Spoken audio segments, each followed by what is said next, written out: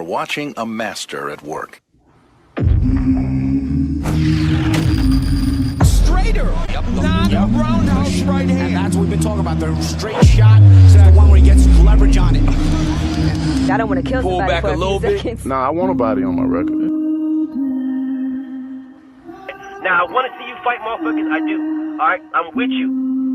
I'm with you. As long as you're trying to fight the great, the best competition.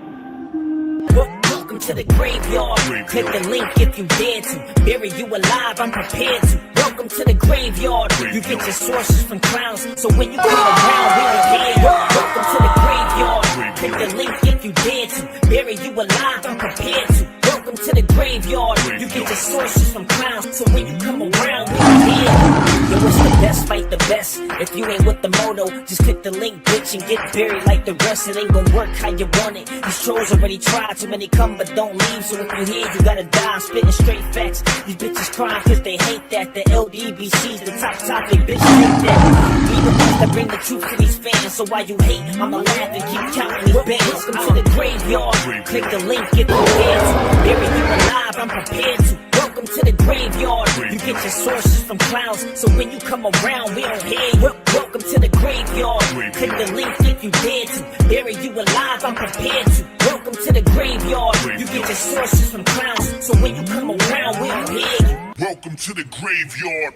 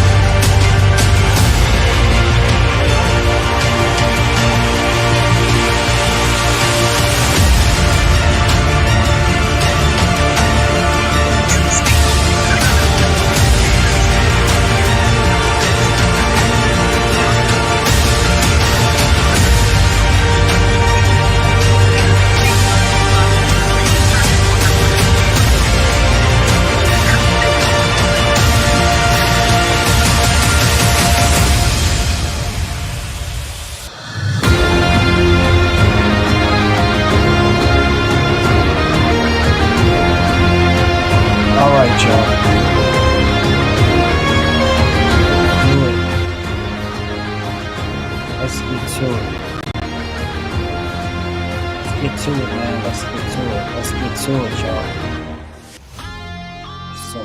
Salute to everybody in the building, y'all. Salute. I see my brother Chris. I see you, Daryl, bro. I see you, bro. On commentary, I see you, Mr. Make Him Sick and more. My brother Stephen X. I see you in the building, Mr. Shelton. Unk, I see you. I see you, DP. John's Dot, I see you on commentary. Preach. I see you, Preach. Black Jericho in the building. Rich in the building. I see y'all, bro. What's up, Mike? Brian H, I see you. EA in the building. What up, Bud? Mystic, I see y'all. Salute to everybody in the building. All right, let me do this right quick. Salute to y'all. What's up, Leak? I see you. Salute to everybody in the building. Let's get right to it because I'm really confused. I'm honestly confused at what is going on with Jaron Ennis and Jones 2 Tree. Salute. Now, I was really going to set the table. G Tatted, what up? I was going to set the table and I was going to cook on it for a little bit, but I'm not even going to wait, bro. Like I told y'all yesterday, I wasn't going to wait on this. Yesterday's live. Yesterday's live was one that it really got me thinking because of the era that we're in, right? The era that we're in currently right now, Universal Truth, salute. The era that we're in right now, the Terrence Crawford era, the era that you did it, the you do it, NBA D Nice, ATL, salute, the you do it era, that era, the what did you do, the era that I accomplished it, I went out there, I beat him, I did this, right? That is the era that we are in. We're in the beginning stages of it. We're in the beginning stages of this era. Crazy K, I see y'all. We're in the beginning stages of this era, y'all. The beginning stages. What I'm asking you guys, and I'm being extremely clear about this, what is the purpose of this man signing where he signed? Well, what is the purpose of it? Because nothing about anything that he's got going on, nothing is beneficial for him. Absolutely nothing. Like you're fighting Lima Bean. You're fighting Lima Bean, who does absolutely nothing for your career.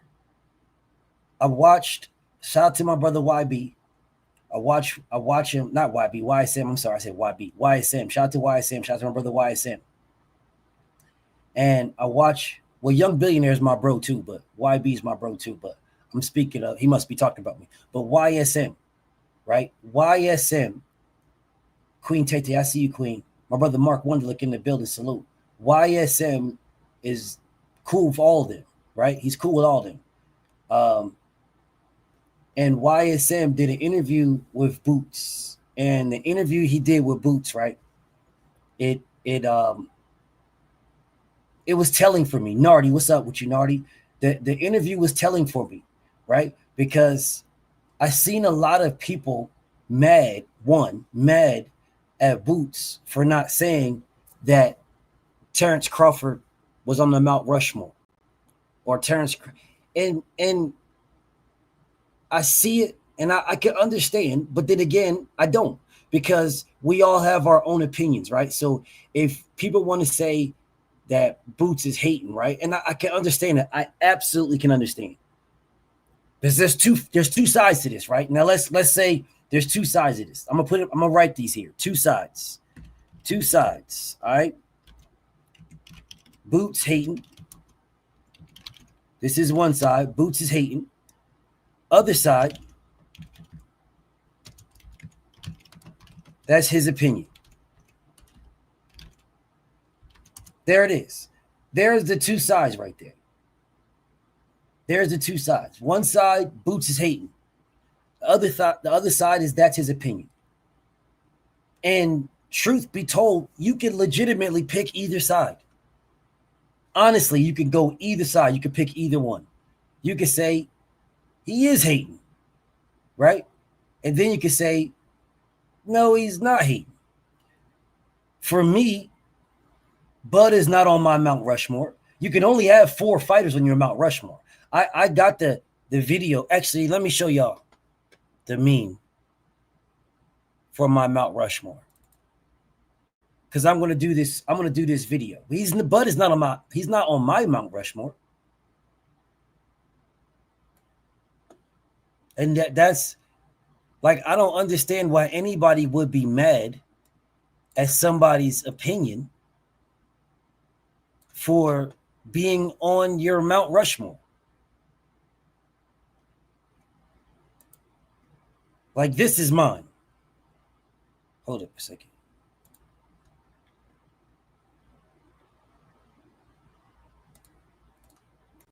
This is my Mount Rushmore. This is mine. This is my Mount Rushmore. You'll see this video because in this video, I'm going to break down why this is my 4. Right? This is my 4 from Mount Rushmore right here. So what? You're going to be mad at me because I don't have Bud on it? Or I don't have Floyd on it? What's up, OG Oak Park? No, I don't have them niggas on mine. If you got them on yours, that's fine. I don't got no problem. No problem. And yes, 2 things can be true. Yes, they can be true. 2 things can be true.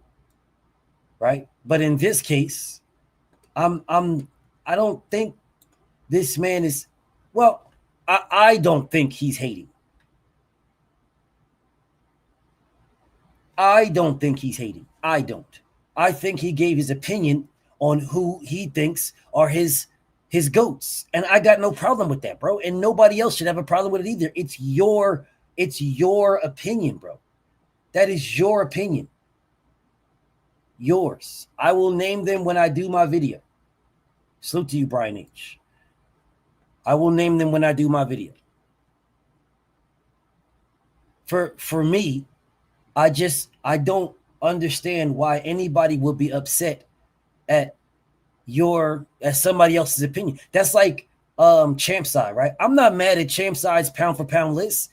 Bro, Champ Side still has Tank Davis like number 7 or something like that on his pound for pound. Why would I be mad at Champ Side? Anthony, what's up with you, King? Salute to my brother. I didn't do that video yet, bro, because a bunch of stuff was going on, but I got you. Mount Rushmore is personal opinion. Pound for pound is personal opinion. There is people right now that still have Usyk as their number 1 pound for pound. There are people who have a Nui as number 1 pound for pound. That's fine. That's fine. It's no problem. Seriously, it's no problem. If you guys got a Nui there, if you got Bud there, if you got Usyk there, have whoever you want. That's fine. It's your opinion. But why would you guys be upset at Boots for him not having Bud as his? Why would you be upset, bro? Why would anybody be upset? That's your opinion. Why would anybody be upset, bro? Why would anybody? That's the issue. This is my take. People never had this until I said it, Daryl. They never said this until I said it. When I said, as long as you can explain your pound for pound list, I got no beef. When I said this, that's when it became something. Before this, it never became anything. It never became anything. Hold up 1 second. Trail Bell hit me. Trail Bell the King. BFTB. Hey, did you see the video? I'm live right quick, King, so don't say nothing crazy. But did you know that you see the video I sent you? Yeah, I seen the video. Yeah, I told you it's time, Trail. It's time. I told you what I was going to do. Yes. I told you, Trail. What's wrong with the people? We put their work, and them people was begging. They begging for some attention or something? Yeah, they've been begging for attention. He's still, bro, this dude has been trying to use you forever. It's the simple fact that you not paying this dude no mind. That's why this little rat dude is out here running around and everybody saying whatever this rat dude can say. It's like, bro, you all over the place. You talking as crazy as you want to talk crazy to everybody. You trying to get Bill attention. Like nobody's like, bro, he working. What you should be doing is you should be working too. Because when Brian get his ass whipped, you ain't gonna have nobody's excuse but your own to say, well, you was on this guy's page and that guy's page and that guy's page. You should have been working is what you should have been doing. That's what you should be doing. You know what? Only thing I wanted to say to you, and just, because you're my brother, and I could, say it on live because, me and you go back and forth. Yes, sir. But that's your Stop it. But that's your man. I knew you was going to say it too, dog. I knew you was going to say it, dog. That's your man. I knew it.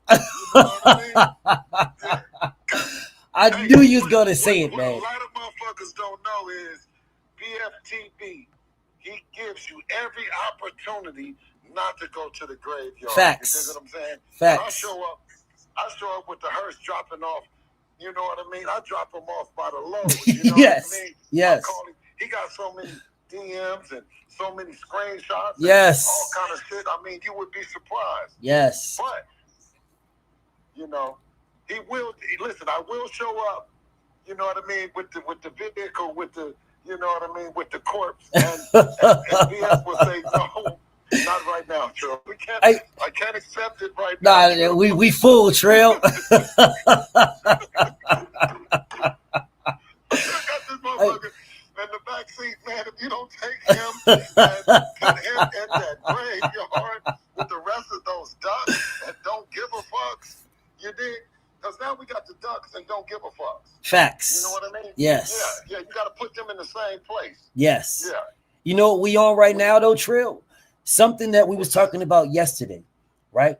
I look at this right now, and I did this. I'm gonna send you the meme I did yesterday because I look at this now. We are in a specific time frame, right? With Bud, he's about to be out, right? He's about to be out. Bud is about to retire. And what Bud did when he beat Canelo is he reset boxing. And what I mean by that, Trill, is before Bud reset boxing and made it about what you accomplished, what you did, who you beat. Before that, we were still in the Floyd Mayweather era, right? Devin was fighting, trying to make it what Bud ended up making it because Bud got the opportunity to fight Canelo, right? So when Bud did that, he reset it. Now it's no longer about money. It's no longer about you got to get the biggest bag and you got to get this. No, when Bud reset it, when Bud made it, what the era that he made it about what you did in the ring. He made it about who you beat, which is what it was before Floyd. Before Floyd made it the money era. Before that, it was the who you beat era. That's what the Oscars and the Roy Joneses and the Sugar Ray Leonards and the Four Kings. That's what it was. It was who you beat. That's why the Four Kings was the Four Kings, because they fought each other, right? They didn't care about wins and losses. When Bud reset it, when he reset it with this Canelo thing, there is only one fighter. There is only one that is doing that. Only one. And we went over it by the statistics yesterday. By the stats, by the numbers, by the fights. It is only Devin. He is the only one. There is nobody else. If you would look at what he, and because if you look at my meme from yesterday, I was thinking, before I did my research, I was thinking that it was going to be between Devin and Shakur. That's what I was thinking. And then when you lay down their accolades side by side, who they fought side by side, it's not even a conversation. Do you know who he matches up with more so? He matches up more so with Tio, because Tio actually fought for a unified champion. He actually fought, you know what I'm saying, for the potential of undisputed. Not really, but he actually fought for unified, right? Yeah, he actually, Shakur never did that. So, and in my mind, I was thinking that it was going to be Shakur and Devin side by side, and who's going to take it from Bud. But then when you line it up stat by stat, line by line, fighter by fighter, it's not even a conversation. And I thought it was going to be, but we did it yesterday, Trail. So when you get a chance, I'm going to just go back to yesterday towards the end of my live yesterday and take a peek at it. Because like I said, we did it live. Well, I know. I definitely, I know that even with Bud, it was the Canelo era the other day, right? You know what I mean? Yes. It wasn't necessarily, and with Bud, right? I told Bud, please, I thought that he could beat him, and I think that he could beat him again. You know what I mean? Yes. I think that that fight deserves to happen again. I think Canelo is going to talk to his team, and he's going to, make adjustments, and he's going to present that fight again to Bud. I believe that that's what's going to happen. When you talk about what Devin has done, now this is something that represents 2025 and the era of boxing. Yes. I mean, if you want to get it on and you really about it, then do what we did and put out the list. Yes. Yeah. Put out the list of what you're trying to do, who you're trying to do, and show us what kind of fighter you are. Yes. You know what I mean? Yes. That's something totally different. When you talk about what Devin is doing and saying that I'll fight everybody, it's Devin Haney versus everybody. Yes. So that's a completely different era of boxing that we're bringing in. It's an upgrade. It's an upgrade. And it's an upgrade to what Bud accomplished. We think that it's an upgrade from the narrative driven. We can't do this. We can't do that. What you would normally hear in boxing as a general. Yes. You know what I mean? Yes. That was kind of like the thing and with us, you got a chance to see there was no platforms, there was no promoter, there was no anything stopping us for being able to be the most accomplished, youngest fighter in boxing right now. You know what I mean? Yes. So we talk about accomplishments, and you say, well, the other day when Devin, we were talking about accomplishments, they weren't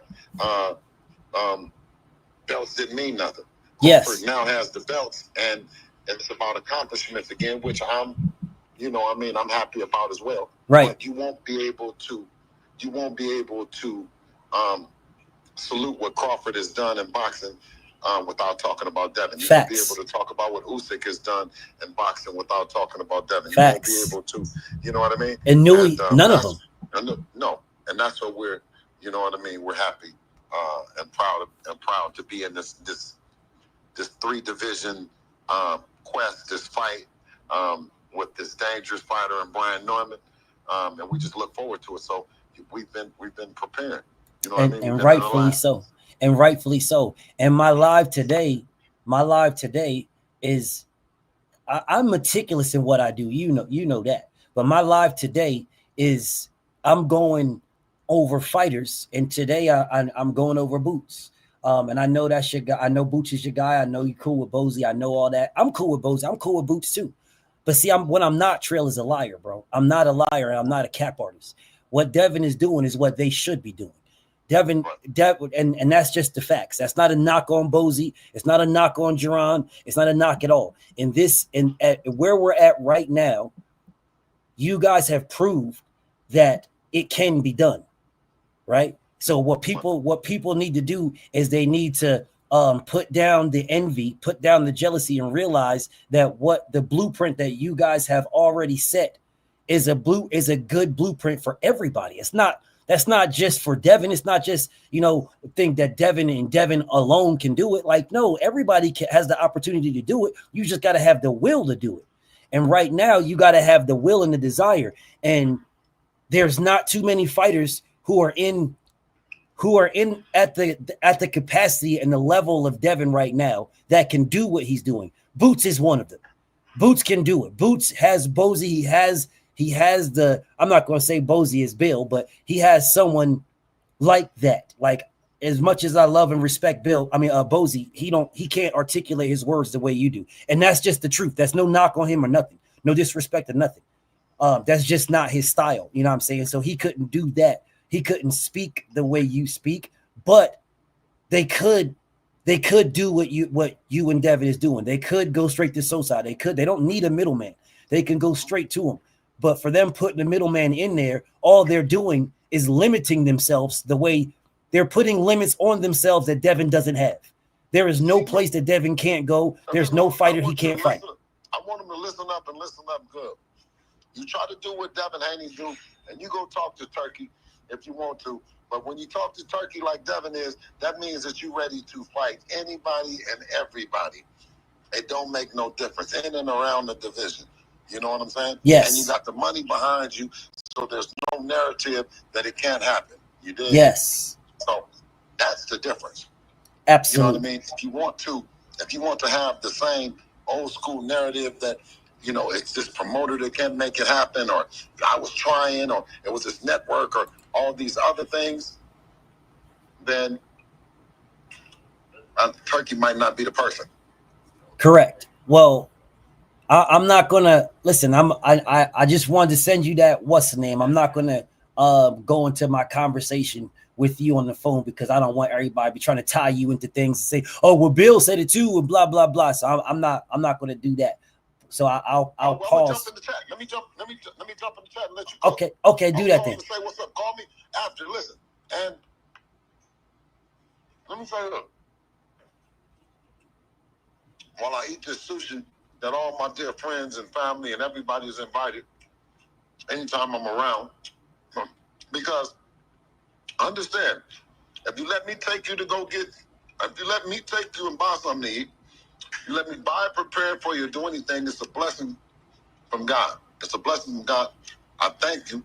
And anyone that I've invited out to eat, I think the haters don't understand that,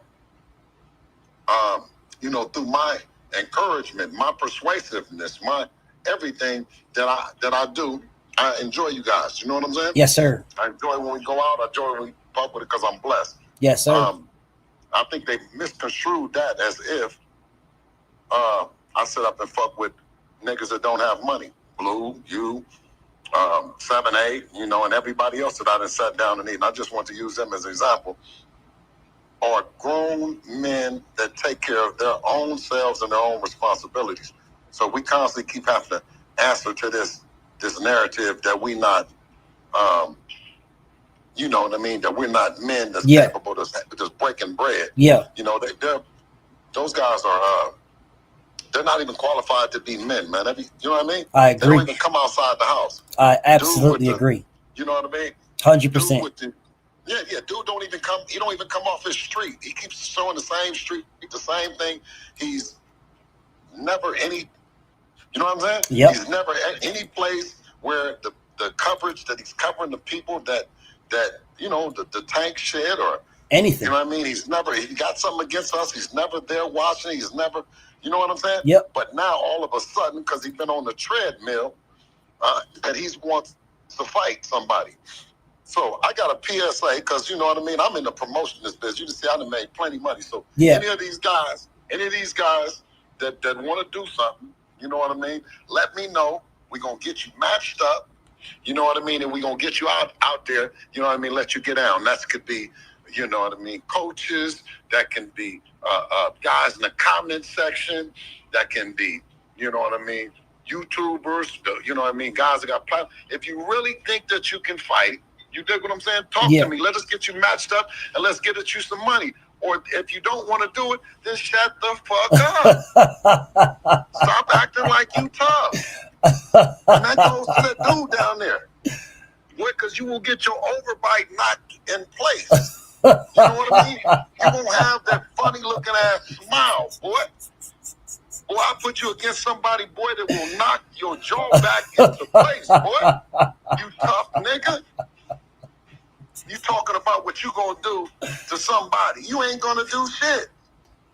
Because by the time we match you up, nigga, you won't want to never say that out your mouth.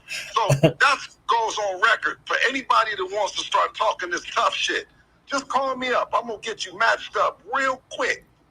Yeah. You want to fight anybody over here? LDBC, me, anybody, anything, anybody. Let me let you know. On the record, you will get matched up ASAP, 24 hours. You will get your work. You will get your fade. So let me hear from y'all, all you tough niggas. Call BFTB. Let me know you're ready. We ain't gonna get that. I know, so tell them to shut the fuck up. Yeah, they prefer the conversation over all the rest of that stuff. They not trying to do nothing, bro. This new treadmill that a motherfucker got inside their motherfucking house. Man, go outside and walk. You see me walking all over the city and all that. You keep walking on the same street, right? I see the same houses on that same little motherfucking suburban motherfucking street. Man, what do you think you're doing? Talking tough. Get out in the public first. Yeah, you barely going to see people even going to fights, let alone going outside. So, yeah, I mean, that is talking that shit. Yeah, they get matched up quick. They're not on no type of time like you know what that. I mean? Huh? They're not on no type of time. None of those guys. It just sounds good. That's all. It just sounds good. It's a crazy thing, Trail, that when you have people that sound good talking to people who have lived that life, then the next thing you know, it's like, okay, well, if you talking that, then you must sound like you sound like you trying to get down. So let me go ahead and match you up so you can get down with what you want to get down with. That's when the whole conversation changes. That's when the conversation changes. Oh, absolutely. Yeah, that's when it changes. Listen, absolutely, man. You know what I mean? But let me know if you get a call. You dig what I'm saying? I'll let you know. Chat. I'm going to jump in the chat. You hear me? Yes, sir. All right, King. All right, King. Peace, King.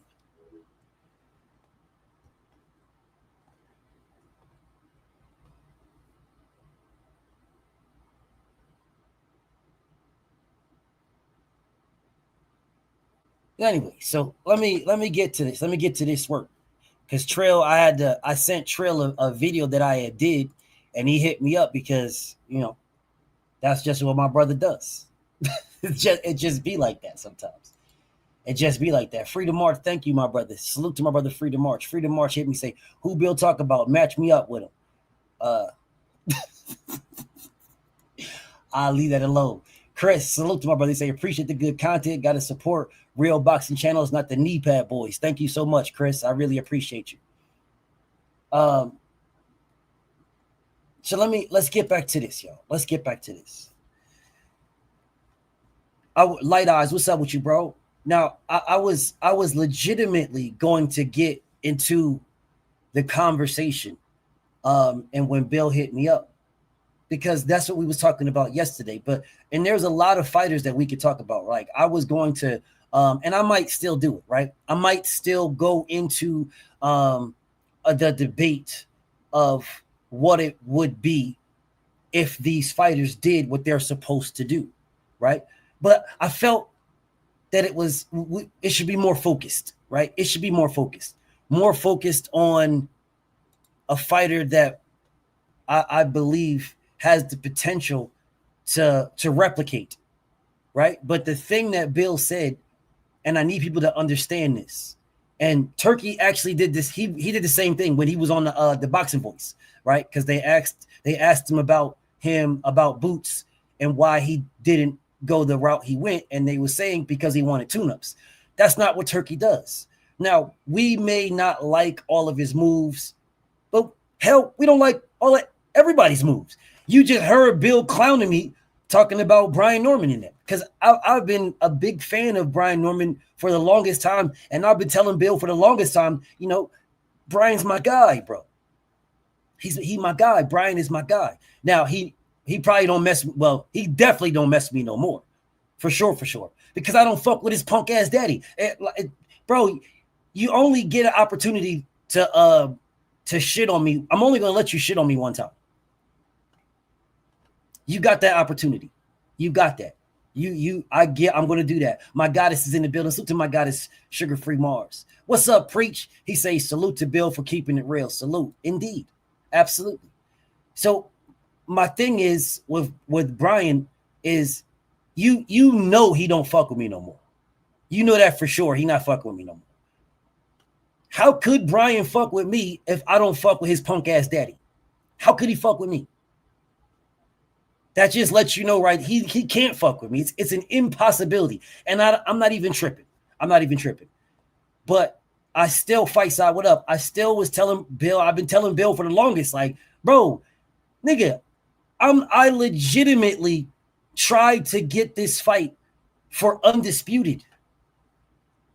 I legitimately tried my best, bro. I tried my best. I tried my best.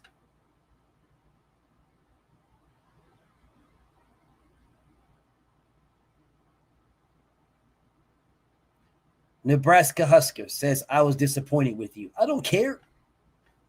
So I'm not here to make people happy. I'm here to put out the news as I get it. If you're not happy about it, I don't care, Nebraska Huskers, and I don't got no beef with you at all. I don't got no beef with anybody. I don't care if y'all like the news. I don't care if you like it. I don't care if you love it. I don't care if you hate it. I don't care if you're disappointed. I don't care if you're happy. I don't give a damn. I'm just putting out the news as I get it. You don't have to like it. You don't. You don't have to like it, and you don't have to love it, and you can hate it. I don't care. I got no beef with Nebraska Huskers, bro. No beef. No beef whatsoever. You can be disappointed. Listen, y'all. Sometimes you guys are going to be disappointed with the news I put out. Shit, sometimes I'm going to be disappointed with the news I get. It's not going to stop me from putting it out just because I'm disappointed with it. Doesn't change anything. Don't take away from Bud's victory at all. What is wrong with you? What is wrong with y'all, bro? Knock it off. Doesn't take away from Bud's victory. Nothing about that. Even if it was true, it doesn't take away from it at all. Stop it. What Bud did is he got in the ring and did it. You guys are focused on the wrong shit. Bud got in the ring and did it.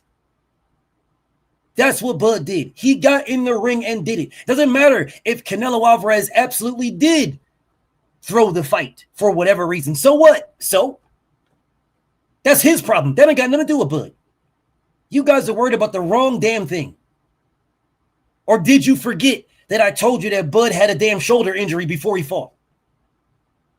That shit fake news. No, it's not fake news. You can't prove it's fake news.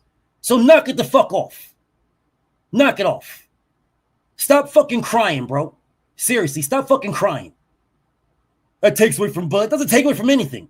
As a matter of fact, it does better. Because then if people want to say that it's true news, because we don't know if it's true or fake, then Bud can rematch him and make more money. Doesn't take away from him. It adds to Bud. You niggas are simple-minded. You are one-layered. That's why you niggas could never beat me in chess. Because I'm already 5, 6, 7 moves ahead of you niggas. You niggas just see a pawn and you're just, I'll just take this pawn and I'll just move it there. I'll take this pawn and move it there.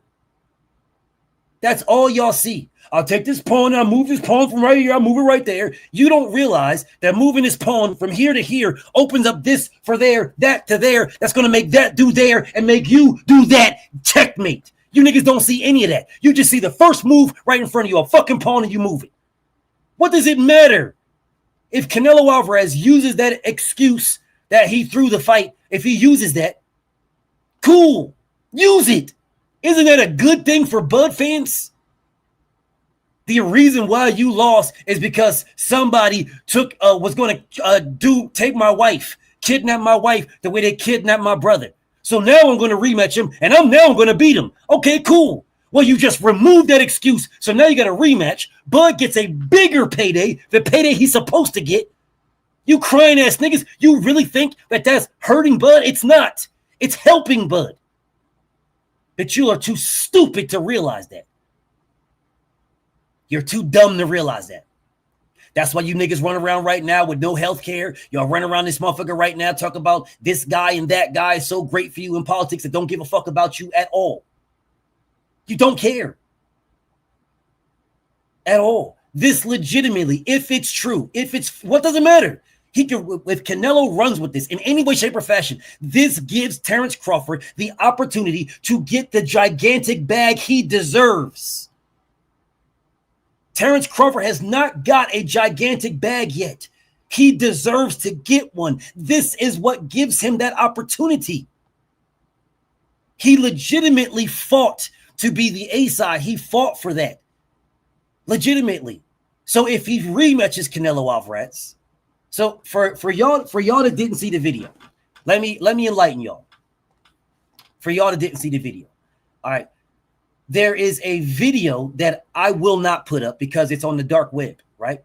There's a video that from the dark web of Mexicans, the Mexican cartel, that so what they did was they extorted Canelo Alvarez in 2018. They kidnapped his brother right before he fought Rocky Fielding. They kidnapped his brother and they extorted him for a lot of money. So he had to negotiate with the Mexican cartel to get his brother back. So the word is they did the same. They did that to his mother. Like they threatened that his mom to kidnap his mom if he didn't throw the fight. If he didn't throw the fight with Terrence Crawford. That is the word. All I did is report that. I didn't say this. It's the truth. I didn't say it isn't. Nothing. And who gives a damn one way or another? Crawford beat that man. In a rematch, he'll beat him again. And make a shit ton of bread. Make a shit ton of bread. And people are out here crying as if I made this shit. I didn't make this up. This wasn't I wasn't doing that video, bro. I wasn't making it up. I didn't even know his brother got kidnapped. Because I never gave a damn about Canelo like that. I didn't even care. Yes. So what they said, Chris, what Canelo said is that he couldn't go to the police because he doesn't know if the police, if they're actually police members are in the cartel. That's why he didn't go.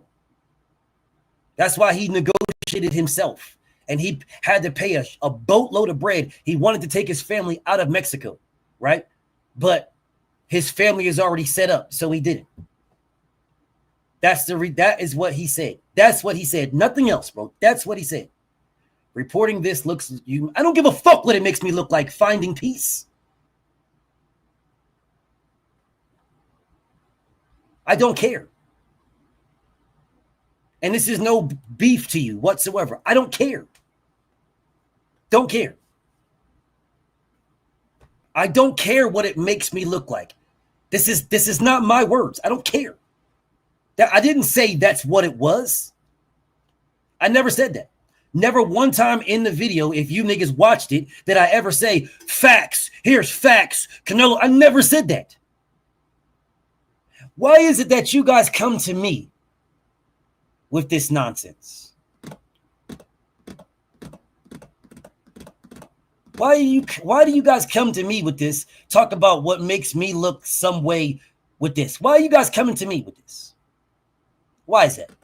Oh, it takes away from Bud. What takes away from Bud? What are you talking about? Why are you guys coming to me with this nonsense?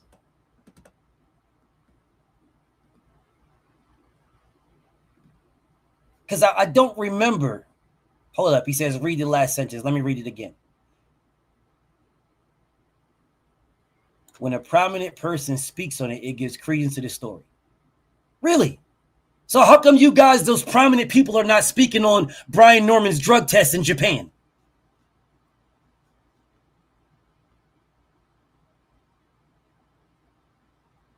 Where are the people speaking on his drug test? Did he take one or did he not? Where are the people speaking on that?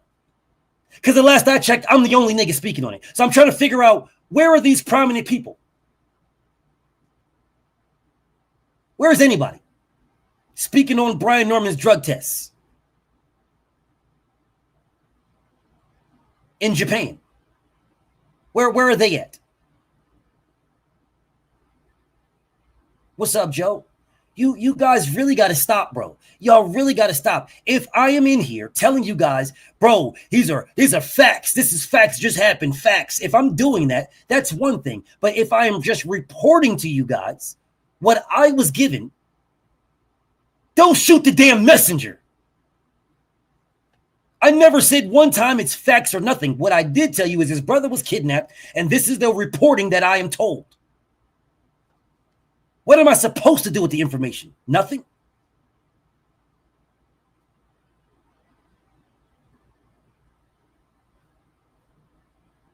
Am I supposed to do nothing with the information? Just hold it to myself? And then when somebody else puts it out, then I can speak on it because somebody else put it out. Then I can speak on it, and then you guys can run through here and tell me Showbiz said it. Or somebody else. What is it that you want me to do?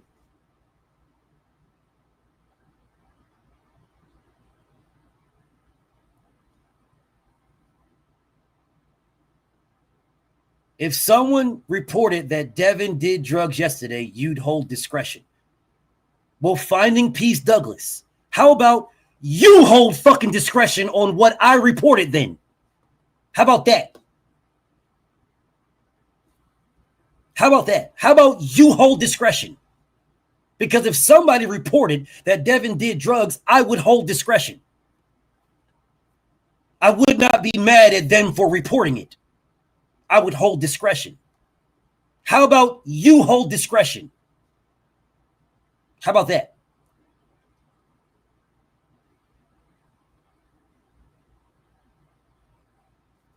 How about that? Maybe you guys should watch the damn video. Because the way you guys are talking to me, you clearly did not watch the video. The way you guys are talking to me. The way y'all are talking to me, you guys clearly have not watched the video. Clearly. Yeah, you clearly have not watched it. I would recommend before you guys start talking to me and start saying these things that you're saying, I would think you guys might want to watch the video because the beautiful Queen Mother Chiquila is in the building. What's up, beautiful Queen Mother? Because what you guys seem to do, and y'all get off on this. I notice you guys get off on this a lot. What y'all will do is you'll see like a video and you'll see the meme of the video of somebody on the video like,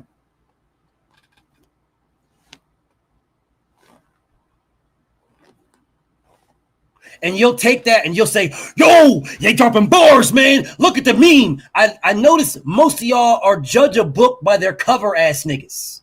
That's what I notice. Most of you niggas are the type of niggas that when we was younger and we read them novels, you had your queen and your queen was reading a Fabio book and it had Fabio on the cover and some bitch brushing her fingers through his hair and you just knew she was reading the porn. You just knew she was cheating on you. Y'all looked at the cover of that book and y'all saw Fabio on that motherfucker with no shirt on and some bitch rubbing her fingers through his hair and y'all was like, this bitch cheating. She's cheating. That's y'all niggas. You motherfuckers don't read shit. Y'all don't read shit. Y'all don't listen to shit. You see, bro, I'm about to start not doing videos. I'm just going to make a meme and put a meme up. Fuck it. Y'all don't watch the video. Y'all don't watch the video at all. So I might as well just put a fucking meme up, make a mean ass meme and just post that. Fuck it. I'll just do that. There is literally absolutely no point whatsoever in actually speaking the context to the video. There's no point. No point whatsoever. Oh, you guys going in on it. Me going in on what? I just reported what I was told.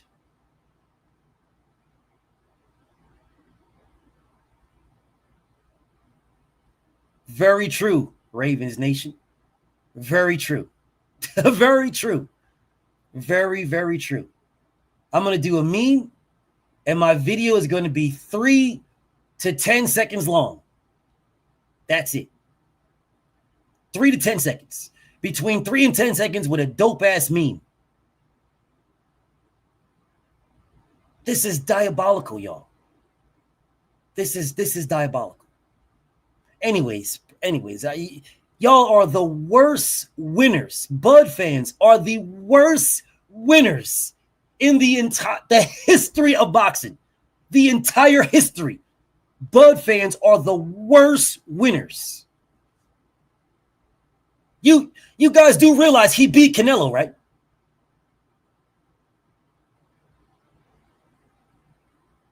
He did win that fight. Regardless if I think that fight was closer than what y'all claim, you do realize he won, right? He won.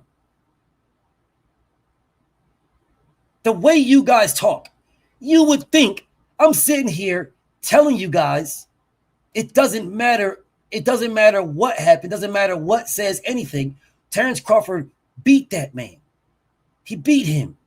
And you guys are in here crying to me. You're crying. Nigga, he won, bro. fight is over with. He beat him. Terrence Crawford is the greatest fighter of this era. He won. What are you crying about? What the hell is going on here? Oh, man, BF, I'm so disappointed in you, man. I can't believe you. He won. What is going on here? What is going on? He won. What is going on here?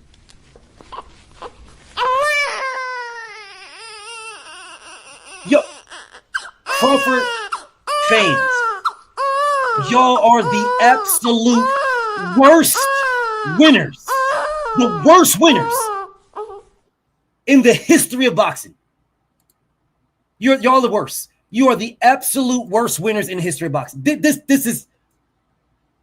I'm blown away here that you guys are upset from he won already. What more is it that you guys want? What more is it that y'all want? Because I'm very confused. He can't win. He already won. There is no win-win. I mean, he did that already. What is it that you guys want, bro? Because I'm very confused here. Very confused. Anyways. Marlon. Diabolical.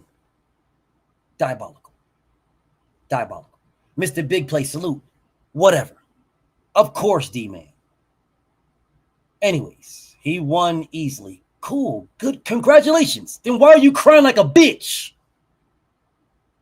If he won easily, why are you crying like a bitch then? Why? What's the fucking tears for? Knock it off. If he won easily, knock it the fuck off. Knock it off. No, you're not, Serge. There is not all Bud fans. It's not all of y'all. It's not all Bud fans. It isn't. It is not all Bud fans, y'all. It's a very, very large amount of them. It's a very, very large amount. It's not all. It is definitely in the 90s. But it's like, bro, he won, bro. He won. If you say he won easily, cool. No problem. It's all good. All I'm doing is reporting. That's all I'm doing. Just like I reported that those cops that pulled him over, they did that to prove that he's still black. They knew who he was. They knew who he was. They did that to let him know, pipe down. Pipe down. You're in Klan country. Pipe down. I don't remember you out this motherfucker, Nebraska, whatever. I don't remember you out here talking about, yo, BF, man. BF, man. Thank you. Thank you, BF. Thank you for that video. I don't remember this, bro. I don't remember you, Nebraska Husker, Nebraska, whatever. I don't remember you coming out here saying, thanks, BF. Thanks for doing this, because nobody else is saying what you're saying. People are calling out the cop, blah, blah, blah, but they're not saying what you're saying. They're not saying it. They want it like Chris said. They try to put him back in line. You're not. No, I'm the guy that's saying that. I don't remember any of you Bud fans running through here telling me, yo, good looking, BF. Great video, man. Thanks for putting that out there. You guys are diabolical. Anyways, back to what I was doing. What Devin Haney did. What Devin Haney did. What? Hold up. What?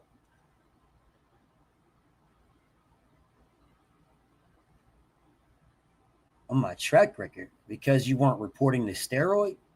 Reporting what steroid? What are you talking about, bro? I spoke about people talking about buds on steroids, bro. What do you mean? I spoke about that. Where were you at? Did you not remember me speaking about snack in general, bro? What is you talking about? What is you talking about, bro? I absolutely spoke on the steroid stuff. I spoke on it. The exact same thing that I literally did a video on this, bro. And hold up. Matter of fact, I did a video on it. The video is there where I added Devin, because all people talk about is Victor Conte and Devin Haney. But they didn't talk about Victor Conte and Terrence Crawford. Snack is the most scrutinized system, the most scrutinized drug thing in all of boxing is snack. It is the most scrutinized, y'all. The most scrutinized. There is no supplement. You guys can't even tell me what other supplements are in boxing. Right now, the only other supplement you guys can think of is ashwagandha. You guys don't even know the most scrutinized supplement in all of boxing. It might be in all of sports is snack. The snack program. It is federally scrutinized. Federally. So yes, I spoke about Terrence Crawford and the steroids. He ain't on no damn steroids. Just like Devin ain't on no damn steroids. They are paying the cost of the snack program, which will take your blood, take your urine, and see the things that you're missing, the nutrients and things that you are missing.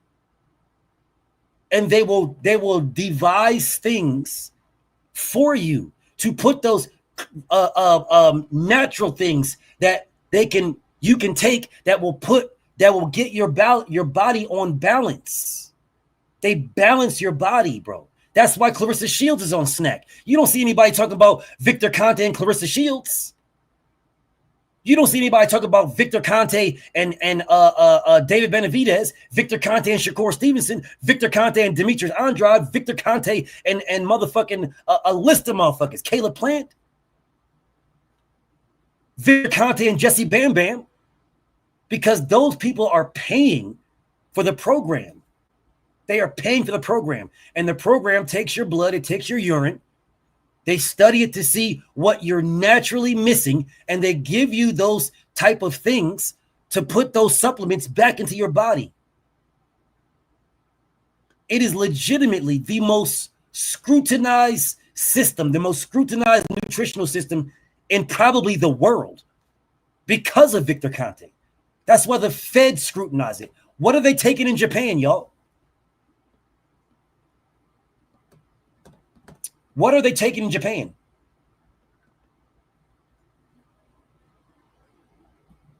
What are they taking? This is why I keep asking you guys, what about Brian Norman's drug test in Japan? What about his drug test in Japan?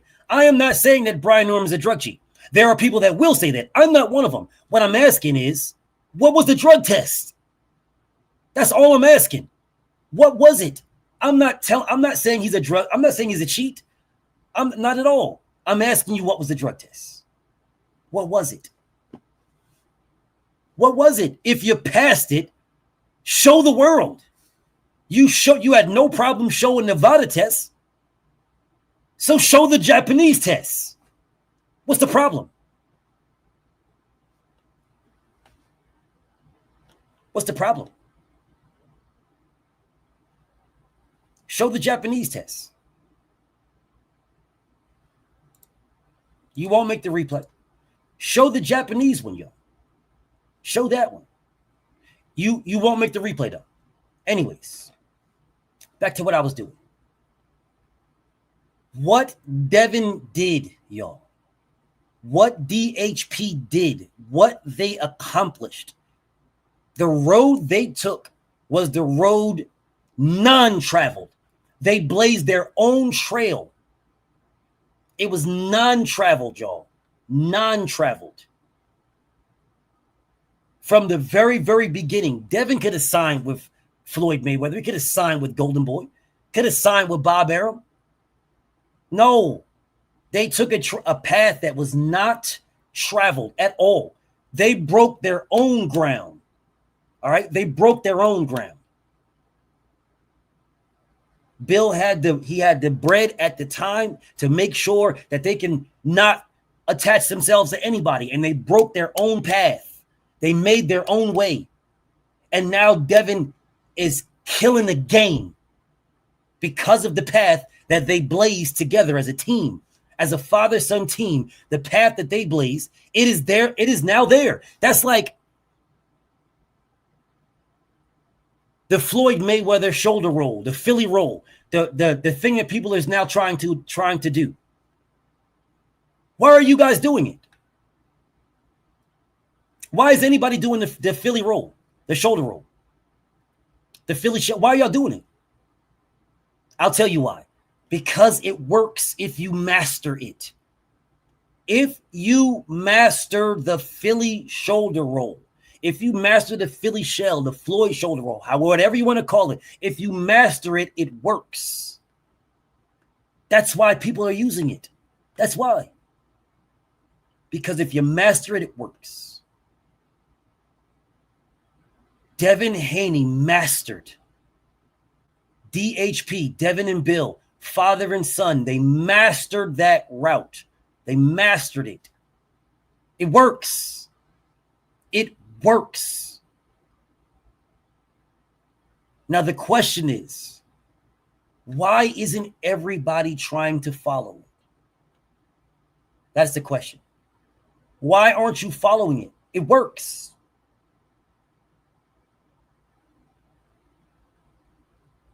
It works. Why aren't you following it?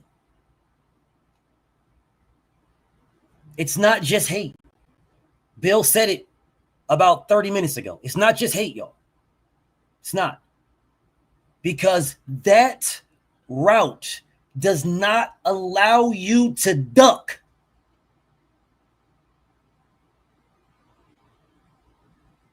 It don't allow you to duck at all. That is the reason why people don't follow Devin's route. It does not allow you to duck. It doesn't. You can't duck, bro. Because if you are COE, what's up? If you're on that road, if you're on that path, if you're there, then the people that you're speaking now, if you guys have listened to me long enough, if you listen to me long enough, then you know, I know how this shit works when it comes to the promoters talking to the networks. And nobody has told me I was wrong. And it's been years. No one. And I will tell you again, they go into those promoters, they go into those rooms with the networks, right? They sit at the table they sit at the proverbial table with the networks. The networks know the fights they want. They know the fights that they're willing to pay for. They know that. The promoters have a bunch of fighters that they can put on the table for the promoter. 1 second, Mr. Moss. I see you, bro. 1 second. I'm going to bring you on. Don't go nowhere. They have a bunch. Matter of fact, I'm going to bring you on now. Just let me finish this first. Mr. Moss. 1 second, brother. So they know you, if you, as a promoter, I have a bunch of fighters, right? So if I have a bunch of fighters, I go into this proverbial room with the networks to present to them fights for them to buy from me, the promoter. So I go in there, I'm going to give them this fight, that fight, this fight, that fight, this fight, that fight. This is the one they want. They want this one right here. This is the one. But see, as a promoter, I have all these other fights. This is the most dangerous fight, but it's also the most lucrative, and it's the one that the networks want. So the most dangerous and the most lucrative, that's what they want, but I have all these others. So I'm going to sell these to them and not necessarily this one. I'm going to sell these. I want to build this one. Hopefully somebody in this fight, one of these fighters lose, one of these fighters get into an issue or whatever the case may be, so it takes some of the steam out of one of these fighters. You still want it. So now the odds are more in my favor when I present this to the networks again. So the odds are more in my favor. If you are by yourself, when you go into that room with if you are by yourself as a promoter, when you go into that room with the networks, there is only one fight that you could present, and that is you. That is the best fight, the one that they're willing to pay for. That's all you got. That's it. You ain't got nothing else. That's all you got. That's all you got. You ain't got nothing else. That's all you got, bro. You go into that room with them networks, and all you got is yourself. The one fight that those networks want, that one that they're willing to pay that bread for. You ain't got nobody else to pitch in front of you. You only got this one. And that's why they don't follow Devin Haney's route. Because if you go in that room, hey, Boots, all we got is Bud. All we got is McDoordash. All we got is McBackrow. All we got is Fundora. That's all we got. We ain't got nothing else. There is no options. There is no tune-ups. There is no easy touches. All we got for you, Devin, is Brian Norman. That's all we got. And that's why they don't go the Devin Haney route. That's why. Mr. Moss, talk to me, homie. What's good with you? Hey, salute, BF, my guy. Salute Listen, you, bro. bro, me and you are on the exact page, bro. I love your angle with this. The question that you pose, right? Why isn't Jaron Ennis Boots, his own boss? Dude ain't fought nobody, man. His team is doing him a disservice. And I agree with you on Devin Haney. I may not like his boxing acumen the way that some people do, but I respect the way that Bill Haney has taken control of this young man's boxing career. They've dictated negotiations. Devin's fought the best fighters at each division. Like, for crying out, like you just said, he's moved up to 147, and he's not taking no tune-up goddamn fight. He's fighting Brian Norman, a killer. And so that's the standard. That's the expectation if you're on that level. The way Boots is talked about, you would think that a dude who is 14-1, yeah, he's the IBO champ, right? Lima? Am I right? Yeah. Okay. Whoop-dee goddamn do, okay? Belts don't make a fighter, bro. They just don't. Like, I got to look and see how he got the belt, which I'm not sure about. But you can't tell me that Lima is the best fighter at 154, right? Like, Boots, the way you're talked about, bro, the way that you and your pops go around these YouTube streets doing interviews in Philadelphia, grimy, gritty, and you the end-all, be-all, and this is a fight that you take at 154 when we know there's killers in the division? What are we doing, bro? And then people wonder why I said the sport of boxing is full of shit. Like, this is a shitty fight. It is, right? And so, come on, man. So everything you're saying, BF, bro, I mean, I can't push back. And I think you using the Devin example is a perfect example. Every weight class he's moved up, who did he fight? He fought the best. He fought the best, period, right? This dude went over to Australia, right, and took less money, right, got the belts, right, because here's the thing, BF, sometimes, bro, you got to take 4 or 5 steps backwards to take 10 steps forward in the sport of boxing. Floyd paid, what, I don't know, $450,000, $750,000 to get out of the deal with Bob Arum. $750. Yeah, $750. Took some steps back just to go like 10, 12 steps forward. And so I'm with you, man. I'm questioning Boots' team. I'm questioning his promoter. I'm questioning boxing in general. Like, what are we doing, bro? Like, this is not the boxing I grew up watching. Like, the way he's talked about BF, you would think that he would be fighting a killer at 154. It ain't got to be no Charlo. It ain't got to, listen, there are some good fights for Boots at 154. Ortiz, right? I mean, like, go fight him. Go fight Fundora. Go fight Errol Spence at 154. I mean, they couldn't make that fight happen? Like, what are we doing, bro? And so that's all I have, bro. I'm going to sit back and chill and listen, bro. Hold on a second, because I want to talk to you. To you. I got two avenues here. Avenue number 1 is for Bud. Avenue number 2 is for Boots. Let me explain.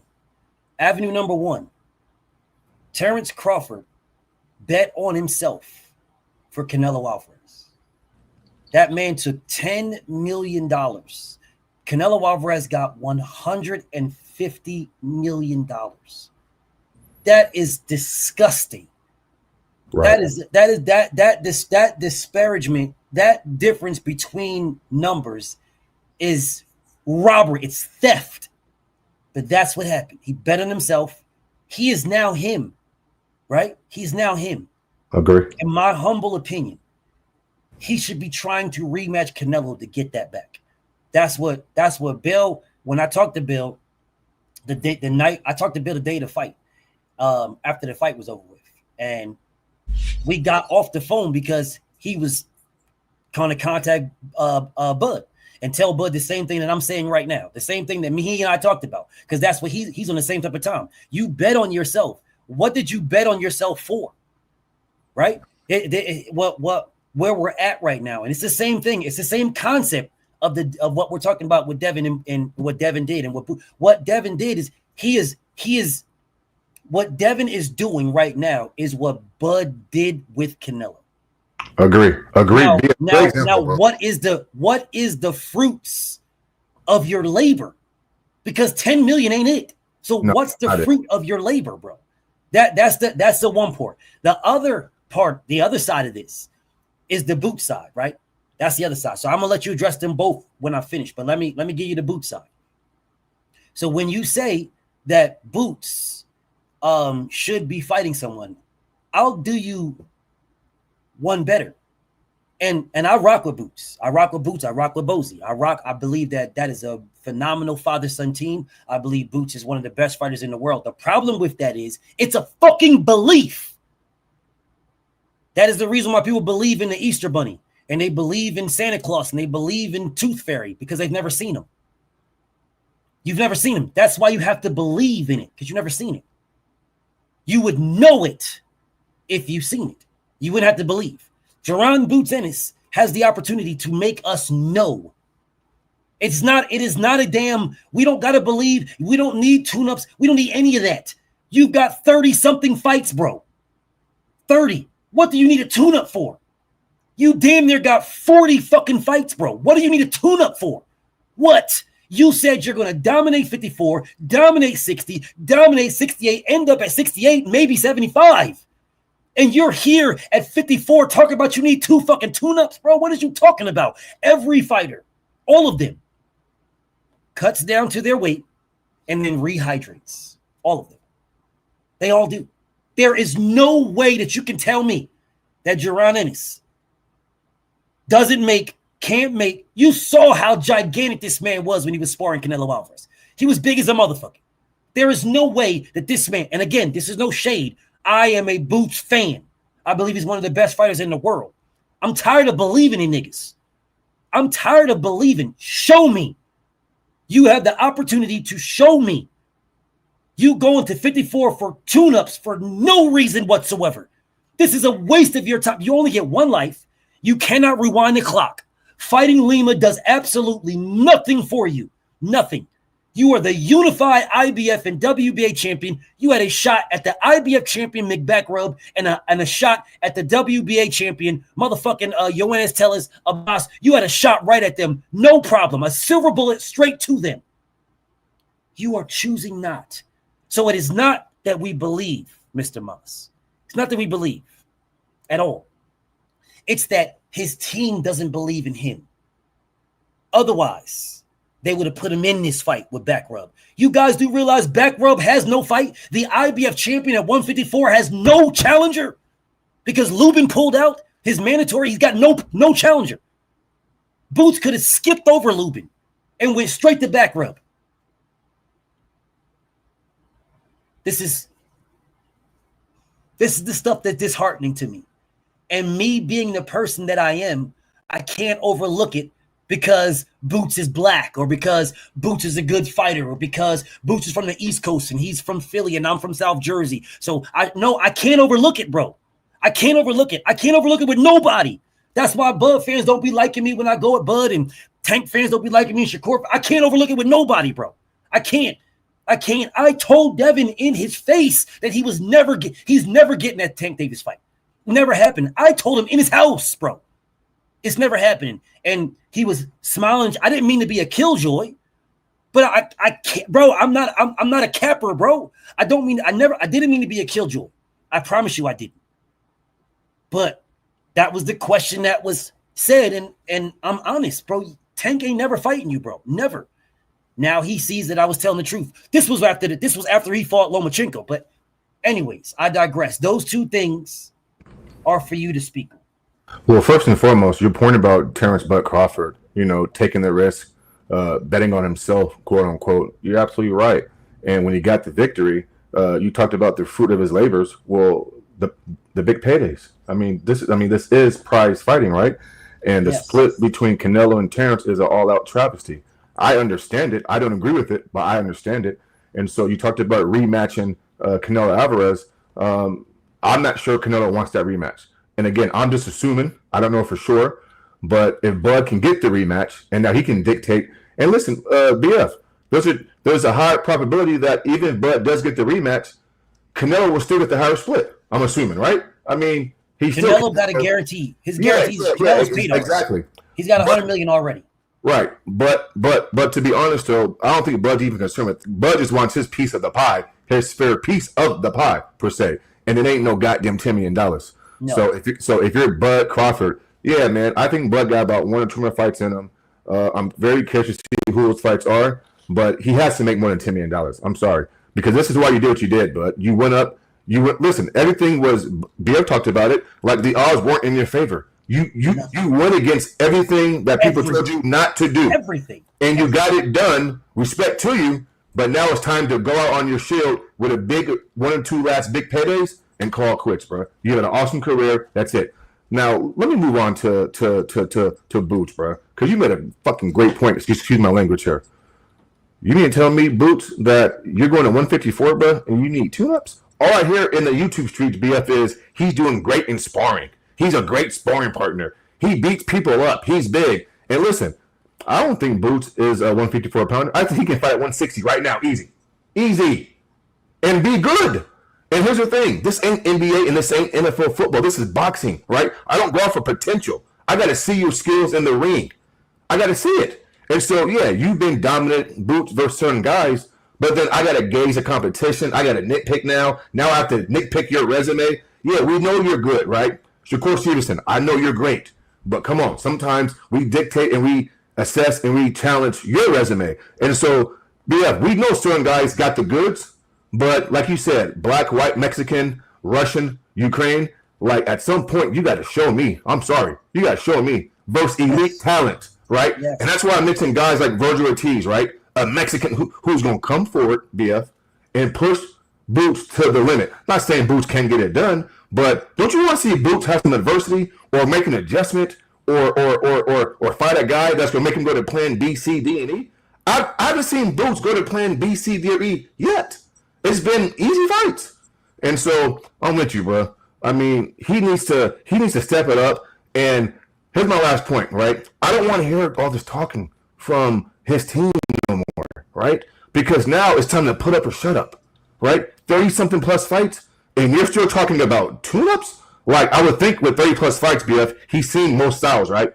Come forward fighters, back foot fighters, guys who can, move around the ring a little bit. And so he should be, at this point, a versatile fighter. I mean, he has a snappy jab. He has power. He can move good enough. Does he get hit sometimes where I think he should get hit? Yeah. But, I mean, that's boxing. You can't swim without getting wet, as Devin would say. Yeah. And so, listen, bro, everything you're saying, BF, about these comparisons and Devin and Boots and Crawford, bro, you're spot on. You're spot on. And until his team takes accountability and holds their fighter accountable, see, I think there's nobody. Look, like you told Devin, you ain't get that tank fight, bro. And what did Devin do? And Bill, just make a different move, go down a different path, still dictate, right? Yeah, yep. You want the tank fight for a big prize fight. You want it. But if it doesn't happen, then listen. I can't just settle. I'm still going to do things I need to do in the sport of boxing, right? You move on, and you still make the best fights. Listen, bro, I don't think there's nobody in his camp, BF, and here's my last point. There's nobody in his camp, in my opinion, father, trainer, whoever. You got people on YouTube who go out for him and speak for him. I don't think nobody holds him accountable. All he hears is, you're the goods, you're the best, yes. And in a sport like boxing, I think accountability and transparency is key. It's key. Because here's the thing. When Boots gets in a fight where he has to go to his plan C, D, and E, and somebody pushes him to the edge, and he doesn't have all the advantages, bro, I want to see what they're saying in the corner, and I want to see the adjustments that Boots makes in a fight, mid-fight, on the fly. Until I see it, bro, to me, he's just an ordinary fighter, man. I'm sorry. I got to be honest. To me, he's fucking ordinary. I mean, that might be harsh, but that's how it's not. It's not harsh, bro. It's not harsh. Listen, bro, I have said the same thing about other fighters. I've said the same thing about Bud. I've said that years and years ago. Like, I need to see you do something. So it's not harsh. It's a reality, bro. It's literally a reality. We can like who we like, right? Like me. Y'all know Devin is family to me, right? So I can like Devin. But if Devin isn't fighting anybody, then what the fuck am I doing then? Then no, you are a fighter, Dev. If you're a fighter and you're not fighting anybody, then what are you doing? You know what I'm saying? What are you doing? No, bro. When you say what you say, the problem is this, that we have, right? And it's mainly black people, to be honest. I don't know why it's us, but it really is us. We feel the need to baby motherfuckers. We feel the need to baby each other versus uplift each other with a passion. And what I mean by that is saying, Boots, bro, listen, bro, all these people that are yes men to you, that's fine and dandy, but what are they giving? What is the yes men getting you? What is it getting you? It's not getting you anything. You have a back rub. You have a damn Virgil Ortiz. You have a Conor Benn. You have a Keith Thurman. You have a Xander Zayas. You have an Abbas Bayer. You have a Jesus Ramos. You have some fighters, bro, that you could have gone after. Nick, bro, I would have preferred this man going after, what's that dude that lost? What's the guy's name? What was the black guy's name? Charles Conwell. Man, I would have rather you fought Charles Conwell than Lima Bean. At least we know who the fuck Charles Conwell is. Right. Erickson Lubin, bro. Yeah, we only know who Lima Bean is now because you're fighting him. Right. You're fighting him now. That's the only reason why we know this. I truly believe that I believe that Boots is really, he is him. Boots is phenomenal. He's a phenomenal fighter. I believe it, but I'm tired of believing. And the problem that we have right now, Mr. Moss. Yeah. Jaron Ennis is almost 30. Right. Great point. Kevin is 26, bro. He's 26 and has lapped Boots already. He's lapped this man and tried to fight him. Yeah. Has lapped the man and tried to fight the man. And instead of people giving Boots shit for not fighting Devin, why, bro, that is, respectfully, that is the fight that he should have took. You have a fighter in Devin moving up from 140, challenging you. Wow. A fighter that they say is pillow-fisted and blah, blah, blah. And you're all these skills and all these things that you got. This man is challenging you for the bag. And you turn him down and say, fight me at 152. He just got to 47. Wow. Where's the scrutiny, bro? Where is the scrutiny? Where are the people? You know what they did? They protected this man. Oh man, well, you know, he's fighting man, ain't nobody trying to hear that shit. You didn't do that for Devin when he was at 40 and 35. You told that man to move up. He's this, he's that, he's this, and he's that. Boots literally told the world, bro, I'm a big guy. I make 160, 168. He said this, and no one held this man accountable to go there. So fucking Janovic is wide open. Go to 160, bro. 160 is wide open like a hooker in church. Ain't nobody fucking that weight class, bro. Go to 160. You can go up there and fight Janovic today, and you're a unified champion. Facts. And this is the type of shit that it just irks me, bro. It really fucking irks me because I'm sitting here looking at this guy, and I'm like, bro, you're in the position right now of literal, you could jump to greatness. In one fight, you can go to 160 and you can go up there and you can fight Janovic in one fight. And I will bet you bread. Turkey Al-Sheikh will make that fight. I'll bet you bread. He'll make that fight, no problem. Why is he not? Who the fuck is Lima Bean, man? The blueprint is laid already. You have the blueprint. Devin and Bill walk the path. It's laid down, bro. You can follow it. You see exactly what it is. You're linked up with Turkey just like they are. Right. Literally, there's no excuse, Mr. Moss. There is no excuse. None. No excuse. Nah, there's no excuse. I'm glad you mentioned the path because, you know, like there's guys prior to you, Boots, who walked the path. Like the blueprint is set. Just go do it. And I'm more irritated too because I've heard Boots talk in the media, BF, and say different things. But then he's not moving how he's talking. You know what I'm saying? To me, that's the most disrespectful thing. And this is boxing, right? like Imano versus Imano, me versus you, and the way he was talking, pumping his chest out, all this nonsense, and then you make that move. Listen, Boots, like Biv just said, Boots is in a position to where he can literally pick and choose 154, 160, yes. 68. If he needed to go back down to 47. I mean, Devin asked to fight you, Boots. Take the fight, bro. I mean, Devin's going up and fighting a killer in Norman. Terrence went up and fought Canelo, a killer. Yes. Well, an old killer, in my opinion. No, bro, we're not going to do that, bro. We're not going to do that. Canelo Alvarez was everything that we said he was, bro. Like, we're not going to do that. Okay. I see a lot of people doing that already. I see them doing that. Before the fight, nobody was saying this except for Bud fans was shooting himself in the foot. Like, maybe I meant to say he just wasn't the same fighter, but Canelo was the same fighter he was. Okay. Yes, he was. And Terrence Crawford beat the same fighter that he was. Gotcha, bro. Gotcha. Just before you get to Brian Hooks. So these two guys have kind of showed you how to do it, and we haven't seen a boxer in this position in a while who can literally pick and choose what he wants to do. Yes. Hey, BF, the table was set, bro. Just eat. Hey, BF, the table was set. Just eat. Yes, this is why I'm focused on Jaron Ennis. I'm not trying to pick on Boots, bro. I'm focused on him because the path that Devin and Bill walked, it's walked already. Turkey is right there at the other side of the rainbow. You see, just walk over the bridge. You're literally fighting that. It's right there. Just walk, bro. Just go. No one's holding you up. What's stopping you? The path is there. The money is there. The fights are there. Turkey is right there, bro. You could have went with Turkey. You went with Eddie Hearn for what reason? For what reason? Nobody else is in his shoes right now, bro. Nobody. He's right now, if you look at all these guys, you look at Shakur, you look at all these guys, Jaron Boots Ennis' shoes, the shoes that he has to walk, the path he has to walk. You don't have the pressure of a Shakur Stevenson. Shakur got pressure. He's got pressure, bro. He's got pressure. Like, the pressure is on him to make some big fights. There really is no pressure on Boots. You could legitimately walk in the path that Devin and Bill trotted down. It's flat ground. Just walk straight over there. You can walk that path. Fuck Eddie Hearn, bro. Eddie Hearn ain't what's he gonna do? Be mad at you? So get fucking mad. I don't care. Turkey is the bankroll. You'll be staying right there with Turkey. It don't matter what Eddie Hearn does. Don't matter what Oscar De La Hoya says or Al Heyman or any one of these motherfuckers. They can all say what they want. Turkey is the bag. They're all beholden to Turkey Al-Sheikh, all of them. Regardless of what your favorite says, my favorite, or anybody else. Turkey is the money man in boxing right now. Turkey. He is the money man.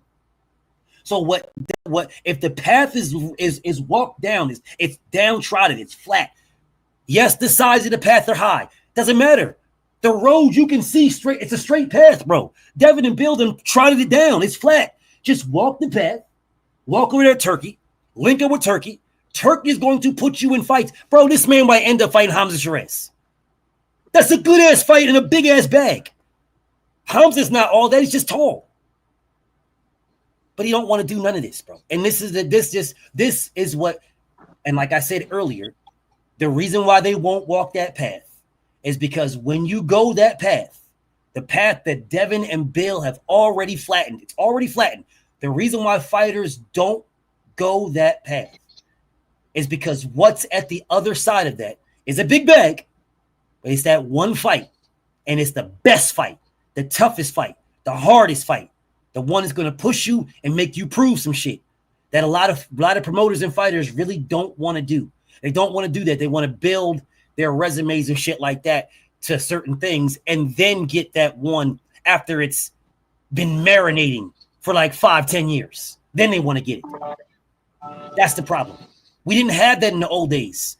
No, you had a fucking this guy right here, that guy right here, you're going to go fight. You didn't have that with Roy Jones. Roy Jones said, oh, you the best? I want that guy. Oh, you this? I want that. Oh, I want that. That's what we had. That all that shit mixed in the Floyd Mayweather money era. Not even a pretty boy. The money Mayweather era changed all that shit. Then it was all about bread. Now it's all about maximizing your potential. The prize fighting came out more than just the fight. The prize came out more than the fight. What people don't realize is if you fight the fight that we want, the prize will be even bigger. Even bigger. That is what people don't understand. the fight will be even bigger. And before everybody speaks, I'm gonna let y'all cook. I knew this guy was coming here to suck Tank off. I knew that was coming. Oh, Turkey makes the best fight the best. Shakur fought Padley when there was a better option. There was a better option. The nigga you sucking off before you came in here, the penis you put down before you came in here was a better option, but he ducked Shakur Stevenson and wants no smoke with that man. That's the better option. Yeah, the better option was Gervonta that was scared to death and still is scared to death of Shakur. Wants zero smoke with that man. You bring up Shakur Stevenson to Tank Davis, and that nigga will fight you before he fights Shakur. He'll swing on you, nigga. Go bring up Shakur Stevenson, that nigga, and bet bread he'll beat your ass. Bet bread that Tank will beat your ass before he fights Shakur Stevenson because you brought up Shakur to him. Whatever. Anyways, go ahead, brothers. I'm listening. Y'all go ahead and cook. I'm listening. Salute to BF. The Salute to people BF. stand Salute to uppercase. Mr. Moss. My brother, Salute salute. to Preacher Man. Yes, sir. Salute. All I want to say, BF, is now that Rachel gave us that insight that other live, man, it's kind of hard for me to put it on Boots now because she kind of went in detail on how petty they can be and how kind of hard it is to get things done.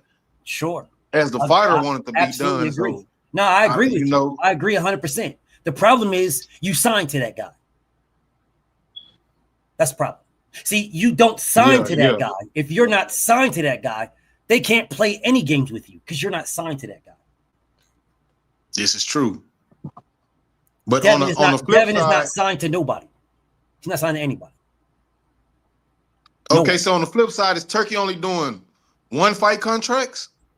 No. I ain't talking about with Canelo, but everybody else, ain't it one fight? Well, he's not doing none of that. No, he's making a contract for the fight that he wants. And the fight that he wants is 9 times out of 10, not 10 out of 10, but 9 times out of 10, the fight that we want. Okay, so if you lose, what does it matter for? What does it matter for? And that's the problem right there. What my brother Byron just said. If you lose, that's the problem. Yeah, but do he just throw you away? Who did he throw away? Well, we don't know yet. We don't know if Zepeda coming back. People have lost. Zepeda is a golden boy fighter. We don't know if Wilder coming back. Wilder is fighting right now. I'm talking about with Wilder was never a Turkey fighter. He was he was with Golden Boy, then the PBC, then he was by himself. And those 2 fights that he had were 2 fights. That was it. He had those 2 fights. If he wants to go back over there, he absolutely can. But if they don't have the fights for him, then what's the purpose of going over there? That'd be like if Shakur Stevenson was with Lou DiBella and not with Turkey, and Devin was with Lou DiBella and not with Turkey, and Tank goes to Turkey. Man, they would shit on Tank for that. Why are you going to Turkey? Your fighters ain't over there, bro. Well, I mean, I understand that, but then what about Ryan Garcia? What about Ryan? He blew it. Yeah, so Ryan didn't blow anything. Ryan's still there. He didn't blow anything. Okay. Golden I was just saying because Turkey ain't really giving no foundation. He just using you, and then it's like there is no foundation. No, it's what we want, bro. Byron, do you give a damn if Gervonta signs a fucking 15-fight deal and we don't know any of the fights? Do you care? Hell no. I never cared until we got into this YouTube thing. I never cared about none of that, really. Okay, and we shouldn't either. Whether you sign a 15, a 25, a 30, you sign your whole life, as long as the fights that we are getting are the fights that we want. That's all that matters. That's it. I don't give a fuck where you're signed at, bro. I won't give a fuck if you signed to Bob Arum, Schmab Arum, Billy Bob. I don't give a fuck who you. I don't care. Give me the fights I'm asking for. I will pay for them. I will watch them. I will call them. I don't give a fuck who you're with. Absolutely. The problem is being who you're with is what stops fights. And since we know that's what stops fights, that's where we get that cross the other side of the street conversation, all that other goofy ass shit. It's that stop fights. So why the fuck would you do that if it's stopping fights? Specifically now, I can understand back in the day, like a couple of years ago, right? 5-6 years ago, fine. You got to go where they're paying you the most, right? I get it. Turkey is now paying the most. Turkey is the street. There ain't no motherfucking size of nothing. There ain't no Top Rank and PBC and that. There ain't none of that. No, Turkey is the bag. He don't give a fuck who you're with, bro.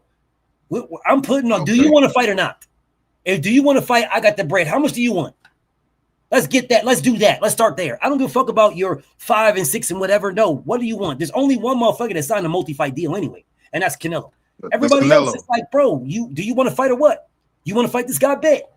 Or you want to fight him next? Okay, so fight. You want to fight this guy first and that guy next? Bet. No problem. Yalla.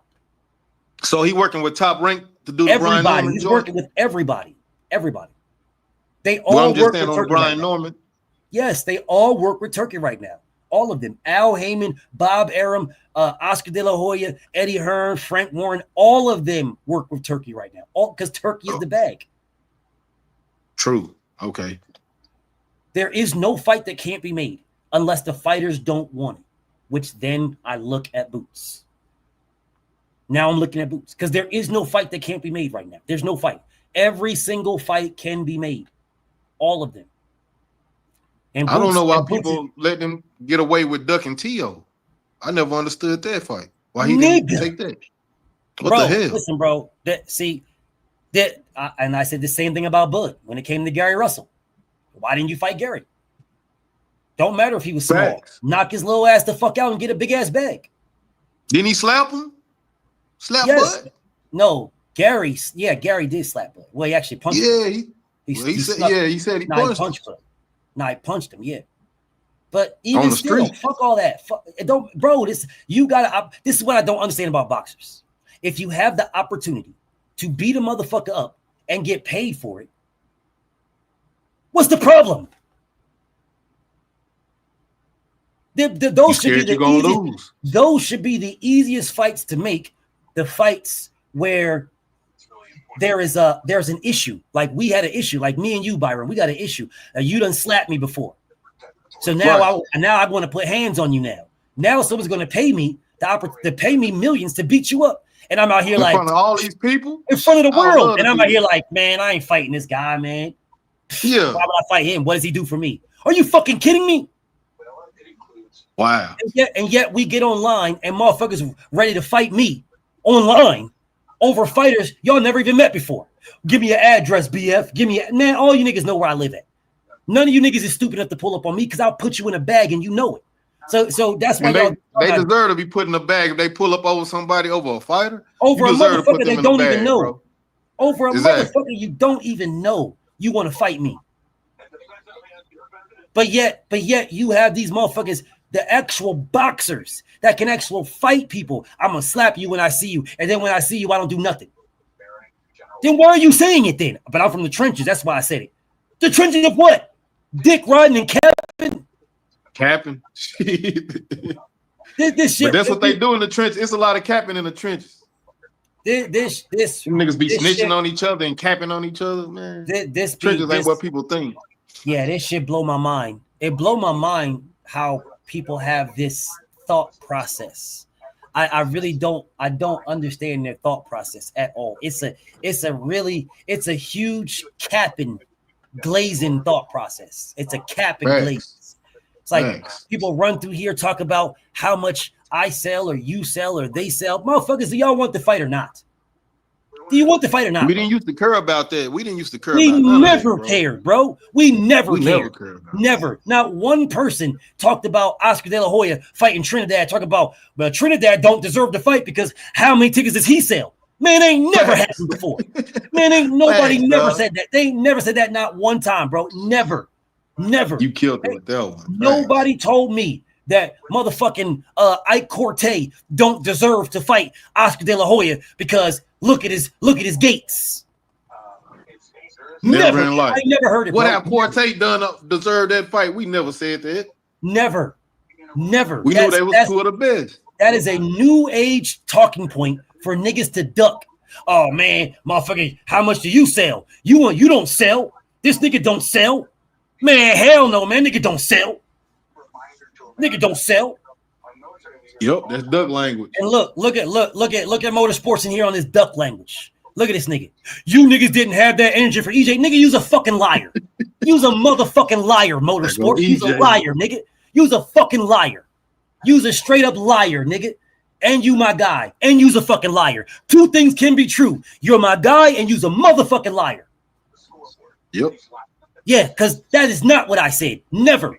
What I said is Terrence Crawford said he doesn't care about money. He cares about legacy. That's what he said. And then when Errol Spence said we can do 60-40, it was Terrence Crawford that said, then we ain't never fighting. We ain't never fighting. Because if anybody I don't need Earl. Yes, I don't need Earl. And if anybody's going to get 40%, it's him for what he did in his little career. That's what he said. And that's what I spoke about, nigga. So stop the cap. Knock that shit off. I never gave a fuck about what these niggas made at all because I ain't getting a penny. But what I did speak on is what they said. What they said. And what they said alone. It was you niggas that came through here crying and shit. Oh, man, Errol Spence said, you better be quiet before. You better be quiet because I'm going to 80-20. You better be quiet. That was you niggas that said that. What happened to Blame Bob? Nothing. He re-signed with Bob Arum. Nigga, fuck you talking about? He re-signed with Bob Arum. What the fuck you mean? What happened to it? Nothing. It's still there. Fuck is you talking about? He re-signed with Bob Arum. So when he said blame Bob for not making the fight. Or did the fight, what? Can somebody correct me if I'm wrong. Did the fight happen? Yes or no? Yes. Yep. Oh, the fight happened. Did the fight happen under Bob Arum's watch? Yes or no? No. Nope. Oh, so it didn't. Was Al Heyman still involved when the fight happened? Yes or no? Yes. Yeah. Yes. Oh, so Al was involved. So when he said blame Bob, I guess it was blame Bob. Goofy ass nigga. I guess it was blame Bob. Facts. I guess it was. I guess it was blame Bob. Because when that nigga left Bob, he fought Errol when he left Bob. So I guess it is blame Bob. Yep. I guess it is. Well, he said himself when he was leaving Bob, he can't get me the big fight, so I'm Told him leaving. to his face. Told that man to his face. And Bob was sitting right there. Told him right to his face. That's when I knew Bud was serious after that. Told him right to his face, and the man didn't do anything. Didn't do nothing. Sat right there. Just like Bill told Bob Arum right to his face about Shakur Stevenson fight. Told him right to his face. I was sitting right there. Told him right to his face. Bro, when they talk about Shakur Stevenson, he said, bro, held his phone up to the cameras. Of course, they didn't put the cameras on Bill, but I was there. Told him, hey, Bill Bob ain't calling me. Bob's not calling my phone about Shakur Stevenson. And said it like 2 or 3 times. Double down on it on the stage. The man didn't say shit. He was sitting right next to him. But of course, you guys don't want to talk about that either. And I definitely can see Trill doing that. If I may, King, look the at this. problem, Look at this. Bro, you sounding real fucking goofy, nigga. You sounding real goofy, dog. You know, motorsports. And I know what you're doing. You're sounding fucking goofy, my nigga. You're sounding goofy, bro. I know what you're doing. And I only play along because you my guy. Yep. I only play along because you my guy. Him and Mag. Yes, I'm playing along with you, Motorsports. I'm playing along with you.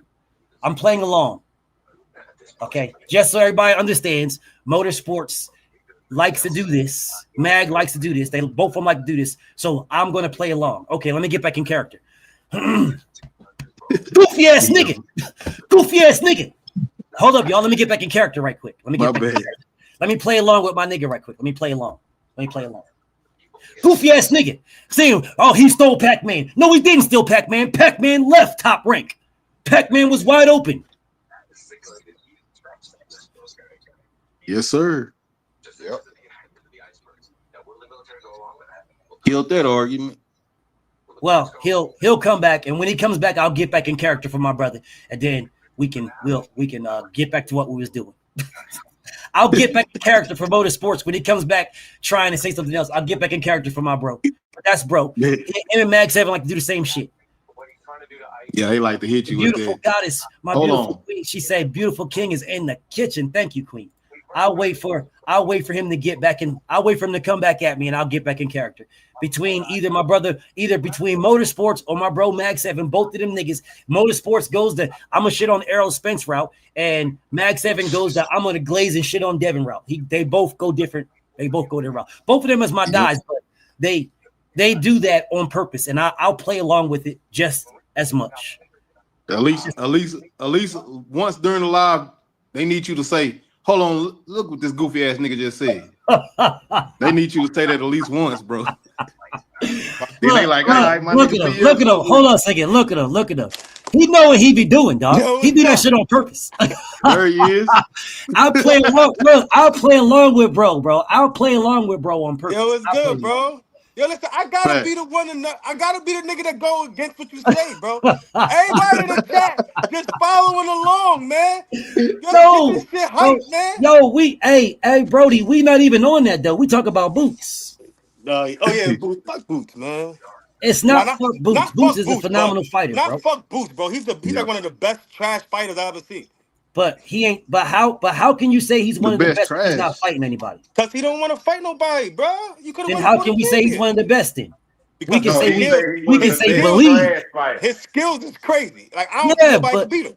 Yeah, but his skills is based on who you fight, bro. And if you ain't fighting anybody, then what good? Then how can you say you're skilled? I mean, yeah, that's like you. If you go out there right now, if you go down to Brooklyn right now, and you just walk through Brooklyn and just start knocking out little ass kids, niggas ain't gonna say you a hitter. Ain't nobody gonna say you a man motor, a don nigga out there knocking little ass kids the fuck smooth out. Ain't nobody gonna say that shit. A third grader now go to Queens, go to Harlem and do that. Go to Queens, go to Harlem and link up with some niggas your size and knock them niggas out. Then we gonna be like that nigga ain't a hitter.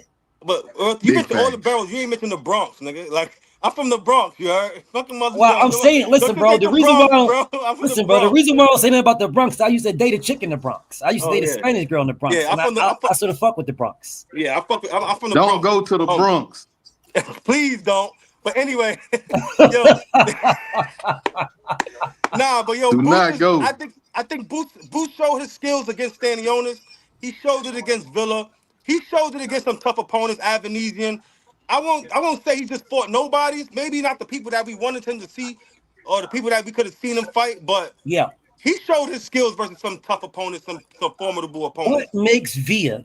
Do you know who the best competition he is? Avanesian. The best competition he fought was David Avanesian. 100%. No, Lipinets, David Avanesian fought Bud, and he beat Sugar Shane. David Avanesian fought a couple of people, yeah, but he also started fighting in like 2008. Yeah, so David Avanesian. But when it comes to Boots, though, man, like they said, like Mr. Myers and BF said earlier, man, this man got a wide open track at 54, 60, and 68 if he wanted, because he could use the IBF and the WBA belt. He using his status to fight a motherfucking IBO champion. Really? A bum. Really? That shit right there got me so Why are angry. you fighting the IBO champion, bro? Fighting a bum. Damn. Hey, Motor, that ain't a cherry pick. Let me ask you something. What's up, bro? If you say Boots is skilled and Boots is good, I believe. That's why I say words matter. Mm-hmm. I say I believe that Boots is skilled. You say is. Mm-hmm. If he fights Lama Bean and gets punched on, how much skills does he have then? I mean, if it depends. If he get punched on and he still beat him up, then he's skilled. But if he get punched on and then fold, I mean, because if this is boxing, bro, you're gonna get punched on, bro. That nigga going back to 147. Floyd got punched on by Maidana, bro. Like Maidana punched on Floyd. And Maidana is good though. Maidana is very good. Yeah, I know, but we ain't know who he was before he fought. But we seen Devin Alexander watch Maidana. We did know who Maidana was. I knew Maidana. He beat up Ortiz. At the time he fought Floyd, if I'm not mistaken, dude had like 34 fights and like 32 knockouts. And he beat up your boy, AB. He beat up Victor Ortiz. He beat up Adrian Broner before that, and he was beating on Amir Khan until Amir Khan caught him with a body shot. Yeah, I was about to say that. Didn't Amir Khan beat him? He caught him with a body shot. But we seen Devin Alexander wash him 12-0. But see, that's the thing though. Yes, you're going to get hit, but the level of competition, we knew who Maidana was. Who the fuck is Asalama Bean? Have you ever seen this nigga fight a day in your life, bro? I just seen highlights of that nigga yesterday. I was so mad. I'm just so mad at that situation. That's why I be talking so crazy about Boots sometimes. and I fuck with him so much. Like I appreciate his skills and all that. But this last movement right here, bro. Like I know I can excuse all the talking crazy about Bud. You don't really want to fight. I can excuse that. But you had the IBF and the WBA, bro. You could have went up and fought an IBF or the WBA champion right away. Right away. Why the hell are you not? Why are you fighting for a non-world title right now? I can't. Why are you delaying your career, bro? I can't. He's 28, bro. He's almost 30. Why would you not go into a straight championship? No confidence. I can't explain it. I'm so mad about that shit, bro. He's available, bro. Yo, McBack Rub is available, bro. Back rub is available. He is available. He's free right now. He got no nobody. Don't nobody want that back rub, Smoke. Boots could have jumped over I'll tell you what happened, my brother. What happened was Eddie Hearn convinced him to take a tune-up so you can get accustomed to the weight. Bro, that's what happened. That don't even make no sense, bro. It don't make sense. That don't make this man sparred well, for a I ain't minute saying round. it made sense. I ain't saying it made sense. I'm just saying he let Eddie Hearn put that in his ear. But that's why, you know, I ain't trying to get biblical, but we perish because of lack of knowledge and understanding. You see, that man got all the knowledge in the world. You don't understand. He's just look and see what Bill and Deb did, walking their own path, and he could have walked this. He had a shot this year because he just re-signed with Eddie. He did. Yep. He just re-signed. He didn't have to re-sign because Eddie had already got his attention to Turkey. So all he had to do was go to Turkey and say, man, look. He had Turkey. He turned down two Turkey fights. He turned down T.O. and Devin. Jaron Ennis said if it doesn't come from him, don't believe it. That's what Boots said, bro. Yep. Because of the issue that happened with Brian Norman, duck ass. He said if you don't hear it from me, don't listen to nobody else. And now he's fighting Lama B. So that means that was his choice.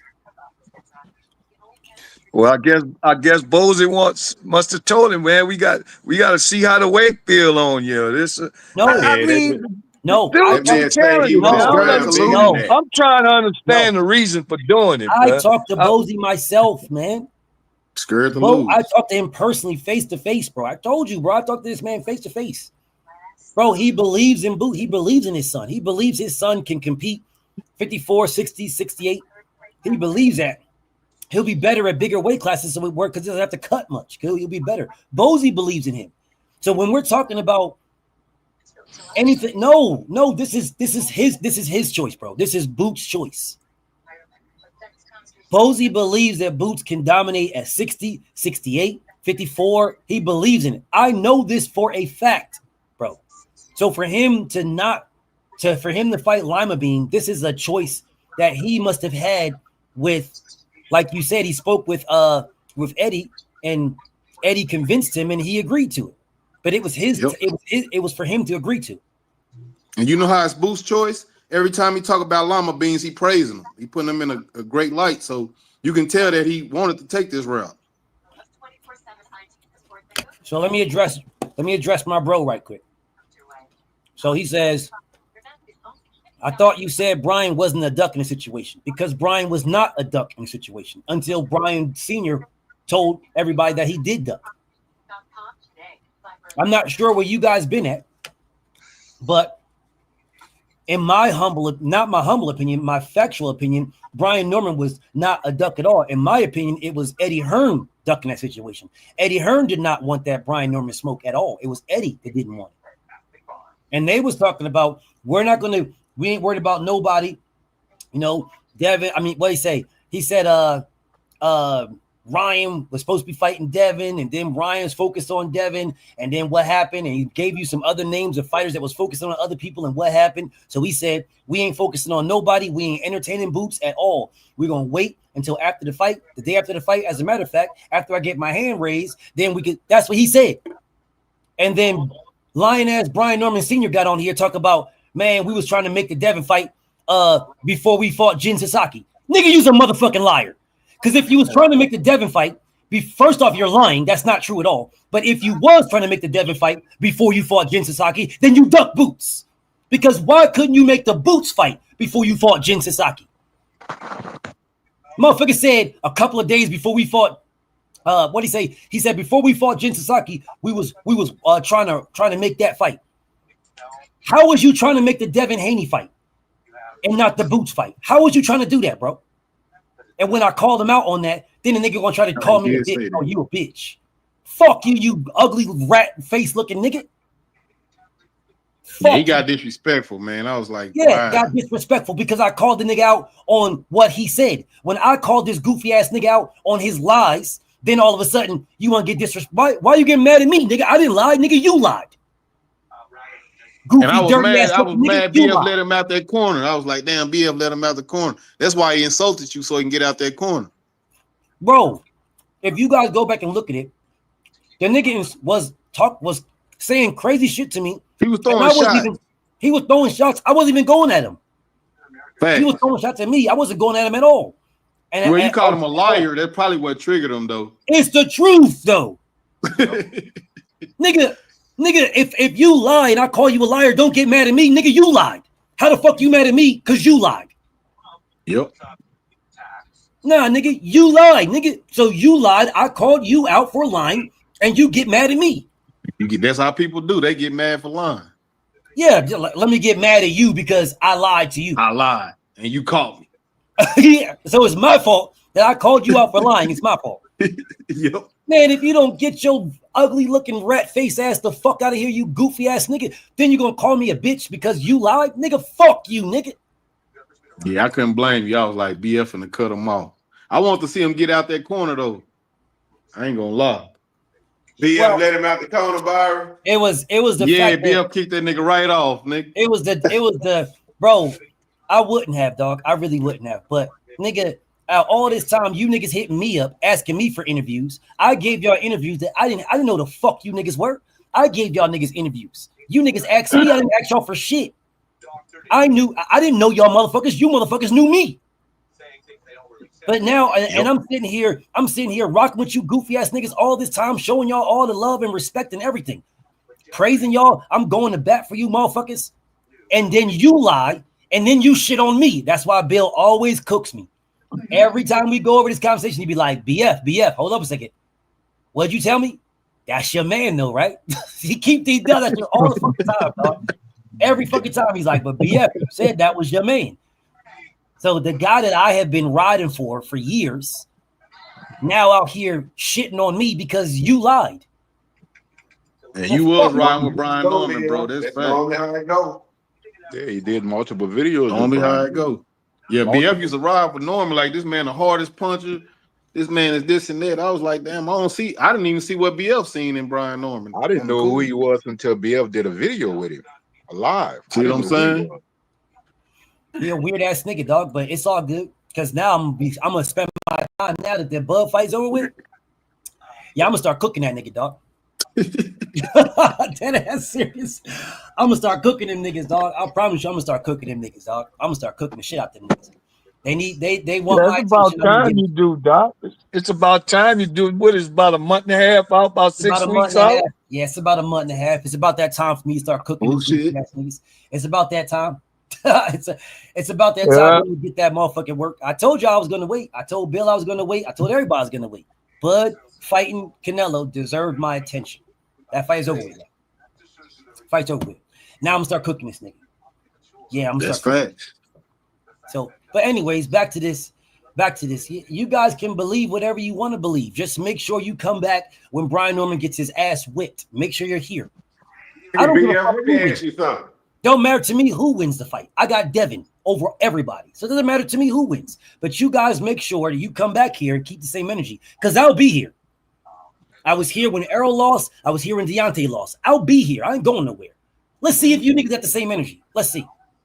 What you say to Ahmad? Hey, BF. What's up, Ahmad? If, let's say, for instance, Boots was like, he say, nah, fuck that. I don't want to fight Lima Beans. I want to fight Back Rub. Is there any way he can get out there fight to fight Back Rub? Too late. You already signed. That's just signed. Bro, when he moved to 54, Back Rub did not have a fight. Back No, rub I on know the that, but I was just saying, like right now, I was just wanting to know: is there any way he could get out of, even if he signed? Is there any way he can get out of it? Fight back rub? I mean, he can And get fake out. hurt, fake hurt. Well, he can fake hurt, or he got to pay that man. Don't they fight next week? Don't him and Lima fight next week? It's soon. It's real Yeah, soon. It's next week, I believe. Damn. Yeah, they fight on the 11th. Yeah. Well, Ain't no it's not getting their out. fault. It's right around the corner, Doc. Yep. It's soon. Oh no, I was just asking. I just wanted to know. It's definitely soon.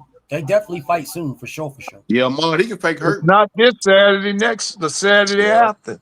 October But, 11th. but he could get out of it. He gonna have to pay him. If y'all remember, Demetrius Andrade pulled out of the fight with Jermell Charlo the week of the fight, that fucking Monday. Yeah. So, I mean, it could happen. He could pull out. Damn, I didn't even know they was finna get down like that. Yeah, they was about to fight. Demetrius Andrade and Jermell Charlo, they had the training camp and everything. That fight was done. And that fight, yes, they was going to fight. And Jay-Z came in and started talking about there's more money in this fight and blah, blah, blah. And Jermell Charlo pulled out. You mean Andrade pulled out. I mean, Andrade pulled out. Andrade. Okay. Andrade pulled out. Yeah, Jermell was mad as a motherfucker, dog. Yeah, Jay-Z got him to pull out. That's why the Charlos don't like that nigga. It's not for no other reason. They did a whole training camp, put up money, they paid for sparring part, everything, did a whole training camp. And the week of the fight, nigga pulled out. That's why they don't want I to. can't blame them for that. They don't want Me to. neither. I don't blame either. Bro, you cost me money, bro. You cost me a So lot of Andre, money. the whole career been smoking mirrors. You could have had the big fight. Yes. Wow. Bro, That's my guy. bro, do you realize that Demetrius Andrade could have fought Billy Joe Saunders at 168 for the WBO title? Yeah. He kept blaming it on Billy Joe. So He vacated his belt. Billy Joe didn't have a choice. He didn't have a choice. Demetrius Andrade removed the choice. I mean, if Demetrius Andrade as a WBO champion at 160 would have moved up, he would have been the WBO mandatory to Billy Joe Saunders at 168. At 168. Yeah. Yes, and even He if could have pulled a Terrence Crawford. even if Billy, yes, anybody could do that though. Even if Billy Joe Saunders would have ducked him, Salam King, even if Billy Joe would have ducked him, then he would have been the mandatory to Canelo Alvarez. Canelo Alvarez fought Edgar Berlanga was his WBO mandatory. So any way you look at it, Demetrius Andrade would have had an opportunity all on to him. fight Canelo Alvarez or Billy motherfucking Joe. Jermell Charlo and Billy Joe. All of them. Yep. Man, y'all forgetting about when he was at 154, he didn't fight Hurd or none of them, J-Rock or none of them. He didn't fight none of them. Nah, because he Those had was the signed with Warriors Eddie. Didn't he down sign with there. Eddie too? Yeah, he was signed with Eddie then. He did that Eddie shit. He signed with Eddie later though. Yeah. He wasn't signed with But Eddie. he could have fought, he was with Jay-Z then when he could have fought Hurd, J-Rock, Mel. He could have fought all them boys because there was ruling 154. 154 was the division then. It sure was, boy. It was hot then. So Jay-Z Who was that? was a flash. The other guy. Jay-Z was a flash. He wasn't there consistent. He was a flash. He was there and then he dipped out. The same way that 50 did with Gamboa. He was there and he dipped out. Yeah, see how he up. The issue wasn't that he was signed to Jay-Z because he wasn't really signed to Jay-Z. The issue was that people weren't fucking with him like that because of the issue that he did when he pulled out of that Charlo fight. Right. Because after that, he couldn't get no Hurd fight, nothing. No J-Rock fight, couldn't get nothing. Banana, remember Banana from what he was from? Yeah, Banana. Puerto You Rican. talking about Jason Rosario? Yeah, he couldn't get none of them fights, man. But Jason Rosario wasn't the name at that time. He wasn't the name. No. He was there, but he wasn't the name. But there were names there that he could have fought, and he didn't. Yeah, Laura was at 54 too. Laura was there. There was some hitters there, bro. It was some And the boy from Detroit who Mel fought, Tony Tony Harrison. Harris. You could have fought. Tony you could have Harrison was fought there. even Liam Smith, the guy that motherfucking what's his name fought, the Canelo fought, the white dude. He the one that Yup. beat Eubanks. He Liam was there. all right. There was some guys that was there. The fucking Jackson dude, the Jackson guy that was there, the puncher. He was there. The black guy. Yeah. The black Julian guy Jackson's from son. Julius yeah, Jackson's the, son. the black guy from Dallas was there. What the hell was the black guy's name? Charlo beat him. What is his name? And then Lubin was there too. But what the hell was the Lubin black was guy? just getting started. I'm trying to think of that black dude. I'll find him. The black guy. It was a black guy there. That black guy. Hatley. That's his name. Charles Hatley. Yeah, Hadley. I nearly killed remember Hadley. Yeah. There was some I got a some question. guys there that he could have fought that he didn't fight at all, but he could have fought. He didn't fight There was none some- of them. No, he didn't. He didn't fight. Hey, Bill. I'm How listening. does let's say Boots win this fight. How does Boots right the ship? If Boots, hold up, let me bring up the rankings for y'all so y'all can see this shit. He got to go out to a belt next. Ain't no choice. Yeah, you're right, Bob. But he You got to forfeited go that, out right? there. He Here's the forfeited ranking. that. He can't Here's use the the ranking. WBA or the IBF now if he wants to fight. He don't need to because there's the rankings. There's the He rankings. ranked This up guy there. right He here, ranked up there. Abbas Barawu, just won the WBA title. Jaron Ennis is number 1 to him. There is no WBA super. It's just a WBA regular. That's all it is. Jaron is already number 1. He's already number 1. Now, who he should be fighting is either this guy, Pavel, or Yoenis Tellis, because fighting one of these guys, the WBA will then make him the mandatory to this guy. He don't have to because they're going to make him the mandatory anyway because he's number 1, right? But that's who he should be fighting. Or he should be fighting either Keith Thurman, which is fighting Sebastian Fundora, Virgil Ortiz, Caleb Walsh, Erickson Lubin. There's a bunch of motherfuckers that he could be going after. Even Sergey, well, Sergey's up there. Why didn't he fight Israel Madrimov? Why didn't he fight DoorDash, bro? Looking at this ranking, VL, so he win this fight. He pretty much basically can fight the win out of Fundora, bro. He pretty much can fight the win out of Fundora and Keith Thurman. Guess what? Madrimov is an Eddie Hearn fighter. That is correct. That's why I said, why did he not fight Madrimov? I thought that's the guy he was going to fight is DoorDash. That's what I thought he was going to fight. Why I not feel fight like that would DoorDash? look kind of bad because he just got washed. No, it wouldn't twice. look bad. It would look great if he went up there and stopped DoorDash. He'd have been the only one that did it. Bud didn't Well, stop yeah, that's DoorDash. Virgil didn't stop DoorDash. Virgil He didn't went up there stop and stopped DoorDash, bro. If he stopped that man, or if he beat him better than both of those other guys beat him, that's a feather in his hat. He did that with David Avenesian. But But then they would say that ain't the same DoorDash. You know, Looking at It this, wasn't the same, same bro. DoorDash. It wasn't the same David Avenesian. Nope.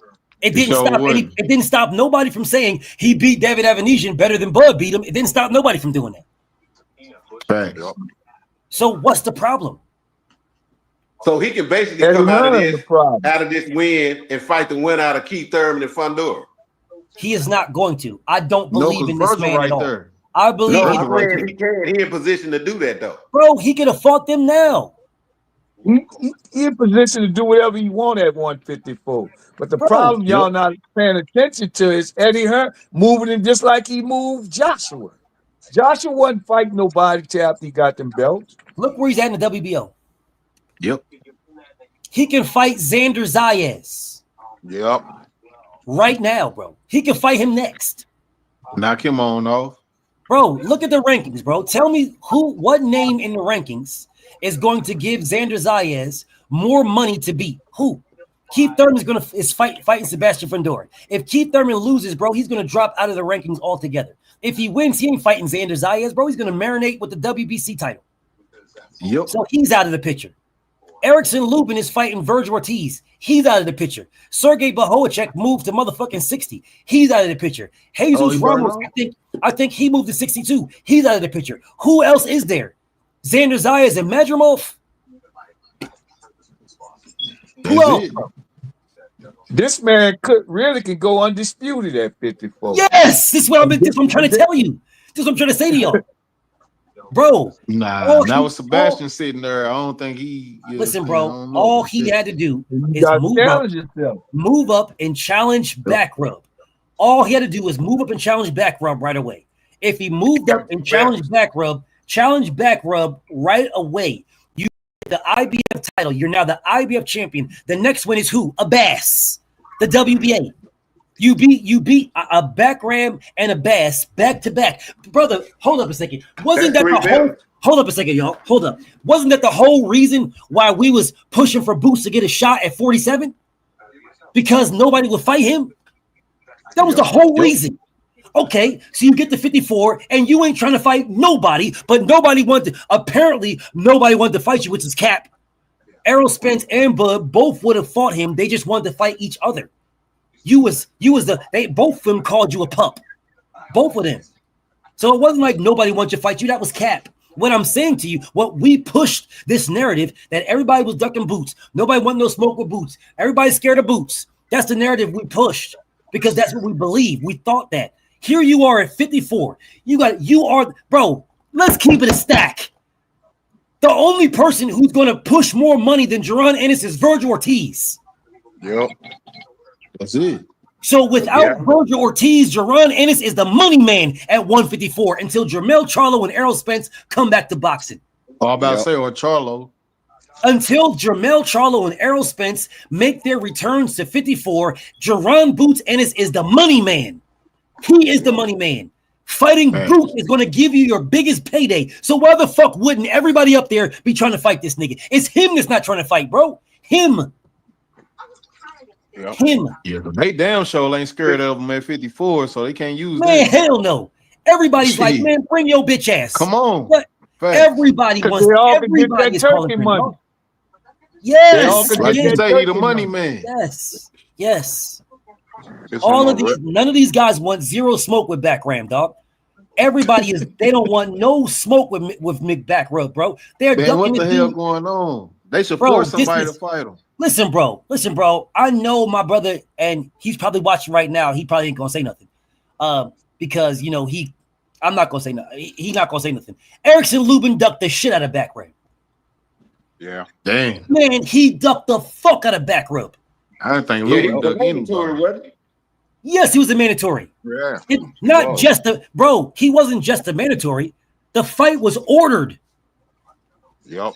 It was ordered. It was going to go to purse bid. It was ordered. Erickson Lubin pulled out, bro. Erickson Lubin pulled out, and that's the reason why you don't see him number 1, number 2, 3, 4, 5, 6, 7, 8, 9, or 10. Because the IBF booted his ass. Because he pulled out. But you can't say he ducked to take the Virgil fight, though, BL. He ducked because guess what? It's a bigger fight. Guess what? If you fight back rub and you beat back rub, then you fight Virgil, you're making more money.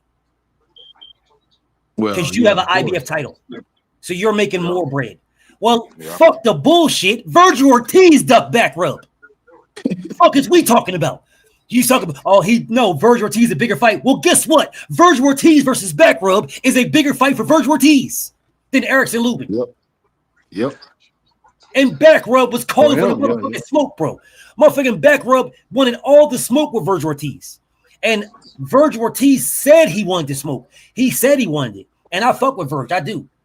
But you're fighting Erickson Lubin, bro. And back rub did not pull out at all. Back rub wanted to smoke. So you guys figured it out for yourselves. But if back rub is the champion, he's the champion. Let me say that one more time. Back rub is the champion. He can't even get no fade. They don't even want to fade with this man. They don't even want the belt. Bro, they don't want the belt. That shit got COVID. I'm sitting here like, wait a minute. Niggas don't even want the belt, dog. A whole entire sanctioning body. Bro, look at the sanctioning body, bro. Do you guys see anything about Caleb Walsh or motherfucking Conor Ben trying to get this fight? What about Usa Lima Bean? Does anybody see Lima Bean calling for the IBF title? No. You don't see nobody asking for the IBF. Man, Josh Kelly's out this motherfucker about to fight Xander Zayas. He's trying to go to Xander Zayas route. Talk about they lowballing him. What do you mean they lowballing you? Ain't nobody give you no money offer. How the fuck you getting lowball? You didn't get an offer. He already know that ass whooping ain't gonna be worth it anyway, so he's like, that's a low ball shit. He looked at that Tim Zoo fight. I'm fuck it. Fuck you. Listen to me, y'all. Listen to me. Let me explain something to you guys very clearly. They said he didn't look good before the Zoo fight. Sebastian Fundora is ducking back rub. Yeah, that was a unification, right? Sebastian Fundora can be fighting back rub. He could have been fought back rub. Mm-hmm. With all of the smoke at 154, these niggas ain't trying to fight each other, bro. With all the smoke at 54, Sebastian Fundora should be trying to unify with back rub. When Jermell Charlo gets back, when Charlo and Spence get back, then we'll start seeing it mixing up if they come back. But right now, Sebastian Fundora don't want zero smoke. Okay, so let's do this correctly. Sebastian Fundora wants money at 54, bro, man. That nigga don't want no smoke with back rub. Sebastian Fundora wants to fight everybody else except back rub. Motherfucking Jaron Ennis don't want no smoke with Fundora at all. Zero smoke. Because he could have fought that man right away. Zero. Yep. Motherfucking Erickson Lubin don't want no smoke with back rub. None. This man is going to fight Virgil Ortiz for a WBC interim title instead of fighting back rub for the real title.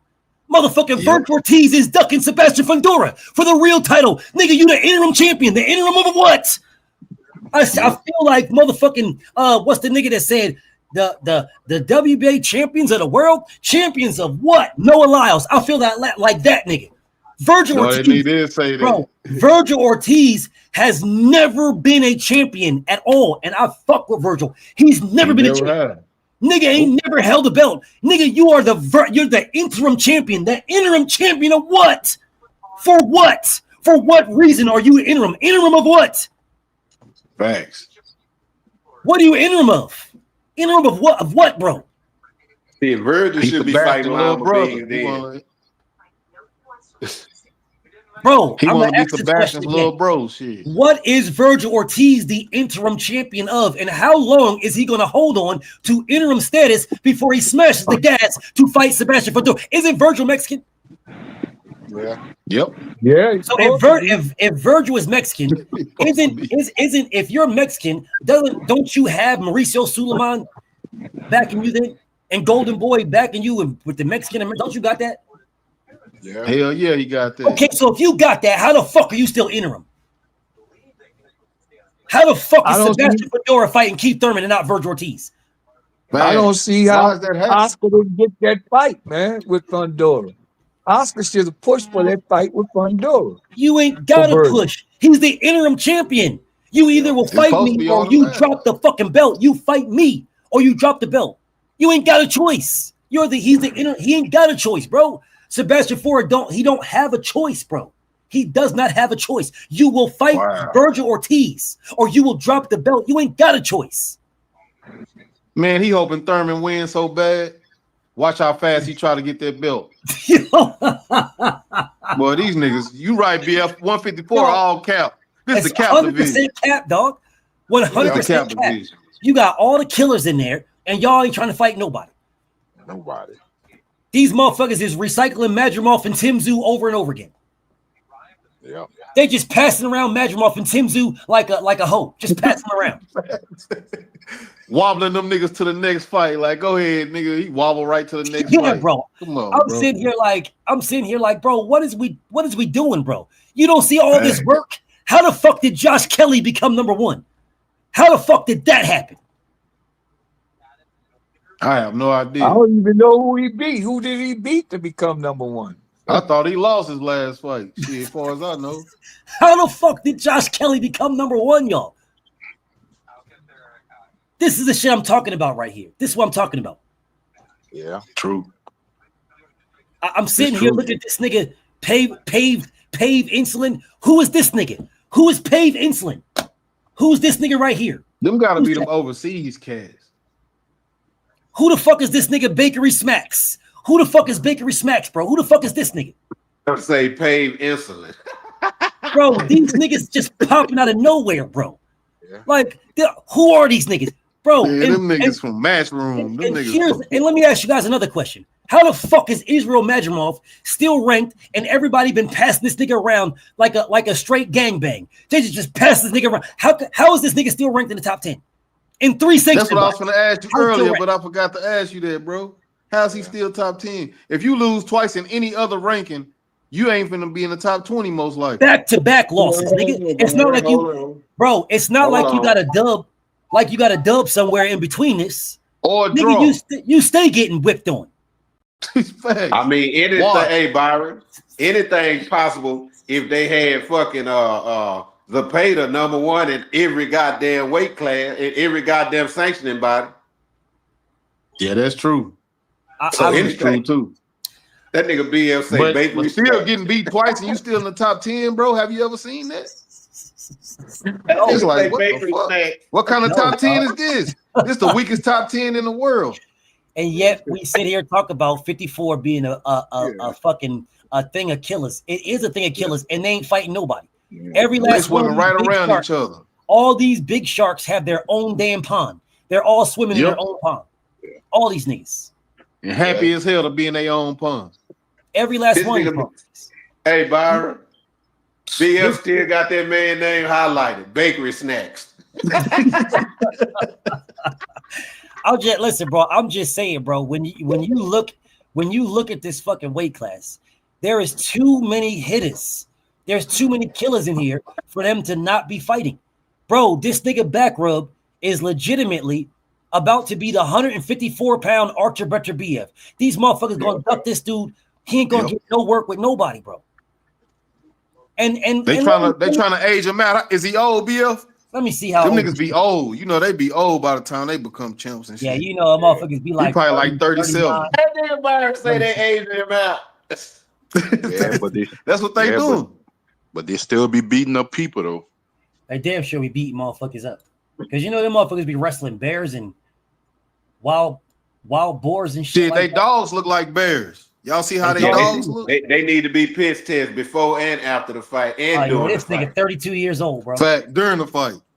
Yeah, he's 32. He's 32. Oh, you gonna be around a minute. Yeah, he's 32 with 32. He only got 23 fights too. Yeah, they gonna. Yeah, see, that's how they be doing. They move like that. Yo, you can tell he fights bears, bro. Look at his nose. He got that ear too. Is that the cauliflower? Anybody got them cauliflower ears and them flat noses like that? You fight flat noses, bro. Yeah, you got slapped by a bear. That's what. Yeah, you got slapped by a bear. Yeah, I'd be like Lubin. Where Virgil at? Facts. As soon as they make me the mandatory, I'm talking crazy shit to Virgil. I'm like, hey, as soon as they make me the mandatory, I'm like, yo, Virgil is a bitch. That nigga Virgil ain't shit. That nigga Virgil don't want no smoke with me. I'll beat the shit out of Virgil. and back rub you neck. Nigga, I'm calling out Byron. Nigga, they said Byron. Nigga said Byron. Man, fuck Byron, nigga. What's up, Byron? Nigga, Byron a bitch. Like, but I bet he won't pull up. Like, nigga, you the mandatory to back rub. Man, man, fuck that nigga Byron. That nigga Byron be talking crazy shit to me, dog. Nigga say, man, I don't want to fight Byron, nigga. Fuck this. I want, man, fuck them. Belts don't matter, nigga. It's the fight that matter, y'all. Belts don't mean shit. And guess what? I was finna let him out of it. I was like, shit, well, the Virgil fight is bigger. I was finna let him out that bitch. But I'm like you, nah, nigga, you duck. That nigga scared to death, bro. They saw what this nigga did. When he got an opportunity, they saw what that motherfucker did to this motherfucker ass nigga Tim Tszyu. Man, he beat the shit out of Tim Tszyu. He showed in front of his daddy. Man, when a nigga whoop you like that in front of your daddy, bro, y'all relationship ain't gonna never be the same. Yeah, he punched that dude all over the place, dog. His daddy threw the towel in, Byron. Man, that was it his daddy threw the towel in? Yeah, that was his daddy. Yeah. And that's the reason why. And that's why he have no two top rankings up there. Yes, dog. Nigga whoop a nigga like that. His daddy throw the towel in. Shit. Ain't nobody trying to fight that motherfucker. But let me ask you. Backroom gave Tim Tszyu where that dope that ass whooped. Facts. I was surprised though, bro, because he was trading. That nigga back rub beat on Tim Tszyu like Tim Tszyu sold him some motherfucking baby powder, dog. like he sold that nigga sawdust. He beat the shit out that dude. But let me ask you. He finally caught up with that nigga.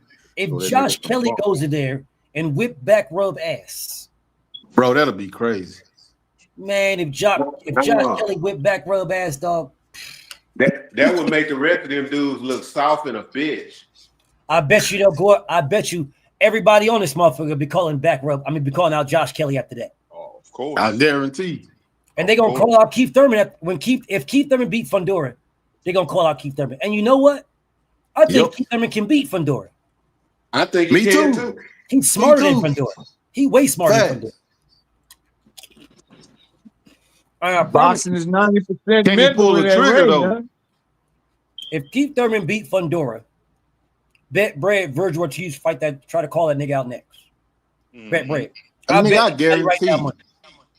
He gonna call him out before the Lubin fight. Facts. That nigga gonna get in the ring and he got the Lubin fight next. Like, nigga, what you getting in the ring? He might be at the fight. Virgil Ortiz might be. I won't be surprised if he's at that fight, bro. Guaranteed, bro.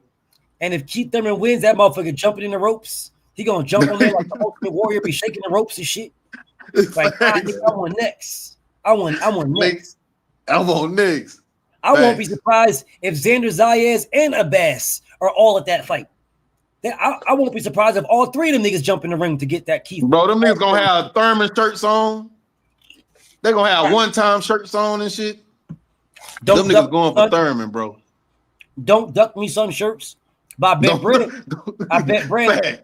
If back rubs show up, niggas gonna clear out like roaches.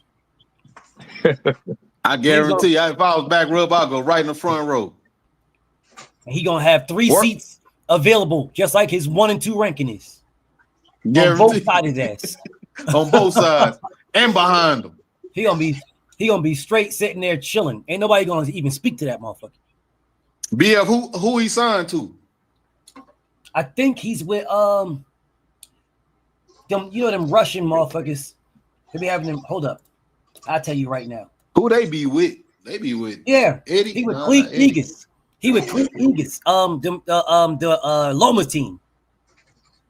Oh, I don't really know them like that. Okay. Yeah, Egas. They usually work with Top Rank most of the time, huh? They work with Top Rank, but they work with Top Rank and they work with Eddie. Yeah. But right now it don't matter because Turkey controls all this shit. So, and that's probably the reason why Boots didn't sign to Turkey, because Boots would have had to fight Virgil Ortiz and Backrow. Yeah, I ain't gonna lie. Turkey done had a lot of upsets, so Turkey will get your ass whooped. If you fight with Turkey, you might get your ass whooped. I ain't gonna front. The only reason why you would get your ass whooped is if you really ain't what you claim to be. Yeah, ain't no protection over there with Turkey. Ain't no protection, and that's why I say, if he fights Virgil, bro, I don't know about that fight, dog. What y'all think about that? Do y'all think who and Virgil? Boots and Virgil. I think that's a 50. I think Boots will wash him, BF. Virgil kind of clumsy to me. He got a lot of ambition and all that shit, but he's slightly clumsy, like, you know. You know what? He try to over will you. All that old Mexican. We gonna do that. Have a bigger will. We're gonna do that tomorrow, y'all. 154-pound undisputed. We're gonna do that debate tomorrow. Let's do that debate. Yeah, that's a good division. Let's get these names right. I thought we did it. Yeah, but we did it with Bud. We did it with Bud and Earl in there. Had Errol in there, and Charlo in there. We taking them out. But what if we go by the real top 10? That's what we doing. Yeah. Well, yeah, let's do that. But Boots should be able to go undisputed. Because remember, Boots wasn't in it last. You ain't lying. Boots wasn't in it. Arrow was in it, and what's name was in it. I don't think Boots was in it. And Bud I think we had Boots, didn't we? No, but I don't think. I don't know. I don't think so. No. I don't think. Yeah, we might not have had Boots in there. I believe we did. We did have Boots in it.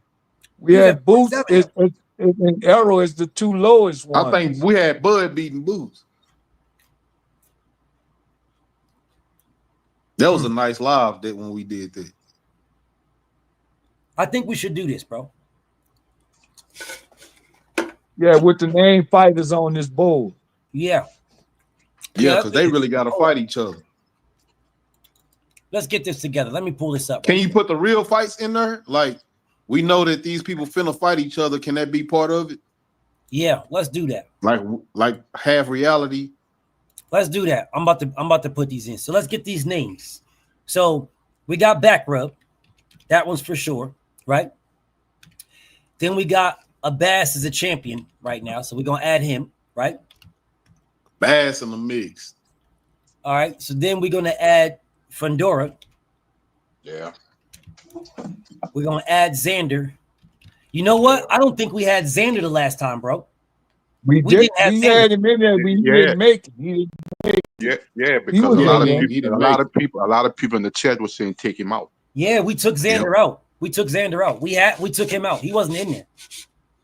Was he already a champ then? No, yeah, he was a champ when we did. No, he wasn't the champ then. No, he wasn't. He just became a champion right now. He wasn't a champion at all then. Okay. So that's why we didn't want him in, probably. All right. So this is what we got. We got Back Rub, Abbas, Fundora, Xander, Virgil, and Boots. And put Lubin. We got Lubin in there. Thurman, because he fighting Fundora. I think we had Lubin the last time in there too. We had Lubin and Thurman in there. We had Thurman in there too. What about Connor Ben?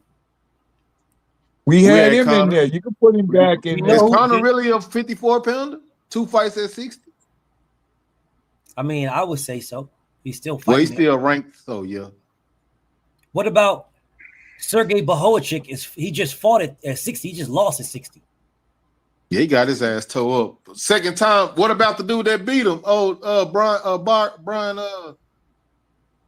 Yeah, but I don't think that dude, Brian Adams, you talk about. I don't think Adams. Yeah, they're at 160. Brandon Adams, huh? Brandon Adams. My bad. I think he been at 160. Yeah, they fought at 60. This said 54. Oh, they fought at 60. They did. Okay. So what we doing? We got Connor Ben. Who else we adding? Are we going to add Madrimov? We didn't add Madrimov the last time. I know it was Madrimov. It was Back Rub we took off. We didn't have Back Rub. They voted in Madrimov. Yep. Let's just get the names. Josh Kelly, I guess he in there. Y'all trying to get all right? We can add Josh Kelly. We'll get the names and then we'll put them in like we did tomorrow. Tomorrow we'll put them in. How many you trying to get, Doc? How many you trying to get? About 20 or what? Let's just get all the names that we think should be in there, and then we'll go from there. Like tomorrow we'll limit them down, and then we'll go from there. But let's get the names that we think should be in there. Right now, Can we put Charles Conwell in there? We can put Conwell in there. All we're gonna do is vote him out tomorrow, but we can put him in there. So I think he's gonna bounce back. I think he'll beat a few of these guys, man. That was just a bad matchup. It might. I like Charles, bro. I like Charles. That disappointed me, man. Well, in that case, put Usama Lama in there. What? All right, fuck it. He fighting. Yeah, I mean, we gonna He's an IBO champion looking at. All right, we put Lima Bean. Is he paying sanctioning fees for the IBO? Yep. Damn. That's fucked up. Is that Santillion? Giovanni, that's the homie. Yeah, that's the one Brian Norman watched, wasn't it? I think so, yeah. Yep. Yeah, he moved up after Norman punished him. He moved up. Yeah. That's his excuse. I couldn't make the weight. That's what's up. Well, Norman dog that boy. So what we got? 1, 2, 3, 4, 5, 6, 7, 8, 9, 10, 11, 12. We got 12 people right now. Are we adding Madrimov or no? Yeah, Madrimov, he'll pass around. Him and Tim Zulu. What about Tim Zulu? Set up your retire? Your rankings. I mean, as far as your schematic, to set that up. Yeah, we put names in there. Remember how many levels you had? Yeah, I did. So we've done an 8, and we've done. Oh, Tellis, Ennis. That was a great point. Who put that in the chat? That's a great point. Tellis, we can add Tellis on there. Sis, Queen Mother say Tellis. Yep. I think. Did we got Thurman? Oh, we got Thurman. So we got Back Rub. Yeah, we got Thurman. We got Back Rub. We got Abbas, Fundora, Xander, Virgil, Boots, Lubin, Thurman, Connor Ben, Josh Kelly, Charles Conwell, Lima Bean, Madrimov, Tim Zoo, and Tellis. Is there anybody else Yep. Y'all putting in Callum Walsh? Callum? All right, we can add Walsh. He's up there. Yeah, they got him number 4. Shit. Who are these dudes, man? we had That's Ramos, fucked but up. Ramos moved up. Yeah, He Ramos moved up. to 160. And so did Bumba Clot and Ramos moved up.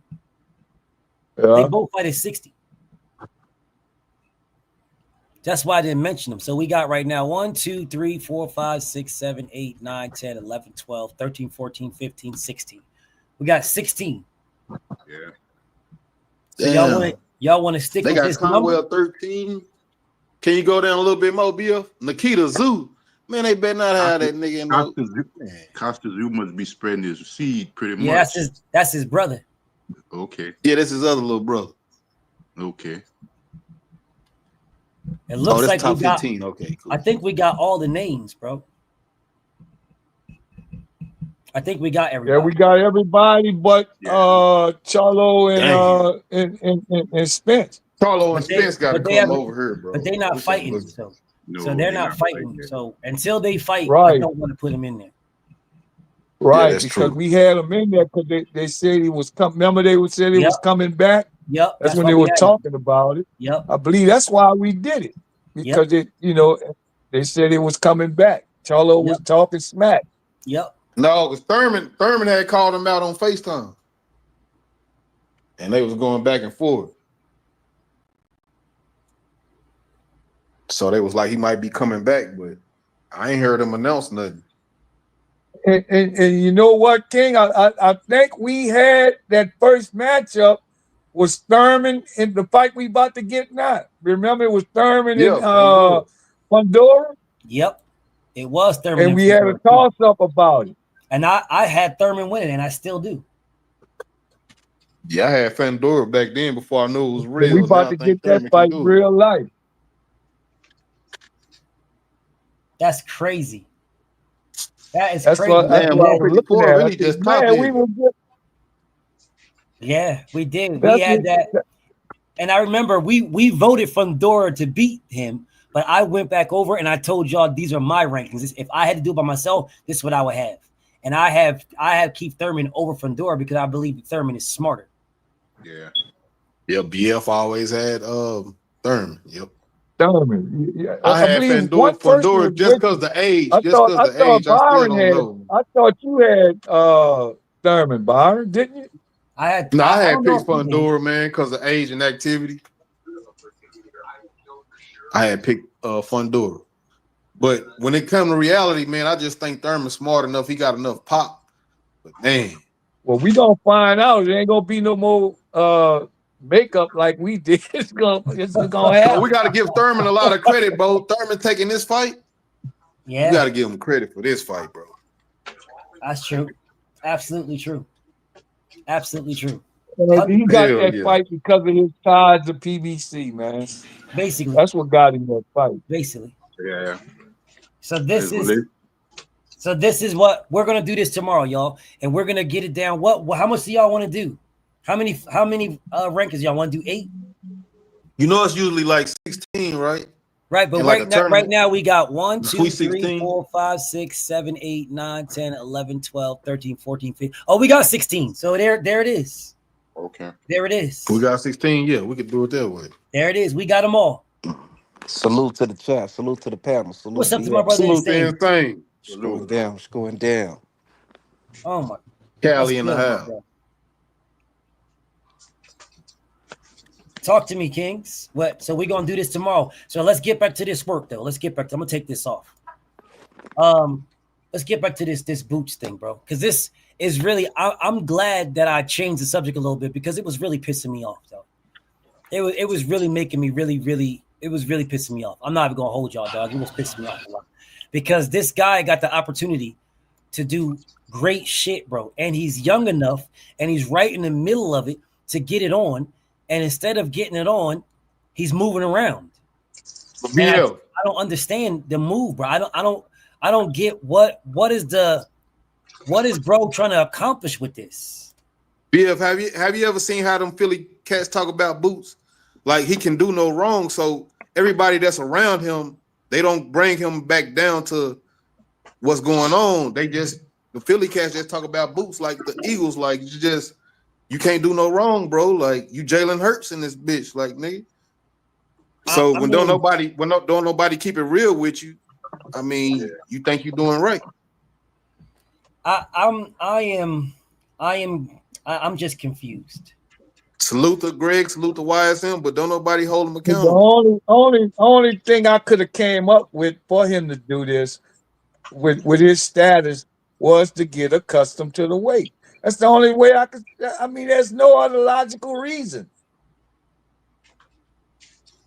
But how can you be accustomed to the weight, bro? You already know. How you gonna say you like Bud though? Don't say Dez, you like you already Bud know if what you it is, Dez. tune-up. Fly Eagles fly, Dez. You already know what it is. I just don't understand. I don't understand Boots. I don't understand Boots. This is what I'm trying to understand. Why would you need a tune-up? You're 28 years old and you've been dominating people in sparring. My brother Blue has been to Boots' sparring many times. And he will tell you he has never seen anybody, regardless of who it is, ever beat Boots in sparring. Ever. Nobody. Don't matter who their weight. Doesn't matter what. Never. So what do you need a tune-up for? What do you need to tune Why up I keep saying the only reason I can think of this is first fight at 54. He want to get accustomed to the weight. There's no other skill set and his name recognition. I don't see no other reason but that. Okay, but he's got the name already. Right, that's what I'm saying. He got the name recognition. Everybody high on his talent. But the only reason I can see that there's no other rational reason for him to take a tune-up like this when he had a straight bullet, like you say, to the title. Yeah. But he don't know. He ain't sure how his body gonna react or how he gonna react in the ring at 54. Okay, let me ask Preacher Man one question. Do you know any in all of boxing? Do you know any 28-year-old 30 some more fight in fighters that took tune-ups in your era, undefeated? Nope. Okay, that's all I'm asking. But it's like what BF said earlier. I held on to it where he said nowadays these fighters are these black, especially the black fighters, they're getting babyfied. Yep. Yes. To me, I think got babyfied to the top. I think that Jaron is on the same training wheels trajectory as Tank Davis. I think he's following Tank Davis' blueprint, and that's what we're seeing in front of our eyes. Wow. They're taking it easy, right? I can't explain it another way. Now that you put it like that, it's making Tank look pretty bad. I don't want him to follow Tank route, nigga. Don't follow Tank route, nigga. I mean, tell me where he hasn't followed Tank. He fought a lot of Mexicans. He ain't giving nobody no real work. I mean, that's Tank Davis all the way through. I don't believe that. He's showing y'all. Nah. I mean, he's unified. He's unified. Tank ain't never unified. Okay, that's the only thing we can separate is the unification, right? But when he unified with a bump. He unified with a bump. No, you can't. He did unify though. Yeah, okay, but I'm saying, okay, we give him that, but when he unified with a bump. He could have unified with other champions that was there. You know what I'm saying? They was all bums, bro. I don't blame. That's why I thought he moved up to fight a champ because they was all bums at 47. Hold on, but I'm saying he could have unified to get Barrows, but Barrows was going for the big bag against Pacquiao. Okay, so if you didn't get Barrows, you get Brian Norman, the up and coming brother. Why you don't give a brother a shot? So he went. He was the first one got the shot. Well, it was negotiating. And he didn't want to do it if he didn't want to put an extra 200,000 in there, but bragged about how he gave the bum dude extra cash money. He gave him. He was $1 short and a day too late with that because he should have did that with Norman, and he'd have that fight would have happened. So now what I'm saying is, he's taking the Tank Davis route as far as he ducked Devin just like Tank ducked Devin, and they all fight bumps. I mean, he's fighting bums on his way to the top. I mean, stop me if I'm wrong. Am I lying? Am I wrong? Boots, don't take the Tank route. No, you ain't wrong, bro. But if you can bring up a Tank you ain't wrong, bro. And bring up Boots, and we'll see how many Mexicans is on both of them, and dudes that we've never fucking heard about. I mean, that's cool, right? And I can give you that. My thing is, Jaron Boots Ennis. Mexicans wolf some ass too, though, bro. Don't get it twisted. Unified. Hell yeah, they do. Jaron Boots Ennis unified. With your ass. And Jaron Boots Ennis is a lineal number 1 ranked fighter in his division. Tank has never did that, so I can't put them in the same. I can't put them in the same category because when Boots had an opportunity to go to Tank route, and he had an opportunity, he could have went to Tank route. That literally the exact same belts that Boots has over his shoulders, Tank got the exact same belts. So I can't put them in the same boat because Tank Davis was the IBF champion, and instead of unifying the IBF in the WBA, he threw the WBA away and then went and got threw the IBF away and then went and got the WBA right after that. Like, nah, bro, I can't put them in the same category at all. He could have absolutely unified that belt. He chose not to. Boots didn't choose to not unify. He chose to not become undisputed after claiming he wants undisputed. Okay, what about the 3-division champ though? So Boots got to do at least 3 divisions. But wait a minute, what about the competition? We're talking about the competition level here. I still think it's the Tank Davis route by ducking good talent, far as Brian Norman, Devin Haney, Brian Norman wasn't shit at that time when Boots was doing his thing. Just like all Tank opponents. Nah, I can't say that. Bro, Tank do got some accolades now. Come on, bro. Explain me the accolades that he has. Tank Davis, when Tank 3-division champion, bro. So when Tank Davis fought Pedraza was like a number 6 ranked guy, right? When he fought Pedraza, he fought him. Then he fought his mandatory in Liam. So that'll be the same thing as Boots fighting, becoming being elevated to the IBF, and then fighting his mandatory in Crouton, right? So not Crouton, but fighting his mandatory in Karen. So there's the similar things right there. They fought for a belt, and then they fought their mandatory. That's what they both did the same. And then they move up to fight for bullshit titles when they could go fight the champion. He unified after Karen. That's not what happened. Stanionis was the regular champion, the WBA regular champion. Okay. And is that the guy that the WBA super champion was EJ. Stanionis was the regular. Okay, who's the guy that Boots is fight now? Hold up. Yeah. So if we're trying to do a comparison, I cannot compare. I can't. They have what they have in common is they both won the IBF and then they both won the WBA. The difference is Boots kept the IBF and won and unified with the WBA. Tank had the IBF, threw it away, and then got the WBA. He never unified. So I can't. If you want to talk about their competition, then you can say there were certain things, but shit, Tank has never fought a number 1. He's never fought a number 2 or number 3 or number 4. Matter of fact, he's never fought a number 5 ever. The highest he's ever fought is number 6, and that was both Mario Barrios and Pedraza. The highest they ever were was number 6. He has never fought a number 5. He jumped up a division and fought Barrios. Yeah, but I'm saying Boots jumping up a division and fighting fucking Lama Bean. 2 dudes with lower champions when they could both with to fight the champion. Tank could have fought the boy that T.O. beat, and he could have fought a champion. They choose to fight these dudes with these second belts, these second placeholder belts. Yeah. He couldn't have. No, he couldn't have. Boots couldn't have because it's not facts because the champion was Terrence Crawford. Crawford had all the belts. No, I'm saying moving up to 54 right now. I'm speaking of when right they now. moved up. I'm talking about at 47. And at 47, he couldn't because Crawford had all the belts. So he couldn't do it at 47. And when Tank moved up, he could have fought Devin, yes. And he picked Gamboa, yes. So there's a comparison. And when he moved up, Boots could have fought Fundora or Virgil or Backrow. But he picked that. Yeah, you can have those comparisons too.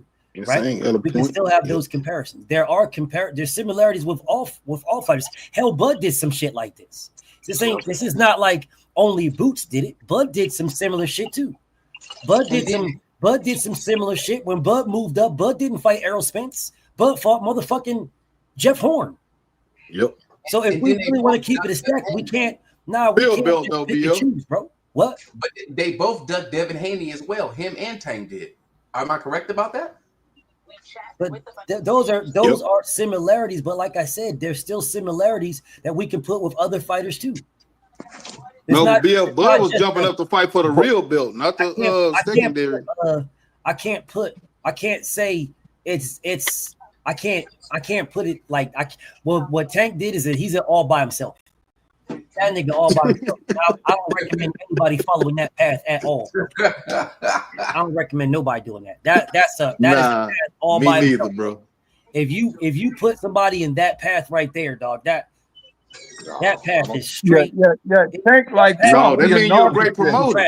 You're a narcissist. You're a great promoter. Man. You're a narcissist. No, you're a narcissist, bro. I'm talking about if you can make Tank go to the top with that route, bro, you're a great promoter. Yeah, that path leads to the trash. No. Kansas City Mac, what up with you? That ain't a route to the top. I just the only way Tank is who he is because of Floyd Mayweather, man. Yeah, I'm a great promoter. I don't even care about Buddy, bro. I don't even want to talk about dude. What I'm saying, bro, is I can't put Boots in that. I can't put Boots in that Tank shit, bro. I can't do it. I think that Boots is in his own. He's on his own path, and his path is not the greatest path. He has a better path for him in front of him. Shit, you can look at Tank and see what not to do. Yeah. I mean, man, them dudes became champions after fighting Tank though, so they was pretty good. Man, y'all. Now I was about to start some shit. Man. I'm not going down that route, dog. Man, everybody that Boots fought ain't did shit after Boots. Ain't everybody that Tank fought absolute ass. Oh, that's a lie because they won. Them niggas became champs. All of them. All of them did not become champs, bro. Yeah, they all did. Not all of them. Let's look. Ryan still ain't no champ. Ryan, there you go, right there. That's enough. I mean, did they fight for their belt? Did they fight for their belt? Ryan still ain't fought for a belt. He beat Duarte. There it is, right there. Ryan ain't fought for a belt. Who beat Duarte? Ryan knocked his tooth out. Ryan has not fought for a world title, is what I'm telling you. Well, I'm just saying, Pitbull, Rolly, who the fuck is Duarte? Hector was still a champ. You saying it? Lamont still a champ. Bro, who Rolly beat? Hold up, dog. You saying Rolly beat Duarte? Barrios, sorry. Barrios became a champ after that. Bro, first off, bro, Ryan Garcia fought Duarte. Duarte was never a champion. Nope. Never. He's gonna fight for a belt next. He cheated Devin, and then he lost to Rolly Romero. What are you talking about? And Frank not a champ. Rolly's a champ. What about Frank? You said you said all the guys were champs after they fought Tank. Ryan Garcia was never a champion. Bro. And then on Ryan, I just said he beat Duarte. I couldn't really say no champ on him. What about Frank Martin? Hector Luis Garcia. Frank ain't fought again yet. Well, he wasn't a champion afterwards. So you said after. That's what I'm telling you. Hector was still a champ after. Lamont still a champ. Hector Barrios won the belt. Hector Garcia was a champ. Hector Garcia was a champion at 130. Bro, you listen, bro. You bugging, bro. He was a champion. I'm just saying, my boy Tank fought champ. They still champs after Tank. Oh yeah, what belt did Gamboa get after Tank? No, I ain't counting that low. I ain't going back that far. I wish I could make the cricket sound, but I don't know how crickets sound. Man, BF know I ain't going back that goddamn far. He want to go back to Gamboa. I'm saying Frank that nigga going back to 2019. Even his most recognized fighter that he fought, I'm talking about the Spanish boy. He even retired after Tank. He ain't fought no more. What his name was? Yeah. No. I'm not talking about Pedraza. I'm talking about the guy he pulled up for 126. What are you talking about? Leo Santa Cruz. Leo Santa Cruz. Yeah. That was his best recognized fighter was Leo Santa Cruz. And after he fought Tank, he retired.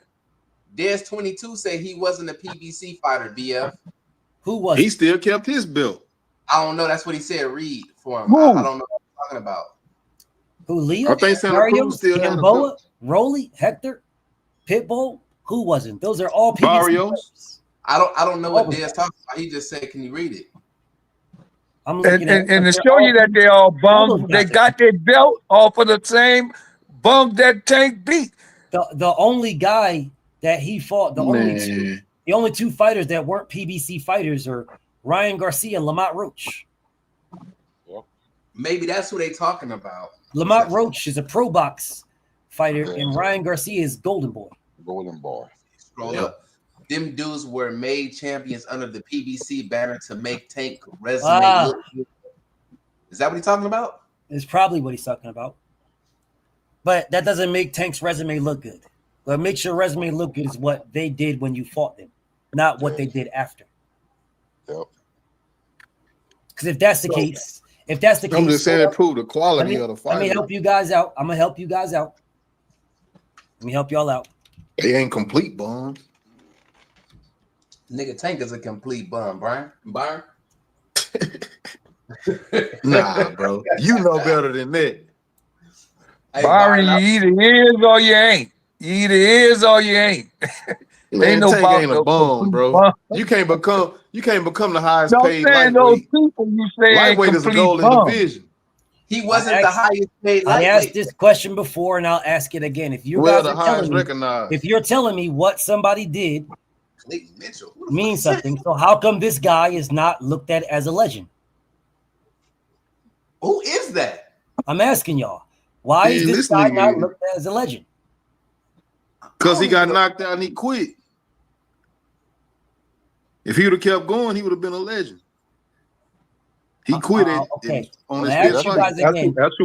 That's who beat Bernard. How is he not a legend? Oh, he beat Roy? Oh, he is a legend. He beat B Hop. He beat Bernard. He beat is a Bernard. legend then. What He's you not a mean? legend at all. Not at all. He should be. He's not a legend. Not a I legend. put this up here yesterday. Put the same guy up here yesterday for y'all. Yep. He's He not a should legend. be a legend. He would I be had to Hop's open up ass. the screen. I had to open up the screen to see who he was when I seen Mitchell. I said, "That's He who beat Bernard Bernard was." Hopkins in his very first fight. First fight. Yep. And How come he's not looked at if what you did, if you are Because he quit.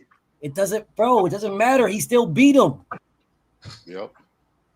That's his very first fight. He didn't beat him It while he don't was matter if it's his second or third or contender. 50th fight. It doesn't matter. He still beat him. Yep. Man, this dude beat B Hop. Yes. Man, they might have robbed B Hop. They did not rob me out. They did not rob him. This nigga Clinton Mitchell, why? I wonder why he quit. Oh, he fought at light heavyweight.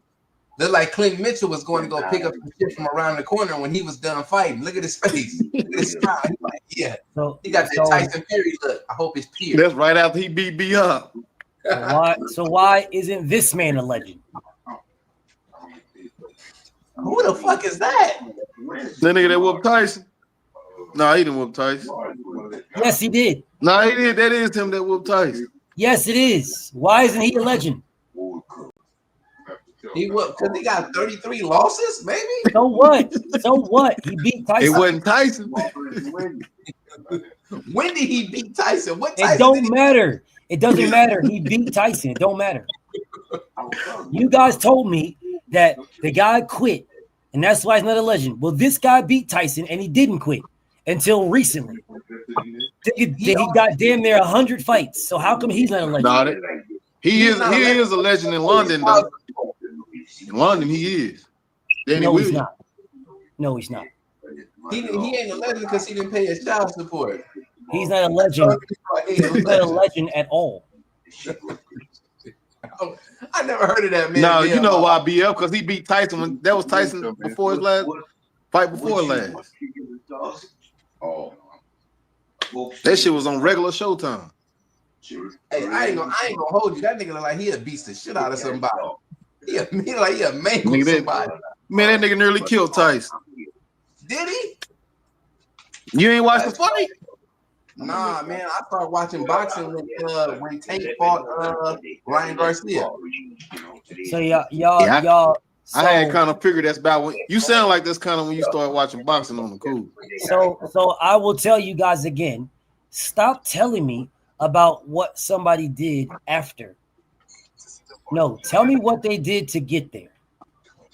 Because that's what matters. When me and Byron cook, that's what matters. Like if me and Byron debate and I beat Byron or Byron beats me in that debate, and then I go on to get better and better and better, or he goes on and gets better and better and better, and now he's cooking everybody. You can't then say, well, I'm gonna beat Byron though. No, because he's better. He's killing everybody now. Hold on, if you put it that way. Hold on, I got to stop you right there, BF. I got to stop you right there because I love Nardi to death, but Nardi's the best, and I beat Nardi, so I'm gonna stay claiming that I beat Nardi. Knock it off. That's the guy. Knock it off. Anyways, I'm gonna get back to you. You're not stopping me nothing. You are Insane ducked me, so out here glazing. Anyways, I'm gonna get back to doing what I was saying. So if that's the analogy that I'm giving y'all, you cannot claim that now Byron, oh man, I beat Byron 9 debates ago. So now I'm the goods because now Byron is killing. No. When Byron is killing everybody, who beat Byron then? That's what matters. That's why we don't give Jake Paul credit for beating Mike Tyson. Because that is up to Mike Tyson. That ain't even the Mike that fought Buster Douglas. The Mike Tyson that fought Buster Douglas would have unalived Jake Paul. Man, they wouldn't even made that fight, bro. Come on. In like 3 rounds, he would have killed that man. In 3 rounds, max. If it been scared to get into the ring. I don't even think it would have went 3. I think that fight is a minute and a half in the first round. It would have been over with. The Peter McNeely fight. Minute and a half in the first round. I think Peter McNeely would have. Bro, Peter McNeely would have beat Jake Paul. Man, listen, bro. Y'all guys got to knock this shit off. Joe Frazier's son? Remember Joe Frazier's son? Yes. I believe Mike knocked him out in the first round. Marvis Frazier, some shit. Marvin. Yep. Marvin. Yeah. Bro, Mike knocked him out in the first round. Listen, bro. I think that was his nephew. Y'all, what y'all need to do is y'all need to knock this shit off.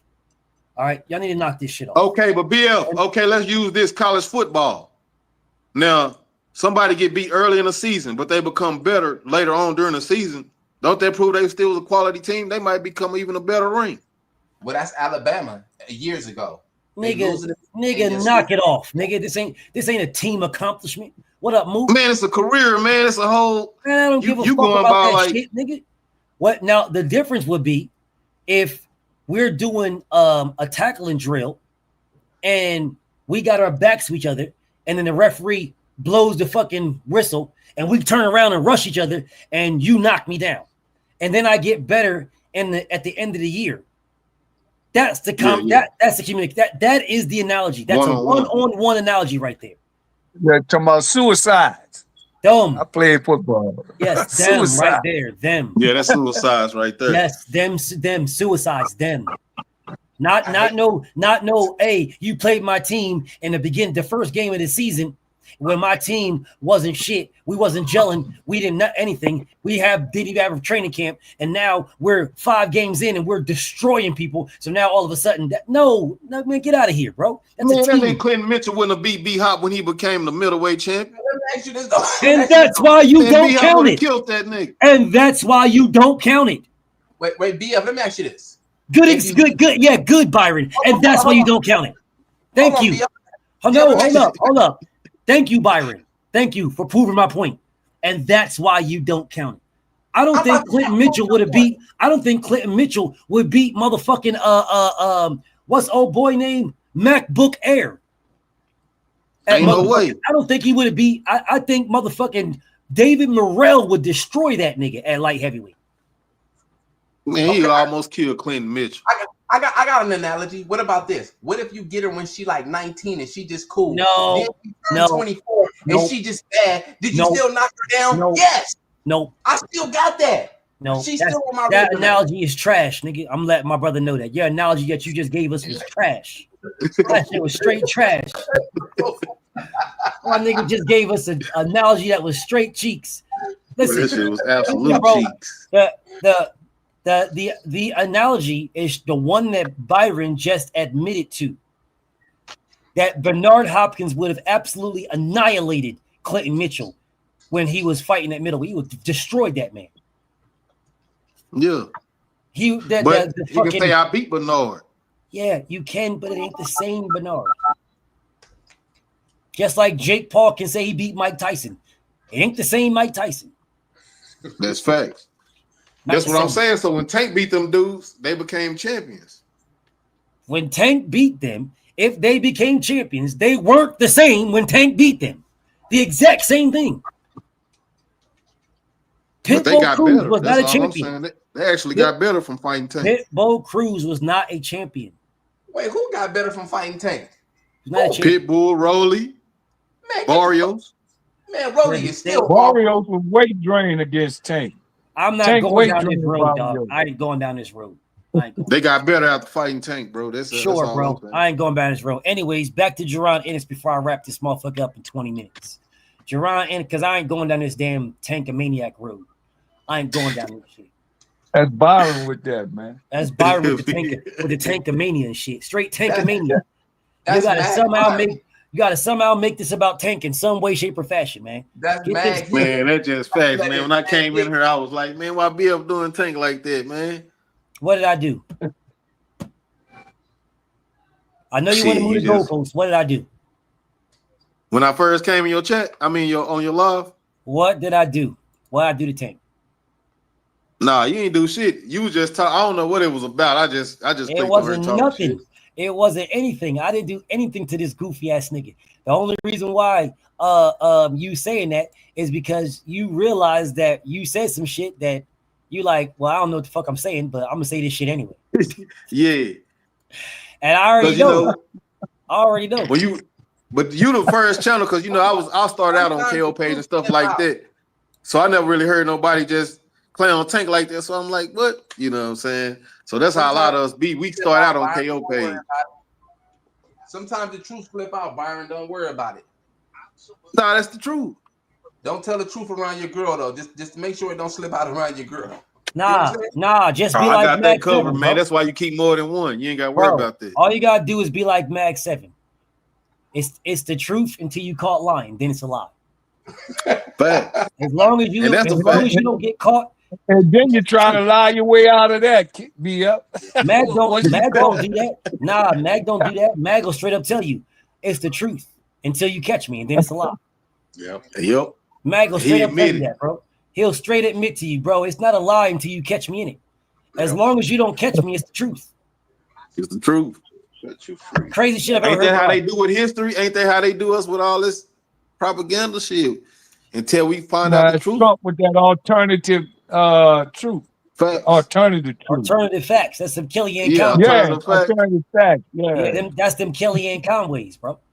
Yeah. Right I remember when you did that, man. That shit cracked me up. Them Kellyanne's will get you all the time, bro.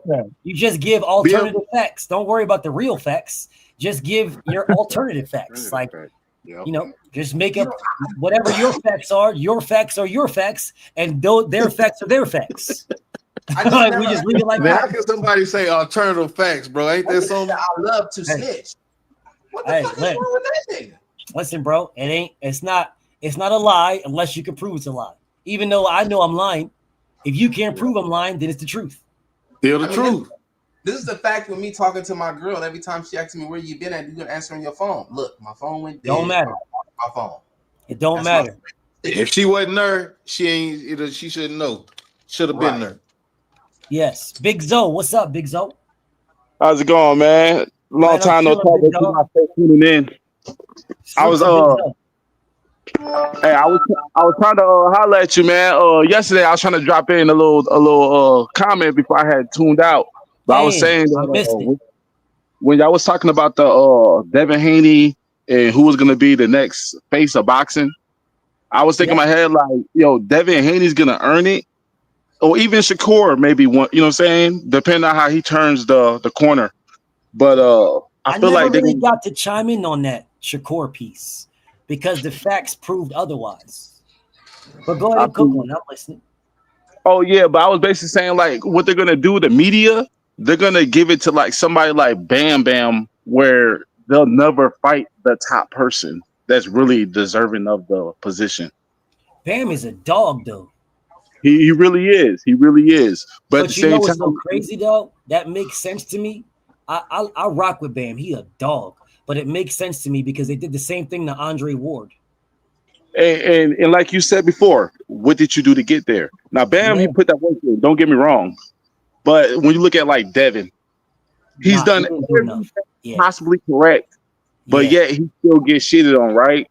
But then you look at Boots and you be like, hey, he didn't step up in competition. But it's like, for Boots' sake, yeah, you won't hit the history books, but at the same time, you'll get all the praise in the world like you're getting right now, and you can live off into your fantasy and you can collect your money however you get it. But at the same time, as far as I want cement and concrete in this legacy game, like 40 fights in damn near, and you know what I'm saying? Like every time y'all try to talk about Boots, y'all talk about something else. You see what I'm saying? Because it's not much there for concrete. You tried they even tried to go left with it and start bashing on Boots too far left, and you try to bring it back to something positive. And guess what? Y'all start talking about Ryan Garcia. Yo. Yep. Now I hate to say it like this, but I think that's crazy. I think it's kind of well deserved to say that. We seen the little emojis come out with you stepping on everybody's heads, but then you fight somebody that we didn't see a picture of. That's crazy. You see what I'm saying? And don't get me wrong, like I even like the GHB TV show, and I even like the boxing voice. Like I listen to this all day because I be doing FedEx deliveries. Yeah. But with it being said, I'm be like, that's why my package be late, nigga. You be listening to this shit. Oh yeah, but at the same time, you know what I'm saying, your package might not get there because I just kept it. You know what I'm saying? Look. That nigga sold it to me. Hey, good looking out, Big Zo. Sold me that nigga shit. Yo, Big Zo said that my shit, punk. I'm kidding. Yeah. That nigga sold me some shit. I think it was insane. Look, check your Zoom cam. You see me back in that. Bro. Snap my little picture double back. Look. Hey, but Zoe, you spot on, dog. You spot on, bro. Man. Because this nigga, Boots is making it. He's making himself snap finger famous out this motherfucker again, bro. This nigga is making himself snap finger famous. This nigga is out here. We trying our best to put this nigga to keep this man amongst the others, but he is trying his best to fight to the bottom. He's fighting down. Like, why aren't you fighting up? You're racing to the damn bottom, bro. Ain't nobody know who the fuck Osama Lama Bean was, bro. Ain't nobody know this motherfucker at all. You racing to the bottom. We're trying to push you to the top, and you fighting us to get to the bottom. Motherfucker using footwork, speed, combination, and angles could go straight to the damn bottom of the barrel. For what reason? Not to interrupt. Because you don't know him, that don't mean everybody else don't know him. You know what I'm saying? Just because y'all don't know him, don't mean everybody else don't know him. Don't mean he ain't no good fighter. No, but even Turkey, get out of here with this.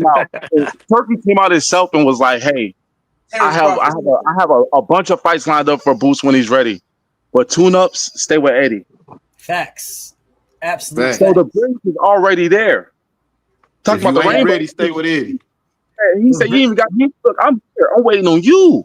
The he gave him a ride fight. The bridge. The Virgil Ortiz fight was right there. And that's what don't make sense to me. It's like, yo, you might as well have fought the Brian Norman. Be honest with you, once he fought Stanionis, and then he didn't basically take the Virgil Ortiz competition test. It's basically like you gotta, which one we doing here? So now your first fight there is not Virgil, not none of the big dogs.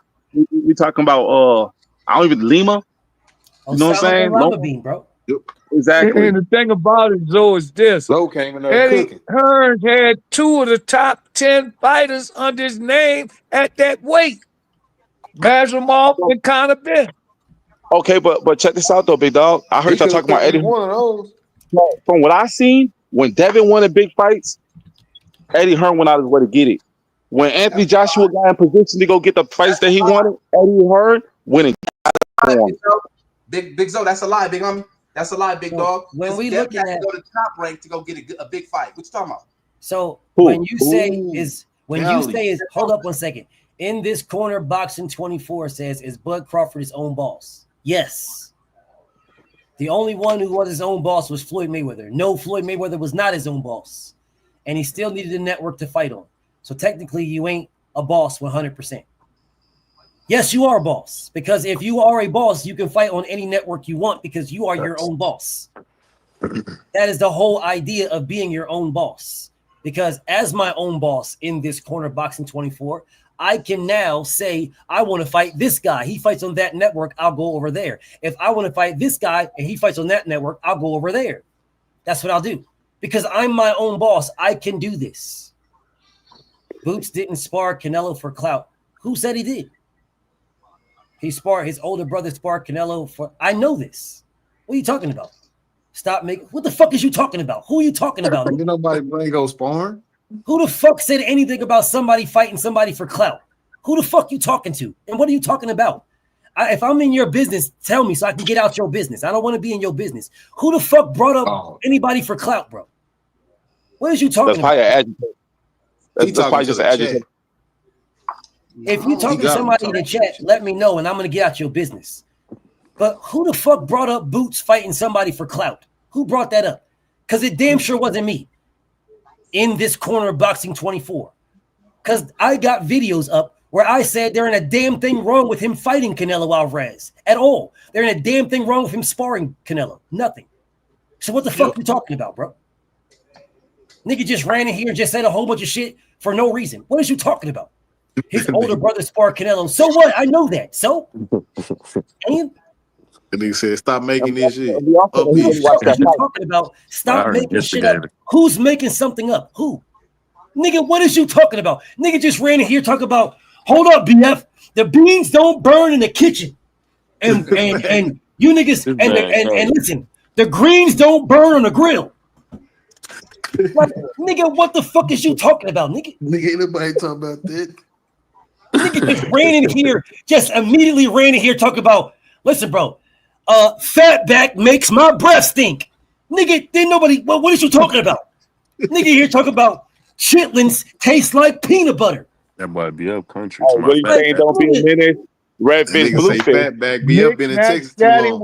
That boy real country. Like, what is this goofy nigga? What is you talking about, dog? Yo, you need to stop making shit up, man. That nigga seen the word boots and he just came in here and said something he been wanting to say for 3 days now. That nigga been holding it for 5 days, nigga. This motherfucker came in here talking about red beans and rice. Nigga, get your goofy ass out of here in this corner box at 24. Nigga, what the fuck are you even talking about, dude? That nigga said, get off Boots, it's my turn. I'm sitting here like, what? It was definitely that nigga been holding that for a month. Nigga.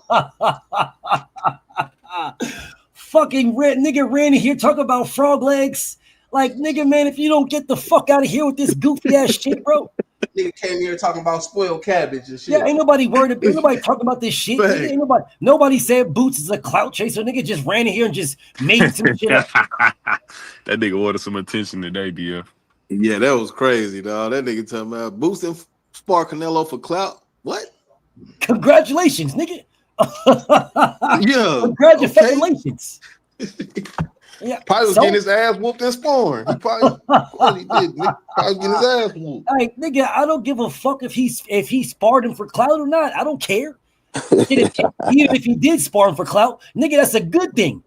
What's wrong with that? What's wrong with sparring Canelo for clout? Nigga, I'll spar Canelo today for clout. What the fuck, nigga? I'll do that right now. Hey, me. Y'all niggas is weird as hell, bro. And this dude Knuckle Sandwich that says there's nothing wrong with getting a tune-up in your new weight class. Okay, so are you guys telling me now that Boots has a fan base? I just want to be clear. Does Jaron Boots Ennis have a fan base? I know about 3 niggas that rock with Boots. Does Jaron Boots Ennis, and I'm one of them. So does Boots have this? Is there a fan base that we should be talking about, that I should be addressing here? because I'm very confused now. Because I want to know, does Jaron Boots Ennis have a fan base that we should be talking to? Nah, not really, bro. No, No, you don't I'm think so? being dead ass serious. I'm being I honest. think Boots I got a like fan Boots, base. but I ain't finna stick. I ain't finna stick up for him or nothing. I What think he is got. who is his I fan think. base? I mean, I think niggas like Boots, bro. Like, I Bro, mean, I speak boxing every day. I'm going to ask the question again. Who is this man's fan base? Your When's fan the base last tried to time defend you, somebody ran in here? I know Tank's fan base.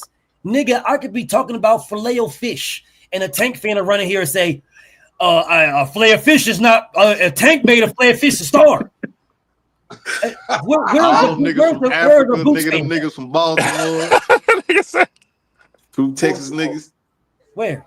I don't see niggas running through here on a daily basis. If I'm talking about anybody and they start bringing up Boots, I don't see it at all. We speak about Boots when I speak about Boots.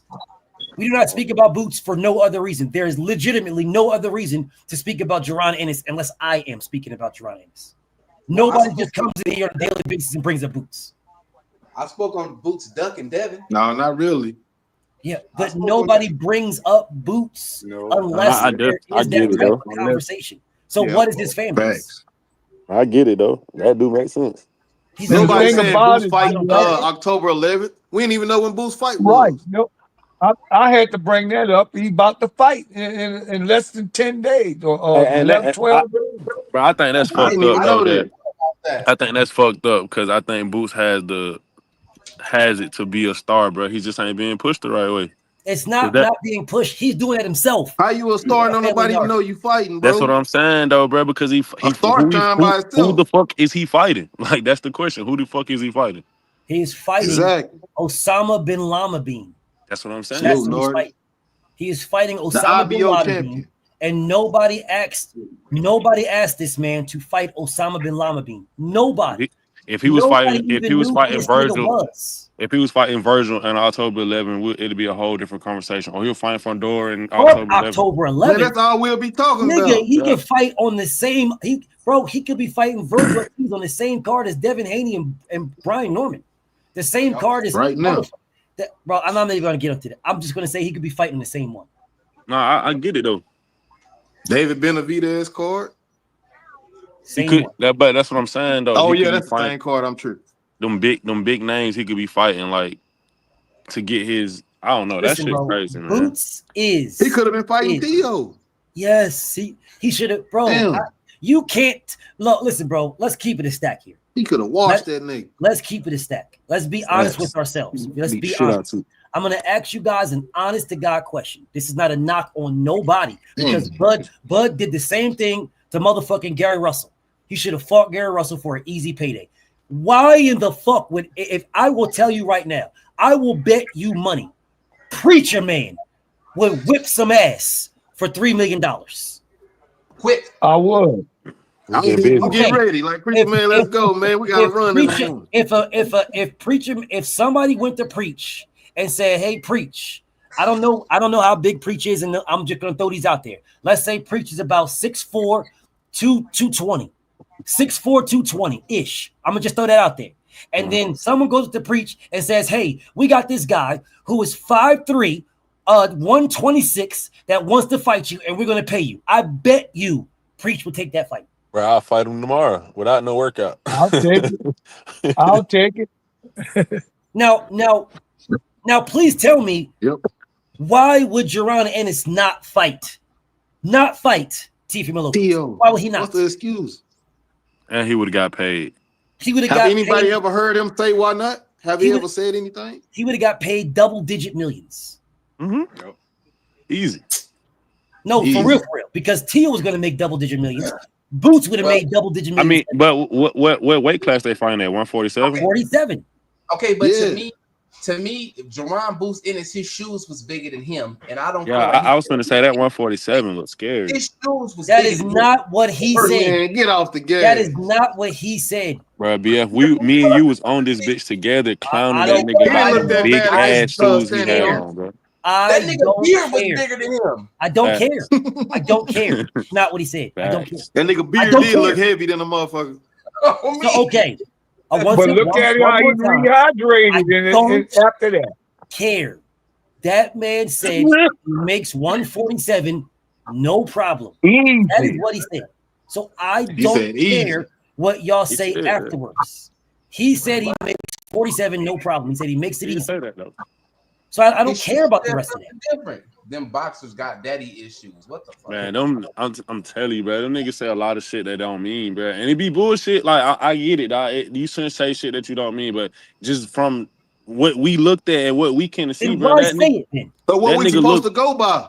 That what nigga look horrible, bro. That nigga look little as fuck. No, like he look little. So what we supposed to believe? So he looked little when he fought Stanionis. Didn't look little to me. That nigga looked at No, he rehydrated and knocked Stanionis out. So what's the problem then? So what's the problem? He rehydrated the last fight too. He looked once he got in the ring, he looked better than he did at the weigh-in. So you know. So what's the problem? I'm saying he just had some big shoes on that day, bro. Nah, for real though. I thought that was Photoshop. That's the way it looked. I think that Tio fight would have been a huge ass fight. Devin would have been a huge ass fight. Brian Norman would have been a huge ass fight. It's a lot of niggas.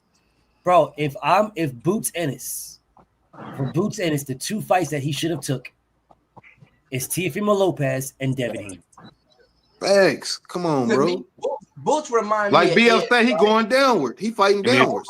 And if you going to 150, Boots remind me of Edge, right? If y'all remember who Edge is from WWE, Boots is like he's an opportunist. Like if you like injured or he see an easy route, I think Boots takes that. Until then, he just like stay in the back. He like the opportunist. I'm not trying His to. confidence is kind of strange, bro. I'm not trying to shit on Boots in no capacity. I'm not trying to shit on Boots at all. What I'm saying to you guys is that's an easy bag. It's an easy bag. But is it Boots or is it Eddie? Why did he not? Why didn't he take it? Is it Boots or is it Eddie? Man, I don't give a damn who it is, bro. You got a chance to make 18 million, 19 million. But that's what I'm saying, though, bro. Like Theo too small, and Devin would get be easy. Then why didn't he do it? Oh, make your money. The Boots hate is crazy. Okay, John Wick, please click the link and tell me the Boots hate. We're not hating. That nigga bro. from Philly. When that nigga say John, that nigga from Philly like a mother. Please, John Wick, please click the link and tell me the Boots hate. Please, I would love to know the Boots hate. Devin Duck. Okay, John Wick, I'm going to give you another opportunity. I'm giving you another opportunity now. Click the link and tell me how Devin Duck Boots. I'm giving you the opportunity. Devin Duck Boots. Let's go and get him up out of here. We know he ain't about to hit that link. I'm giving you the opportunity. I'm at work. Man, that nigga didn't take the TO fight. Okay, and let's talk about it right now. When do you get off? I'm at work. When do you get off? 11 o'clock. Eastern. When do you get off? Boots stuck Devin. Oh, I'm gonna get you up out of here, brother. Don't worry about When do you get off? Right. I heard Devin only ducked Sandor You get off Martin. at midnight, you said. You get off at midnight. Man, I'm telling you, dog, I knew it was gonna be something like that. At midnight. What job do you work in that you get off at midnight? Are you all a these pimp? trolls? Are That you ain't a even a pimp, third or second shift. What shift is Nigga, that? You That get nigga off at security midnight. guard. He's a security guard for Walmart.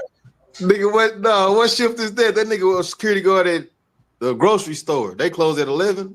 You get off Hey, at midnight. don't worry you said. about it. I take care of you. I tightened you up. Midnight is when you get off, you said. Midnight. That nigga wrong in a mother. My brother Town Biz in the building. What's up, Biz? Salute to my homie Town Biz. That's the only Biz I recognize is Town Biz. Welcome to Oakland, my California buddy. You know niggas got So work. you got tech work. Tech work. Okay, John Wick. Please tell me how Devin ducked Boots. When Devin went to this man and gave this man an offer to fight, and the man said, no, we can fight at 152. Please tell me how Devin ducked a man when Devin went to his weight class and ran him out of his own fucking weight class. Please tell me how Devin ducked that man.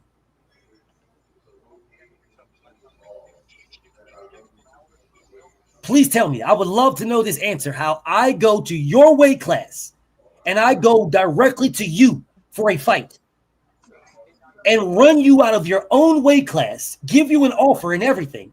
You turn me down and you say you want to fight me at 152. Please tell me. No, I don't want to hear that. We already had that convo. I don't want to hear that shit. How did Devin duck Boots? How? If I ran you out of your weight class, we didn't have no convo a minute ago. How did Devin duck Boots if I ran you out of your shit? How? Hold on, BL. And then I write a hit list and I post it on social media. I write a hit list and put your name on it and post it. When nobody else was calling for Boots, I called for that's like I saying I want to fight y'all and put it all over the internet. And do you know what Boots did when Devin called for Boots on May 20th? Do y'all know what Boots did? That is when Boots decided to move up. He moved up. Moved up. Boots did not move up. He did not move up at all. At all. Before that, Boots wanted undisputed. When Devin said, we can fight, all of a sudden, now he's fighting. Devin could have made 152. Real talk. Boots got tired of him. We moved up to 152. Belt, though. 152 is fair. John Wick, you are the first and only. You are the first and only Boots dick rider I have ever seen. Okay, humble servant. This how they all talk to Boots. That's why I don't need no help. I don't need no help. John Wick, you are the first and only Boots dick rider I have ever seen. The first and only one. You stand alone by yourself. You stand alone. You are the only Boots dick rider that there is. There is no other Boots dick rider than you. You're the only one.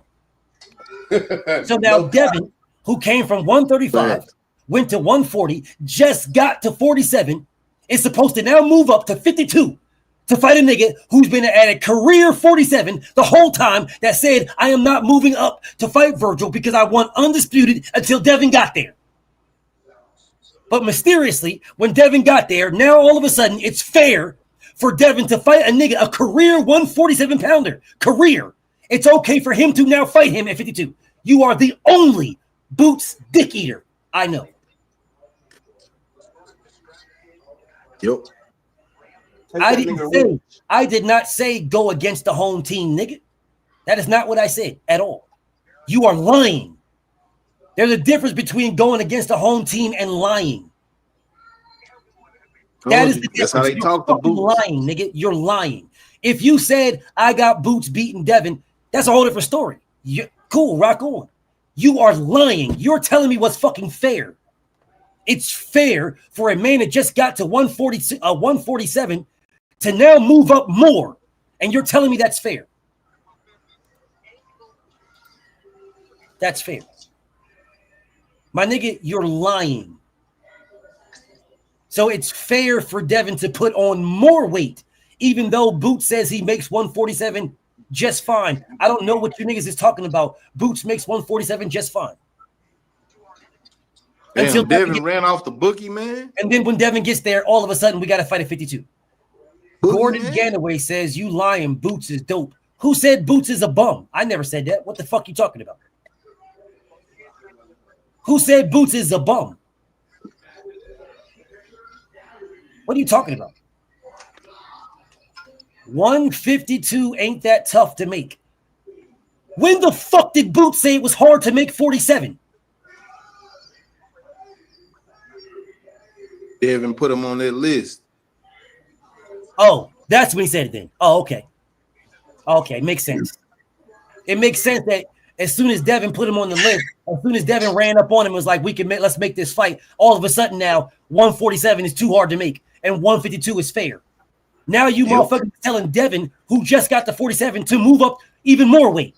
Y'all the same niggas talking about it's too much for Bud to jump multiple weight classes. Y'all was all agreeing with me. It's crazy for Bud to jump up. He's doing too much. But now the same niggas are saying that Devin should move up more to fight the nigga that y'all said is the boogeyman. Y'all making Boots look soft as a bitch. Real talk. You're making Boots look soft as fuck, bro. What does Bud have to do with this? You're making Boots look soft as fuck. Reverend Green, I'm listening, Reverend Green. Hello, everybody. What's going on? What's popping? What's good? What's happening? Before I get to it, I made 2 comments in the live section as AI Botanica, and I got blocked. Right, real quick. Damn, you got blocked. You got blocked just like that. Just like that. My first 2. However, let me see what you wrote. Let me scroll. I'm not trying to make anything sentimental. Let me see. But that was me that got you up out of here. What in the Not hell? trying to get sentimental with y'all. I'm gonna All answer. right, don't worry about it, bro. I'm gonna unblock you. Don't worry. He not blocked. I just timed him out. He ain't blocked. He ain't blocked at all. However, when Devin he said is beat the brakes off of Rougarou, that's when I remember seeing Boots skedaddle. Why did he get blocked for this? He said Boots. I never seen him over here. And I thought he was trolling. So we petty over here. So I go and timed him out and let him know he was in the graveyard. I never seen this man a day in my life, and I'm here every day. Okay. So I want to clash with you. I want to face off with you. But we got to be careful though, because the most hated. We got to be careful because not everybody's a troll, bro, and not everybody's a troll. And then new people get blocked, then you're slowing my growth. But it's all good. I'm listening. I didn't block him though. He's not blocked. Still, go ahead. I'm listening, bro. Thank you for the opportunity. No better platform to show and prove to the audience that you're listening and you're reading and you're reviewing. Thank you, sir. But when Devin cooked Rougarou a couple years ago, that's when I see Boots second guessing all this fighting Devin, because the Devin talk was happening before the Rougarou talk was happening. Right. We just thought they was capping. We thought Bill was capping. No, it wasn't Bill. It was Coach Kenny. Okay.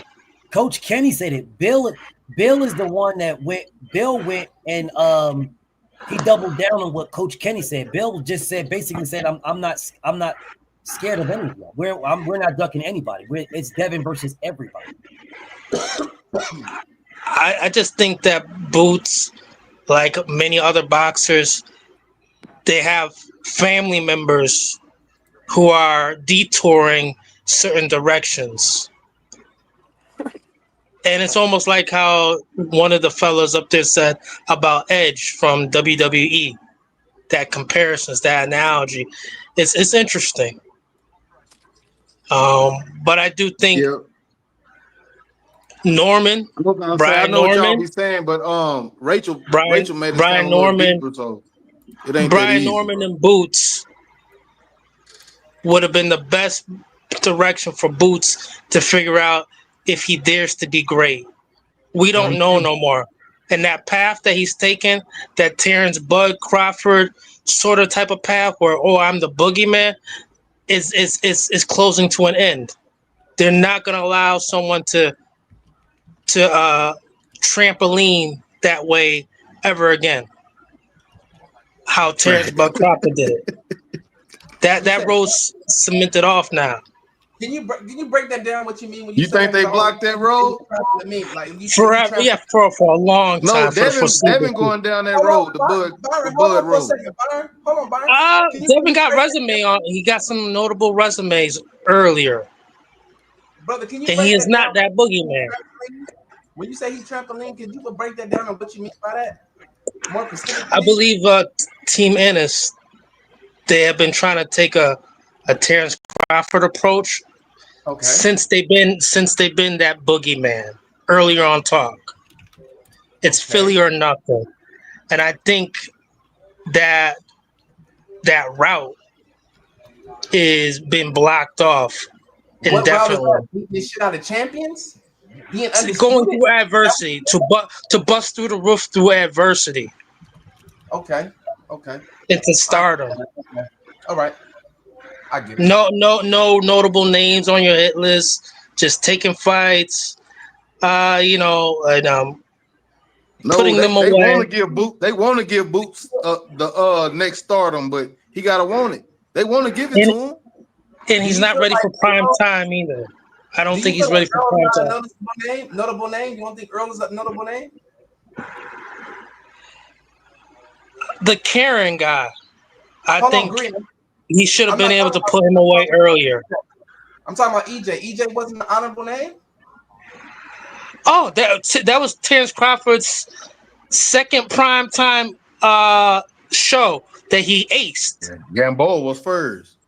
Okay, so what about that might have been his? Yeah, that might have been his third chance of doing this. He done it a few different times. What about Canelo? Yep. Canelo a big enough name?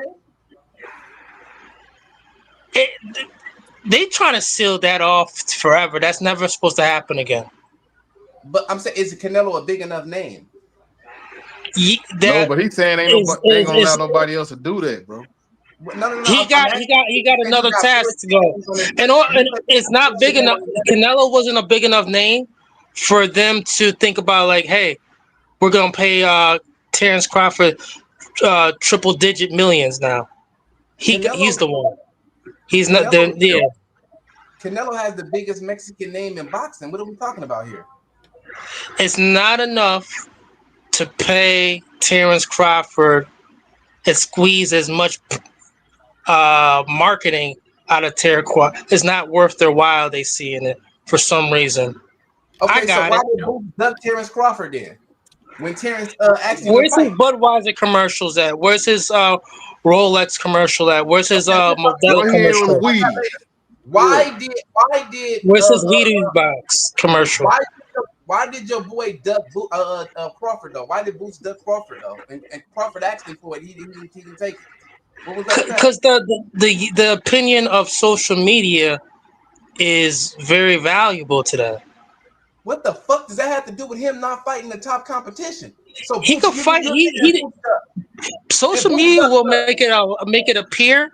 Okay, when Boots went to when Boots went to Crawford's fight, when Boots went to Crawford's fight to Majimov and he was staring at him, let him pass by. See, social media had the opportunity right then and there to make it look like, you know what, Terrence Crawford is a hole. He bitched out. Byron, what's up, Insane? Did Boots duck Bud? Did Boots duck Bud? Did Bud call Boots out and Boots could have got that work? Yes or no? I can't say that, Insane. I can't say Boots that, bro. Really got up in that face. They would have said, I thought Bud ducked, bro. I always been team Bud. Wait a minute. Before the Majimov fought, he asked Boots for that smoke. He didn't want that smoke. So Bud moved. No, it didn't go like that. It didn't go like that, bro. The man is right there in the corner who I heard it from. Social media makes it seem like Boots was being ducked by Bud. There was issues on both sides with this. It wasn't just one side. It was issues on both sides. Yeah. Bud as the A side that Bud was, it was up to Bud. It was up to Bud to dictate and demand what Bud wanted to dictate and demand for that fight. Bud wanted to fight on BLK Prime. The money that Boots was going to get, with they had a working with Espinosa, so they put Espinosa on the line to work out the hash of the details on how it's going to be, and that ended up not happening because why would Showtime do a joint with BLK? That's Steven Espinosa. And if I'm Steven Espinosa, I wouldn't do a joint with BLK either. But if we're speaking of the fighter, it's up to the fighter now to say, okay, I want this opportunity. How much money am I getting? Or I want this opportunity. I'm going to take this low ball and bet on myself type deal. Like right? Devin did, right? So hold up, bro. So then there's the flip side of this. The flip side is, okay, if I have BLK, I still have Showtime too. So what offer are you guys giving? So yes, Boots could have went to BLK and took whatever to get that fight. But then on the flip side, Bud could have said, well, how much money are y'all offering for me to go over there? Yeah, he could have did that too. If I'm the A side and you betting on yourself, okay, well, I'm getting this right here. What are y'all offering me to go over there? Those conversations weren't had. So what we can't do is we can't look at one side and say one side is this and then that is that. But what I can do is I can call it for what it is. I can absolutely call it for what it is. And what it is there's issues on both sides of this. There's dilemmas on both sides. So what we're not going to do is we're not going to just sit here and pile all on Boots for not going the BLK route, for not going on there, right? We're not going to do that. But then we can't pile on Bud for not saying, hey, bro, I'm giving you a route. I'm giving you a route to fight me. You gave him a route. Giving you this route. So you can't, both of them have blame to this. And then if you want to double down the blame, the reason why Jaron Ennis became a champion is because Terrence refused to fight him. So whatever you guys is saying, whether y'all Bud fans or Boots fan, y'all have to keep it down the middle. Because if you don't keep it down the middle, don't try to put me in it. If y'all want to cap, y'all cap by yourself. Y'all don't need me for that shit. Because if you put me in it, I'm gonna tell you exactly what it is. Both them niggas ducked each other. You know we weren't gonna bring you up, bro. Yeah, okay. Both them niggas ducked each other. If you really want to keep it a stack like that, because there was absolutely no reason for Bud to not fight that nigga when Bud beat Errol Spence and had all the belts and Errol wasn't fighting him. There was no reason to not fight Boots. Man, it would have been a big ass fight. And there was it would have been bigger than Undisputed. It would have been bigger than Madrimov. And it would have been the first time he defended Undisputed in any weight class. So against the person y'all think can beat me, like y'all, they really thought Boots could beat. Yes, so yes, you could have did that. That's number one. That and you could have demanded a big ass bag because nigga, I don't gotta fight you, nigga. If you want to fight me, what we gonna do? If Eddie Hearn, if you want your fighter to get a shot at me, then you better break the fucking bank, Eddie. What about activating that IBF mandatory? Doesn't matter. That's irrelevant. They didn't want that. That's irrelevant to Bud. That's irrelevant. And the reason why, you can't activate anything. But the reason why it's irrelevant to Eddie, the reason why it's irrelevant is because I'm not to Eddie to Bud. The reason why it's irrelevant to Bud is because Bud didn't need to fight him at all. Didn't need to fight him. No, I'm giving you an opportunity to fight me. I don't need to fight you. You can fight for the vacant belt or be elevated. I don't need to fight you. I'm giving you an opportunity to fight me. So because I'm giving you an opportunity to fight me, then break the bank for me. If you're not going to break the bank for me, then there is no fight. Yeah, just like Canelo did Bud. That's on Boots' behalf. Yes, that's on Boots' behalf. On Bud's behalf. On Boots' behalf is okay. Give him what do you want to fight me? You gotta at least say what you want to fight me. If you're not going to say what you want to fight me, then how the fuck can I give you something? How can we offer you anything? Boots and Bud never told anybody what he wants ever. Okay. How many tune-ups? How many tune-ups does he need to be? Does he need tune-ups? No, he doesn't need any tune-ups. Nope. Shakur ducked Undisputed. Devin went and got Undisputed. I don't care about none of that. I don't care about Boots. Boots, and Boots. Boots didn't duck Undisputed? Yes, he did. No, he didn't. Background is that's creepy. How did Boots duck Undisputed? Because he could have fought Bud when Bud was undisputed. How is he supposed to do that? Bud holds all the cards. And Bud how is he supposed to do it? How's he supposed to do it? He should have went the same channels that everybody else went through to get a fight with an ASOS. What channel could he go through to get that? This man never defended Undisputed. What channel could he go through? His promoter. Going through his promoter for what? What? He could have sat down with Bomac with 2 Big Macs and talked about how much what we can do to make the fight work. Bomac said, "Who is Boots?" That was some funny shit. He said they all was saying that shit. Him and Bud. But he could have got a shot at Undisputed, so you take whatever, just like Devin took whatever. You take whatever to get Undisputed. Bro, it doesn't matter.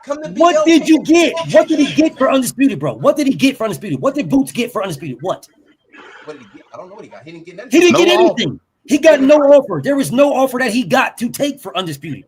So no, he did not duck Undisputed. No, he did not. He was never given anything to take. Never. That is the reason why Terrence Crawford got stripped, because the IBF said, "Bro, all you got to do is say that you was gonna fight Boots after the Errol Spence fight, and we would have never stripped you." That's why they stripped him. That's why Boots became a champion, because they never offered Boots anything. From my understanding, I thought that Bud said, "Nigga, I will fight you," when you turned it down. There's an interview out He there. was not undisputed. He only had one belt. Okay, but there you go right there. He could have still fought Bud Crawford. I feel like he ducked Bud. Okay, you can feel like what you want to feel like, but the facts say different. But you can But feel then like on Insane Point, the way Boots moving now, he could be right. Shit. Bro, it's on both of those dudes. It ain't on one, it's both of those dudes. And I see Sir Senior and Tax Tack. Why that nigga moving now? Y'all typing for what? The link is pinned. They're probably the same person. It's not. He's in a tough situation for 2026. Who we talking about? Boots. Boots and Tax Tack are two different people. Okay, why does Boots not go and fight a real champion is what I'm saying. Why not? Bro, like Preacher Man said. Listen, bro, as long if we can stick on topic, that's fine. Right. The issue comes into play when you guys try to blend shit. When you try to blend Boots and Bud at the same time, try to blend them, that's where the problem comes in. If you want to stick with that, that's fine. We can stick with one or the I'm cool with all that. But see, what I'm not going to do is say that Boots ducked Bud and Bud didn't duck Boots. No, they both ducked each other. Is Sir the guy that was laying on the bed was trying to debate you, BF? No. That dude is a white dude. Sir Senior is a black guy. Sir Senior is a diehard Bud fan. Stay dangerous on this top right now, on this muffin top. Yeah, because Sir Senior was on some goofy shit before, but it's all good. I'm cool with Sir Senior. I don't Hey, got but who's that? Reverend Green. Nick, Yes, you're a Booth fan, I right? don't got beef with nobody. I'm a Bud fan. So. Oh, my bad. Yeah, I just want to ask a Booth fan. I just want to explain myself, not too much. Okay, I've always been about daring to be great. I understand that. I understand having high value, high morals, and still not that money that you really want to be having. And I see that Terrence Bud Crawford is someone who has some morals that are a little higher than his value of money. Man, that nigga from a small town, he getting city sleep. I got you, but he's never been someone who's so concerned about that money. That is not true. It didn't look like that on He is appearance. getting city sleep. No, that is not true at all. He was absolutely concerned about the money when he fought Errol Spence. That was the reason why the fight didn't happen, because he wanted more money. Yes, he absolutely was concerned about the money. That was the reason why the fight didn't happen. Errol Spence said we can do 60-40, and Bud said no after claiming he doesn't care about money. That's the reason why Bud wanted 50-50 split with Errol Spence and Errol alone. He has never done a 50-50 with nobody. He didn't do 50-50 with Dongo. He got 60%, and Dongo got 40%. And he didn't do 50-50 with Canelo. It was only one person that the money mattered, and that was Errol Spence. Only one person. Everybody else, he was just fine because he was always the A-side getting the bigger bag.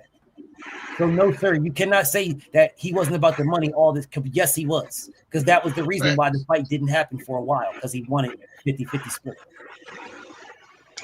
I'm a Team Crawford fan. I like the fact wrong with that. He's a phenomenal fighter. That he shows composure outside of the ring thus far. What does that have to do with that nigga always put somebody in the headlock outside the ring? How he show composure? He's just an all around. He's an all around always good wrestling sport. somebody. He's an all around good sport. I don't know why you could say that when he was about to fight Trey Songz over a bitch. Yeah, that nigga always has some controversy outside hey, the ring. it's all good. I'm not tripping at all. If that's what you believe, you're entitled. I'm not trying to knock Bud at all. Saying. I'm not trying to knock Bud. Bud is the greatest fighter of this era right now. He is the GOAT without question. Gotcha. I'm not I tripping. think He was super athlete, but that nigga always in something. Boots should have been trying to fight Xander Zayas or Virgil, but Xander Zayas more because of that the undefeated thing. What do you mean, brother? At 154, that should be his introduction. That should be his tune-up per se, right there and there. Xander Zayas. His tune-up in fight should be Virgil Ortiz. They both came from 47. Xander Zayas did not come from 47. That's a fact. Virgil Ortiz is a 147-pound fighter that moved up. Boots is a 147-pound fighter that moved up. They both moved up from the same weight class. They should be fighting each other at 54. That is the fight that should happen. When? That's the fight that Nigga should happen. scared of now. Virgil. He needed that tune-up. What does he need to tune-up? He ain't letting go of that tune-up. But what does he need a tune-up for? He asked for it. But what do you need it for, though, is what I'm saying. Ain't you the boogie man? I don't know why he needed the tune-up. You just said he needed it, though. That's what Turkey claimed. He said, yeah, your boy needed a tune-up. No, he said he basically wanted a tune-up. He didn't say he wanted. Turkey is not saying he needs one. Turkey doesn't believe he needs one. Turkey wants to put him in there with Virgil Ortiz. Nobody believes he needs one. Turkey was going to put him there with Tio. Shit. Yeah. And I don't understand why he did not fight Tio. I don't understand why. I can't understand that, BL. I got Tio watching. They crazy as hell. I got Tio watching. Real shit. Hey, Insane was right. He a troll. I don't understand why Bud didn't fight Gary Russell. I don't understand why Bud didn't fight Gary Russell. A nigga that slapped you. Oh, don't get quiet now. Don't get quiet. Gary was too small. I don't give a damn what he was. It was an easy bag. I don't care how small he was. He's just as small as Teofimo Lopez. Gary got skills. I'm a Boots fan. I mean, not a Boots. I'm sorry, a Bud fan like that. I'm just saying. See, Gary Russell he's just as small as Teofimo Lopez. Wait, so who was supposed to? Well, you saying Bud should have fought Tio? No, I said Bud should have fought Gary Russell. Gary. Gary? I don't know. Back in the gap. If you're saying that Tio should have fought Boots, then why shouldn't Bud fight Gary Russell? Why not? Because at the time, I think Gary was like at 126. So what? Who cares? No, he was at 135. Gary Russell was at 126. Who cares? Bud was at 35. Bud was at 147. He was at 47. Yeah, yes. Bud was at 47. Hell nah. Nah, BF, come on. They tried to get it in with Gary Russell after that. Who gives a fuck about what weight they are, nigga? Why are you niggas sounding soft now? Who gives a fuck? If them niggas want to fight, them niggas fight. Fuck out of here with this come on BF shit. Come on, BF. I had to use that one. Come on. BF. Now that's the one I fuck with. Bro, I swear, bro, you Hey, Insane niggas, a troll too. I swear, you niggas be wilding, bro. Because we'll sit here and say that Boots should fight Teofimo Lopez, but then we turn around and say that Bud shouldn't fight Gary Russell. Look at this man. There was nothing to gain from Gary fight. What the fuck was there to gain from Tio fight? That nigga slapped you. What was there to gain from the Tio fight? Yeah, I don't know about that Gary Russell one. Yeah, I don't give a damn what you know. Yeah, I'm with Terrell. I don't give a damn what y'all niggas know. Nigga, if I slap, so what you're telling me is a little nigga can just slap y'all and punch you on the face and be fine. That's what you're niggas telling me. I don't tolerate too little. I ain't gonna hit him I'm back. gonna say this one more time. I'm gonna say this one more time for all you niggas on this panel. So some little nigga could just slap y'all niggas and y'all are cool with it because they're a little nigga. Is that what y'all telling me? I don't tolerate disrespect, BF. Okay, so if you don't tolerate disrespect and the nigga's willing to pay you millions to beat a little nigga up to slap you, then why the fuck didn't you fight that nigga? But hold on, BF. If I didn't do shit then, what makes you think I'm gonna do shit later on? Well, that's what I said to Bud fans back then when Bud fans was moving the goalposts like Sir Senior, talking about, oh man, Bud, that doesn't do anything for Bud. It fills his pockets. Yeah, you didn't do shit during when he slapped. What year did that happen? You get a chance to punch on a dude that stole on you, and you didn't do shit for years. Y'all been in the same room for years. The same room for years, bro. Hold up, bro. Hold up. Y'all have been in the same room. Y'all been in the same arena. Y'all been in the same fights for years. You didn't do a damn thing. Nothing. You didn't say nothing. You didn't say nothing to this man. You didn't walk up on this man. You didn't check this man at all at any time, never. Until somebody asked this man, hey, is it true that you punched Bud in the face? And he says, yeah, I punched him. Yeah, I punched him. Yes, Yep. ma'am. And then after that, and then after he says, yeah, I punched him, now all of a sudden, now Bud wants to break his neck and all this. Well, why did you do that any time between there? There was like 10 years. So for 10 years, you was in the room with this man. This man was sitting right over there. Y'all was sitting at the same Popeyes eating. You didn't do shit. And you wait until till somebody asks him a question, he answers it. And now all of a sudden, you want to break his neck and do this. And this man says, well, we can fight then. I'll go to 147 and fight you. You doing all this big boy badass shit. I'll go to 47. What's up? And you say, man, nah, we'll fight outside the ring. Really? So you get an opportunity to fight a man that punched you in your face. You didn't say anything to this man for a decade until somebody asked this man a question. Did he punch you in the face? You say, yes, I did punch him in the face. And now all of a sudden you tough now. Now you want to break this man's neck outside the ring. And this man says, well, look, we could get in the ring and we can get it popping. Okay, you're right about that, BF. That did happen. But what happened when Devin offered him Stop, the same stop. I don't give a damn about Devin Haney. I don't care about Devin, nigga. I'm talking about Bud. I don't care. Gary wasn't that tough, though. Okay, I don't give a damn about Devin, nigga. I'm talking about Bud. That nigga just hit that nigga. Now, anyways, I'll get back to what I was doing. Somebody give this pussy nigga tax tack motherfucking 86,000 seconds to get off my dick, you bitch ass nigga. Let's start there. Let's give this bitch ass nigga 86,000 seconds to get the fuck off my dick. Let's start there, pussy. Watch from the sidelines, you bitch ass nigga. Watch from the sidelines, pussy. No, and saying you got a trigger finger. No, nigga. You got one of them hairline fractures. That's a real Cali nigga. Anyways, I'll get back to what I was saying. I'll get back to what I was saying. I don't have a problem with cooking with Sir Senior. I got no beef with cooking. Never did. All right. I never had no beef with this man. Cooking with Sir Senior and the rest of the Bud fanatics are the ones that was on whatever goofy ass fucking time y'all niggas was on. That's never been my time. That's the time that y'all niggas been on. Okay. So I've never had a beef with Cooking with Sir Senior or any other of these Bud fans. It is the Bud fans that had issue with me because the Bud fans are the ones that didn't like the fact that I was keeping it a stack and I didn't dick eat the way they dick eat. That has never been me. I'm not a dick eater like y'all. Okay, so let's get that out the way. Now, if a nigga punched you in your face, then what you should be doing, you shouldn't need, all right? You should not need to wait 10 fucking years for somebody to say something to you before then now you want to fight this man. You don't need to wait 10 years. If that nigga punched you in your face and you was going to do something, you was really about anything you said you was, well, when you saw that nigga, you should have did something about it. You didn't do shit for 10 years. Don't fucking sit here telling me you gonna break this nigga neck outside the motherfucking ring. After 10 fucking years, after niggas done punch you in your shit. And then niggas telling you, I'll fight you in the ring. We can fight in the ring. We can fight. And then you say, no, we can fight outside the ring. Well, if we can fight outside the ring, why you never went to Baltimore or motherfucking DC? You know good and damn well where Gary Russell was at. Wait, hold up, Byron. Hold up, Slim Jim, man. Byron. Chill for a second. I know you want to instigate. Chill for 1 second.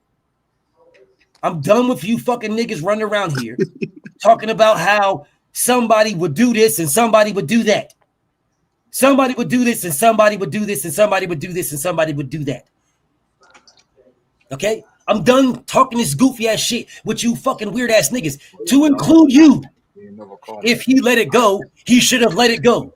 The fuck you mean? If he let it go. Nigga, do you think Gary Russell cared? Nigga, if I punched you in your shit, do you think I give a fuck if you care or not? Nigga, I punched you in your shit. I don't give a fuck what you feel like, nigga. Oh, I let it go. Good for you for letting it go. I punched you in your shit, nigga. You niggas, hold up, Byron. Hold up, bro. You niggas are fucking diabolical. Bro, if Bud let it go, he should have let it go. Man, I'm not holding on to anything. I let this motherfucker fly. I ain't holding on nothing. Once you dead in your shit, nigga, I'm good. I'm solid. Nigga, it's you that live with that, not me. You live with that shit. I punched you in your shit, nigga. Yes, you let it go. That's some soft ass shit. If you say, hey, you punched me in the face, but I let it go. Good for you, nigga. Good for you. I'm glad you let it go. I'm glad you let it go that I punched you in your shit. I'm glad you let it go. Good for you. What I'm saying to you is, if I gave you an opportunity to get your hit back on a little nigga and get paid millions and you turn it down, that's a you problem.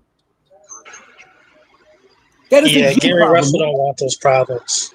If Gary Russell don't want the problems, then why didn't Bud prove it? Are we saying that Bud is a nigga? I don't give a fuck what we saying. Insane. I said what I said, my nigga. I said what I said. And you niggas out here trying to move this shit around. Oh man, Gary don't want those problems, nigga. I wouldn't give a fuck about you. I'll punch you in your shit, nigga. You niggas can run around here saying whatever you want to say. Tell yourselves whatever make y'all feel good. I punched you in your shit, nigga. You niggas, listen, all you Bud fans, y'all can huddle up and say about what BFTB don't want. Fine, whatever makes you feel good. I punched you in your shit already. And you niggas like, man, I tell you what, he don't want these problems right now. He don't want them now, bro. He don't want them. Hey, no, let me at him. Why I oughta? You ain't gonna do shit. I punched you in your fucking face already. Why I oughta? Nigga, that's the face here. of boxing, Look at Gary you niggas, Russell. bro. I swear to God, bro, y'all are some of the most wildest motherfuckers on earth. So let me guess. Now Bud is now the thug. He's from the trenches now too, like Tank. Yeah, he from where that dude from Nebraska said, I don't like that shit. Oh yeah, that's where he's from. Oh yeah. He from where niggas can get punched in the face and don't do nothing for 10 years. Yeah, because he don't like that shit. He don't like that shit at all. So that's what it is. So you get punched in your face and you don't do. As a matter of fact, nobody even knew about it. He didn't even talk about it until they asked Gary Russell. Where they asked Gary Russell about it, and then all of a sudden, nigga get hostile. He get all hostile when they asked Gary Russell. What you mad about, nigga? You knew you got punched in your face before they asked him. Thanks. What the hell are you niggas mad about?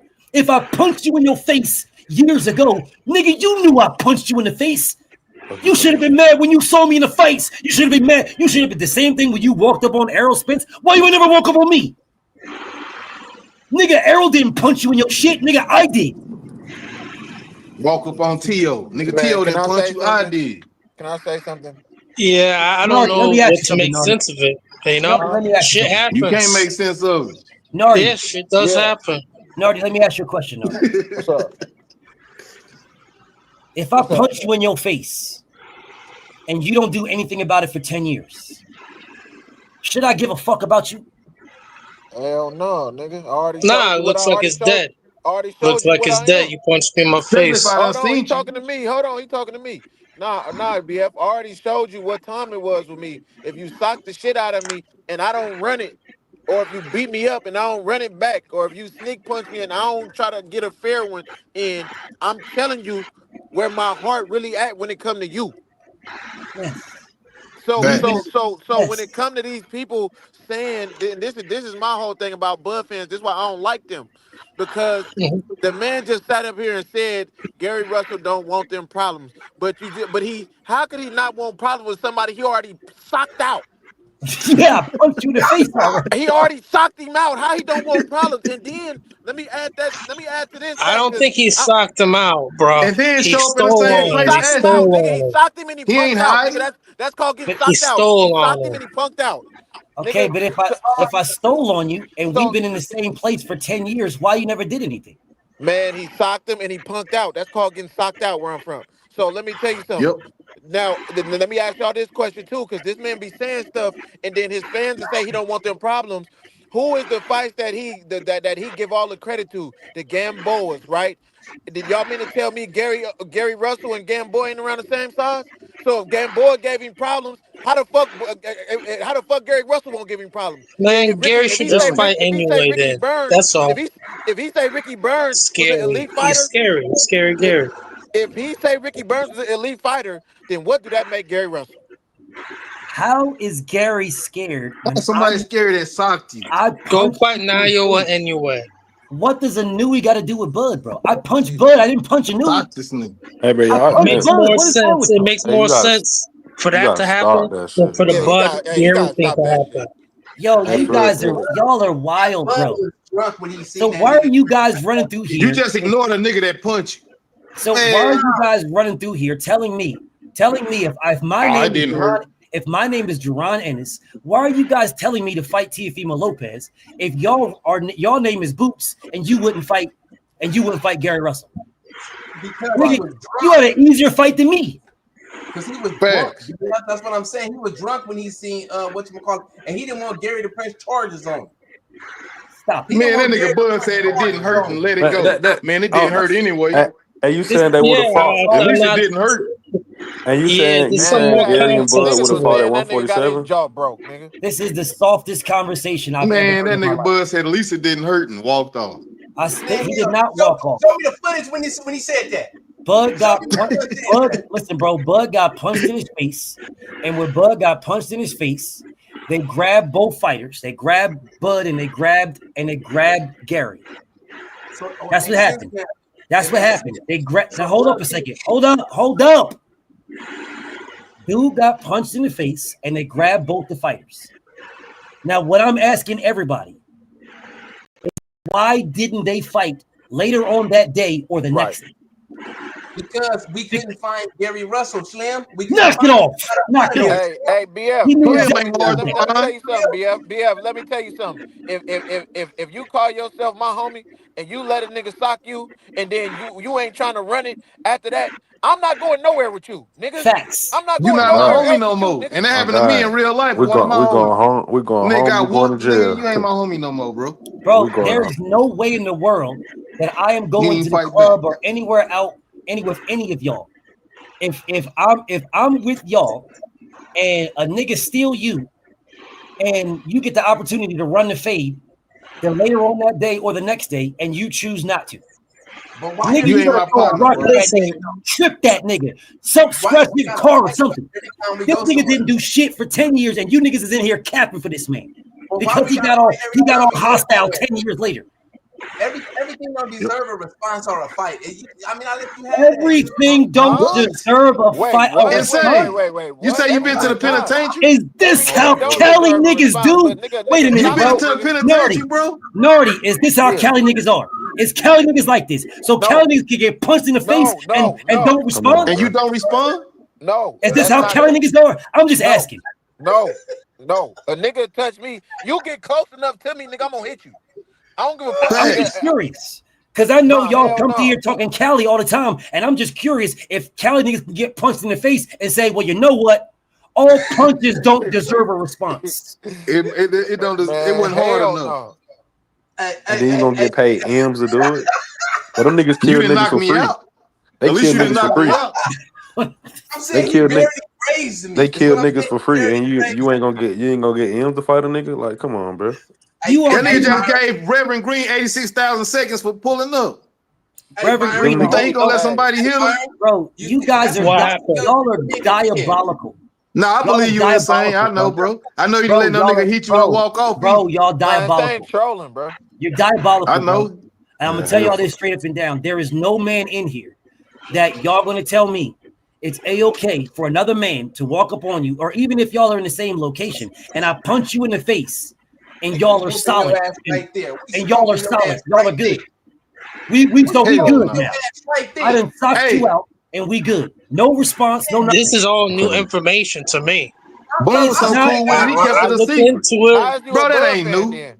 Let There's me no tell way you you a something. Bud fan if this new to you. If you put your motherfucking hands on me and my niggas is there, we stomping your bitch ass to the dirt, Man, nigga. You security and anything you no, all. put your hands on me, it's Security over gonna with. get it and all, boy. Your ass nobody up. on nobody on What's this wrong, panel baby? You would all Man, right? ever them say, Jerry Russell brothers wasn't trying to hurt none of Sleepy? that. All them niggas man, was I ready to know. Go fight. get in the bed. So this is all I'm saying about this Bud situation. That's all I'm saying.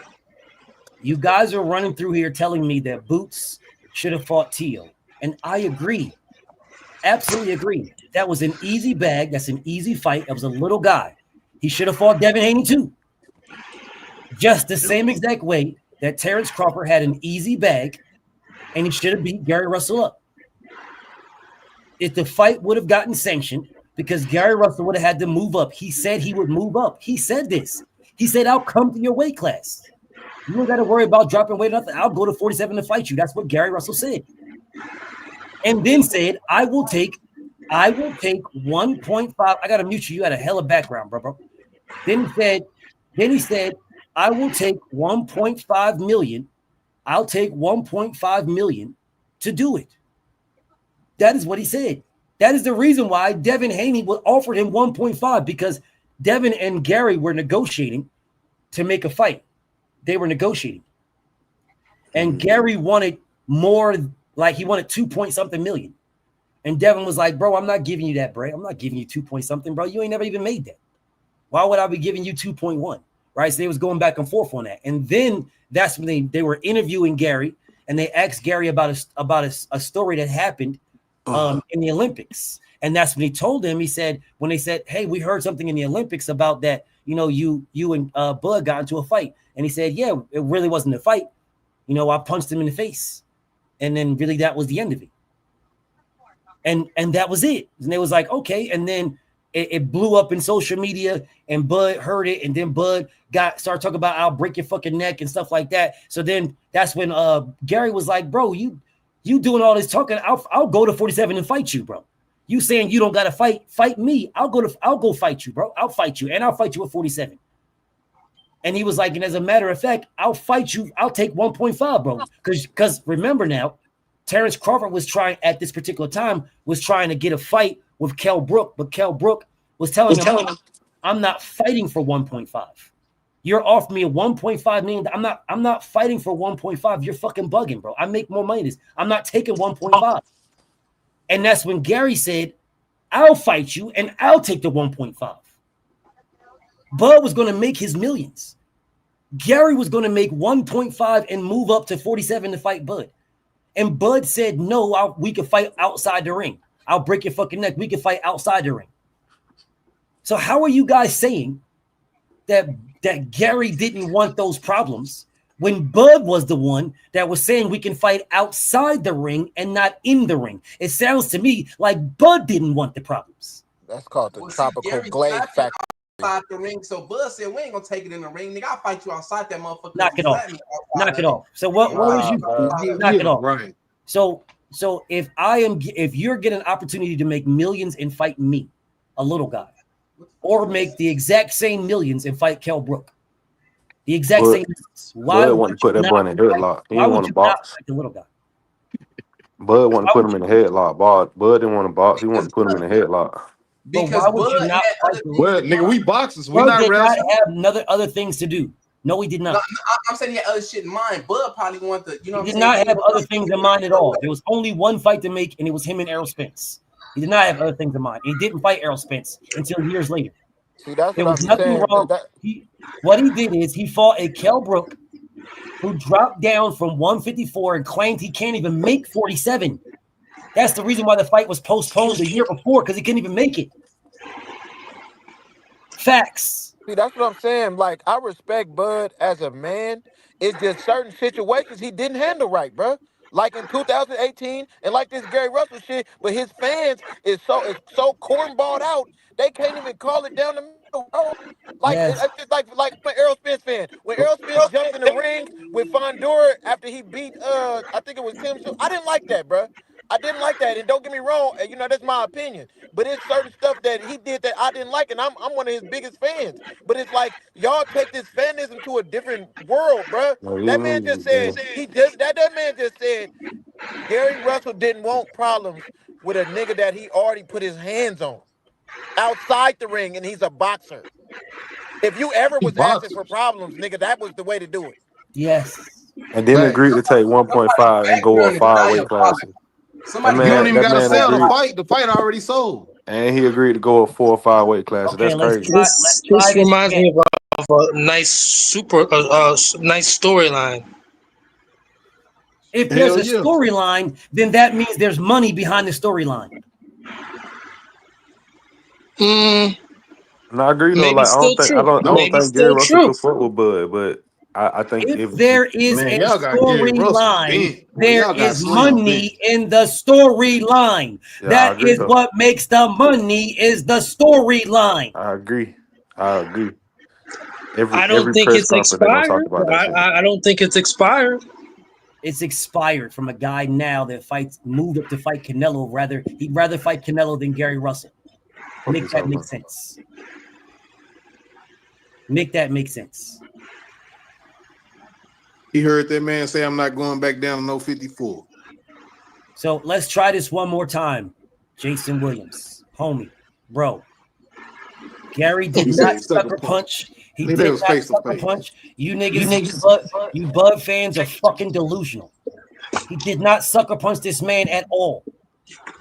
Both of those guys were face to face, and Gary punched him in his shit. That is not a sucker punch. That is a fight. That's how fights start. That's like you guys telling me it's a boxing match, and the first person comes out there and lands the first punch is a sucker punch. No, that's not a sucker punch. We are legitimately about to fight, and I hit you. That is not a sucker punch. He was not sucker punch. You guys are moving the goalpost. You're putting 50 on the buck. You're adding some extra shit to it. Bud got punched in his face. That is it. Yes, they both were restrained, not just Bud. Niggas act like Bud was restrained and Gary wasn't restrained. Like Gary, nigga, they both were restrained. Both of them. The reason why Bud was kicked off the team is because Bud was the one that initiated it. Why else do you think he got kicked off the fucking team? Trying to bully somebody and got punched. Bud initiated it, and Bud got punched in his face, and they kicked him off the team. This is common fucking sense. Because if Gary initiated it, and Gary punched Bud, then Gary would have got kicked off the team. Unless y'all are telling me that Gary was better than Bud, and Bud was expendable, so they kicked Bud off the team. Make up your mind. Make up your mind. They said Bud was bringing guns to try. Okay, well, so here is what happened. They got they say try to fight Sean Porter today. They got into a beef, and when they got into a beef, the beef that Bud initiated, because they were talking shit because everybody talks shit in the sparring. Everybody talks shit. Bud took it too far. Gary Russell punched him in his face. There it is.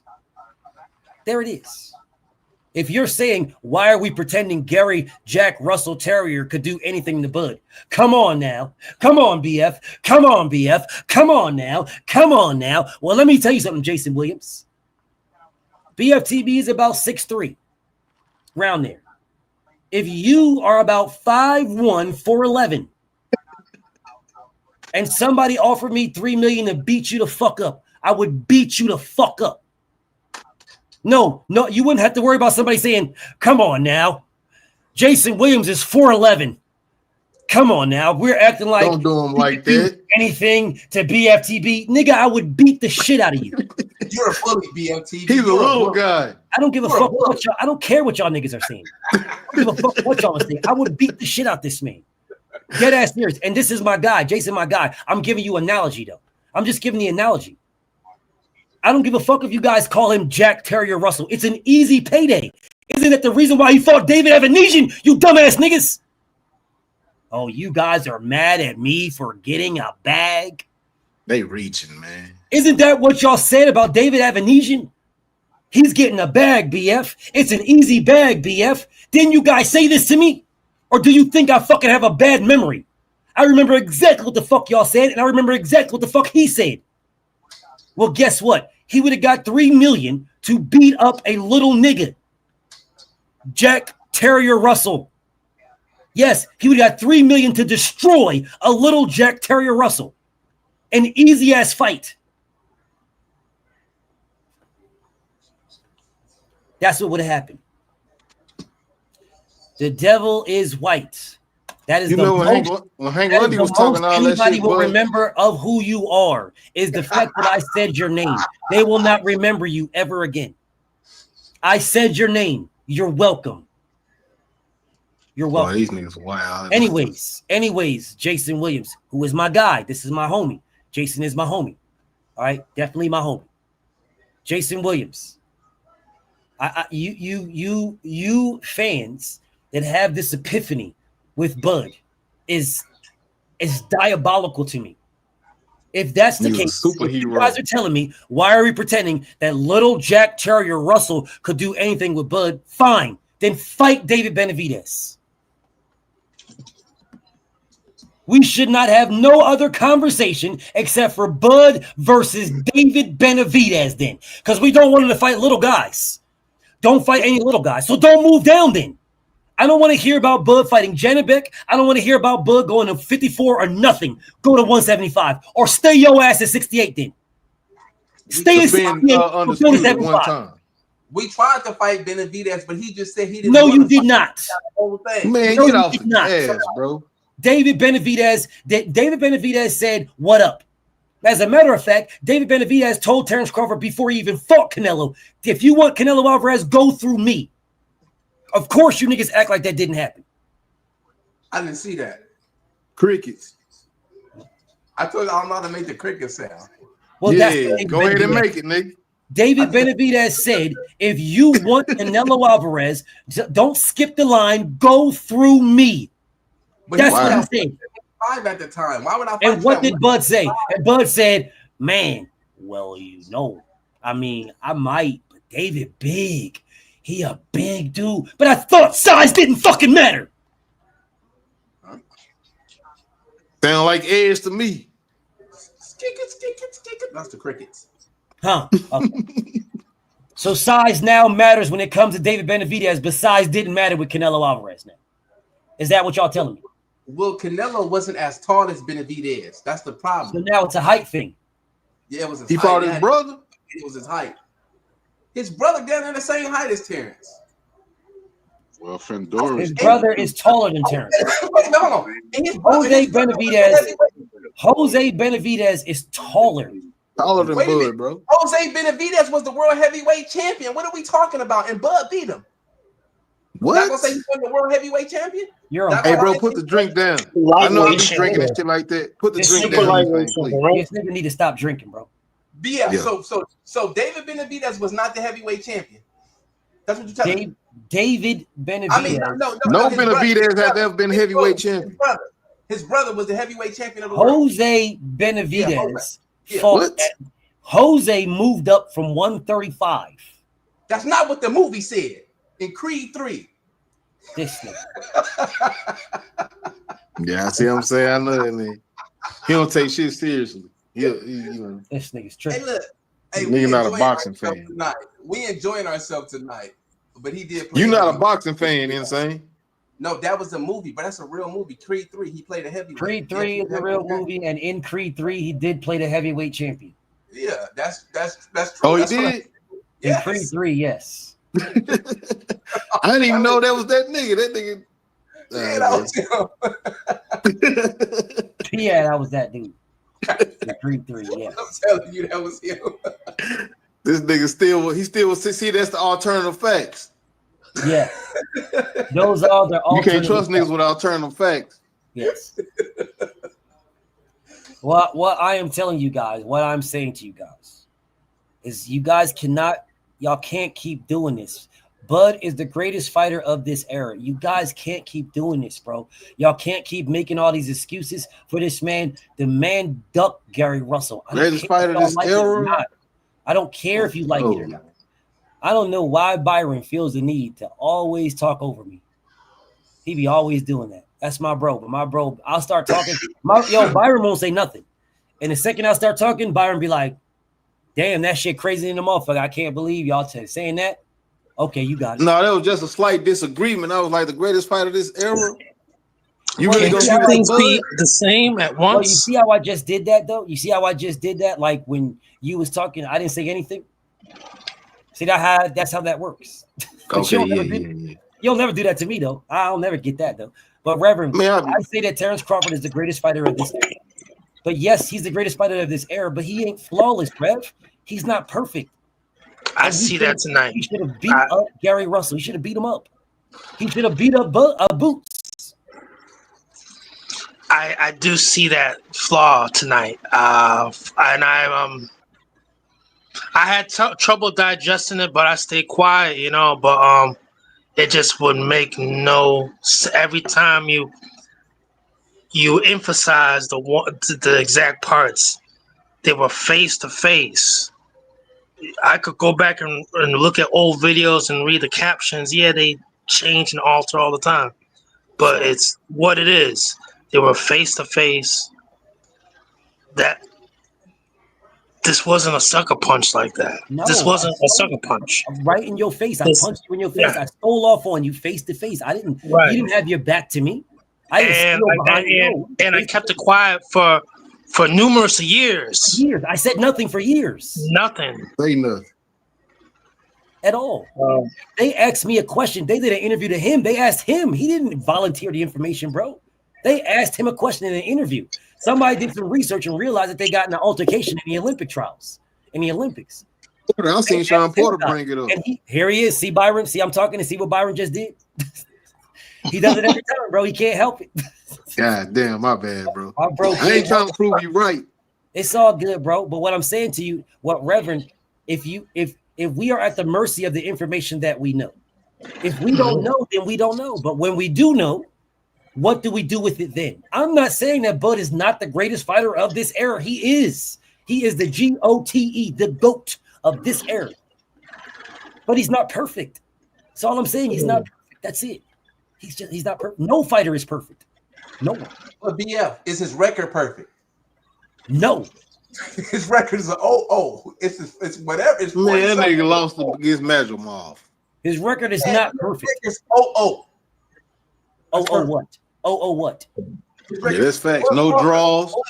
Not even a close fight.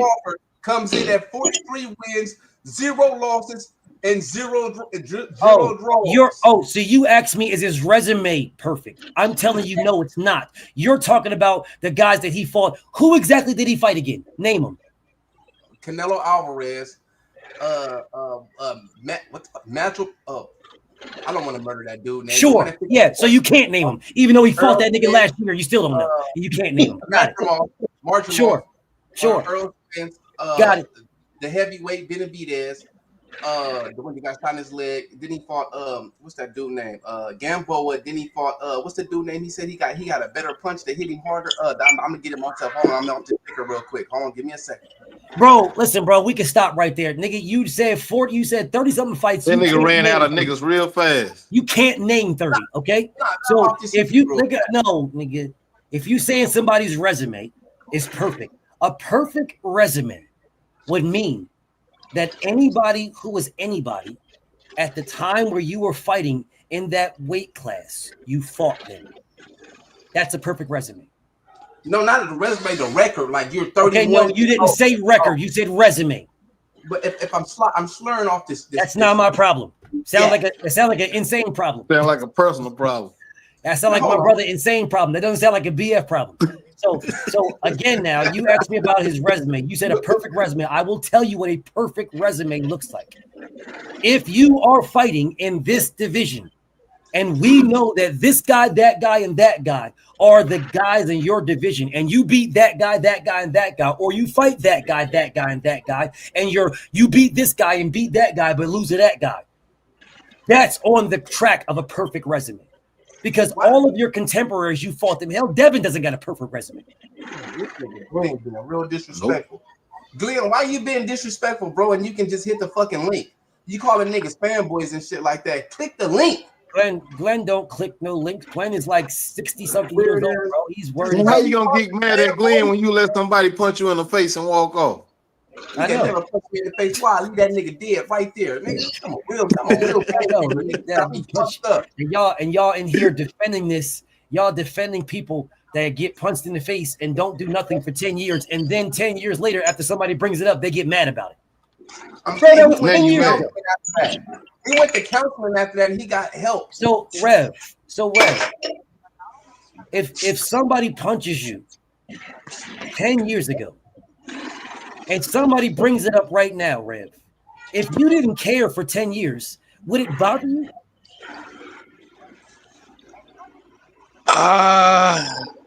If I didn't care for 10 years? 10 years. If you didn't care for 10 years.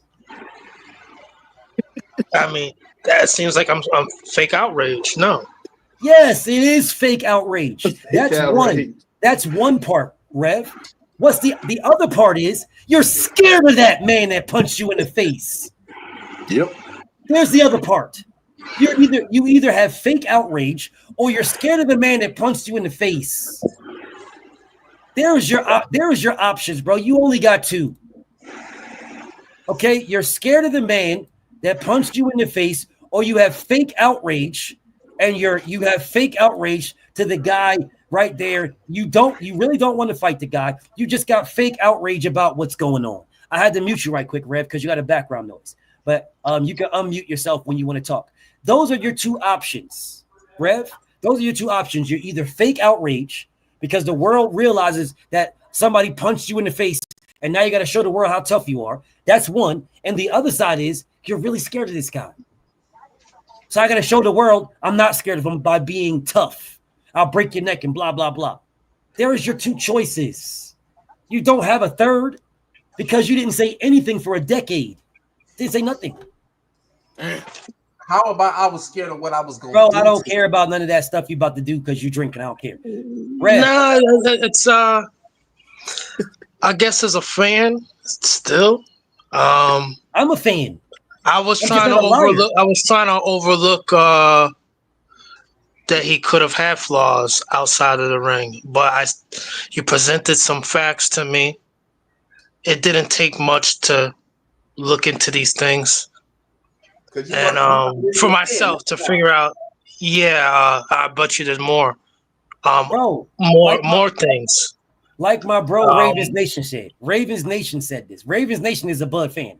He rocks with Bud. He rocks with all these guys. He's not a diehard Bud fan like that, but he's a fan of boxing. Ravens Nation, crazy. Bro, he legitimately got on live and told everybody what happened.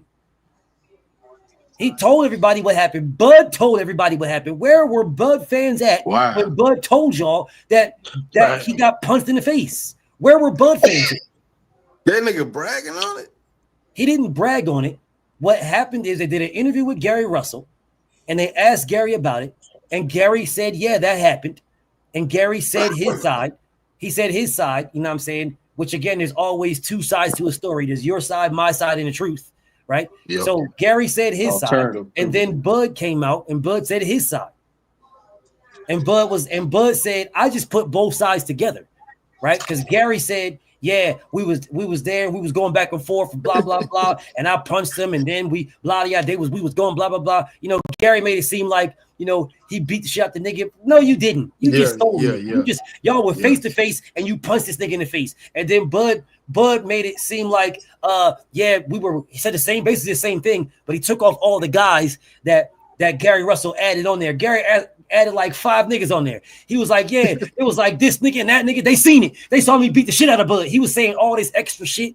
Man, them niggas, they interviewed those guys. They was like, nah, dog, it ain't happen like that at all, bro. Like, yeah, Gary hit him, but he didn't do all this extra stuff he's saying. If you let Gary tell it, Gary caught him with an uppercut, stepped back, caught him with a 2-piece, stepped around, pushed to the wall. He turned around, caught him with a jab, straight to the body, 2 to the head, stepped back, started doing the Ali shuffle, caught him with a man, knock it the fuck off. You hit the man when one I heard time, Gary bro. tell the story, I thought Gary just punked that nigga like. No, Gary hit him. like, damn. Gary hit him one time, bro. No.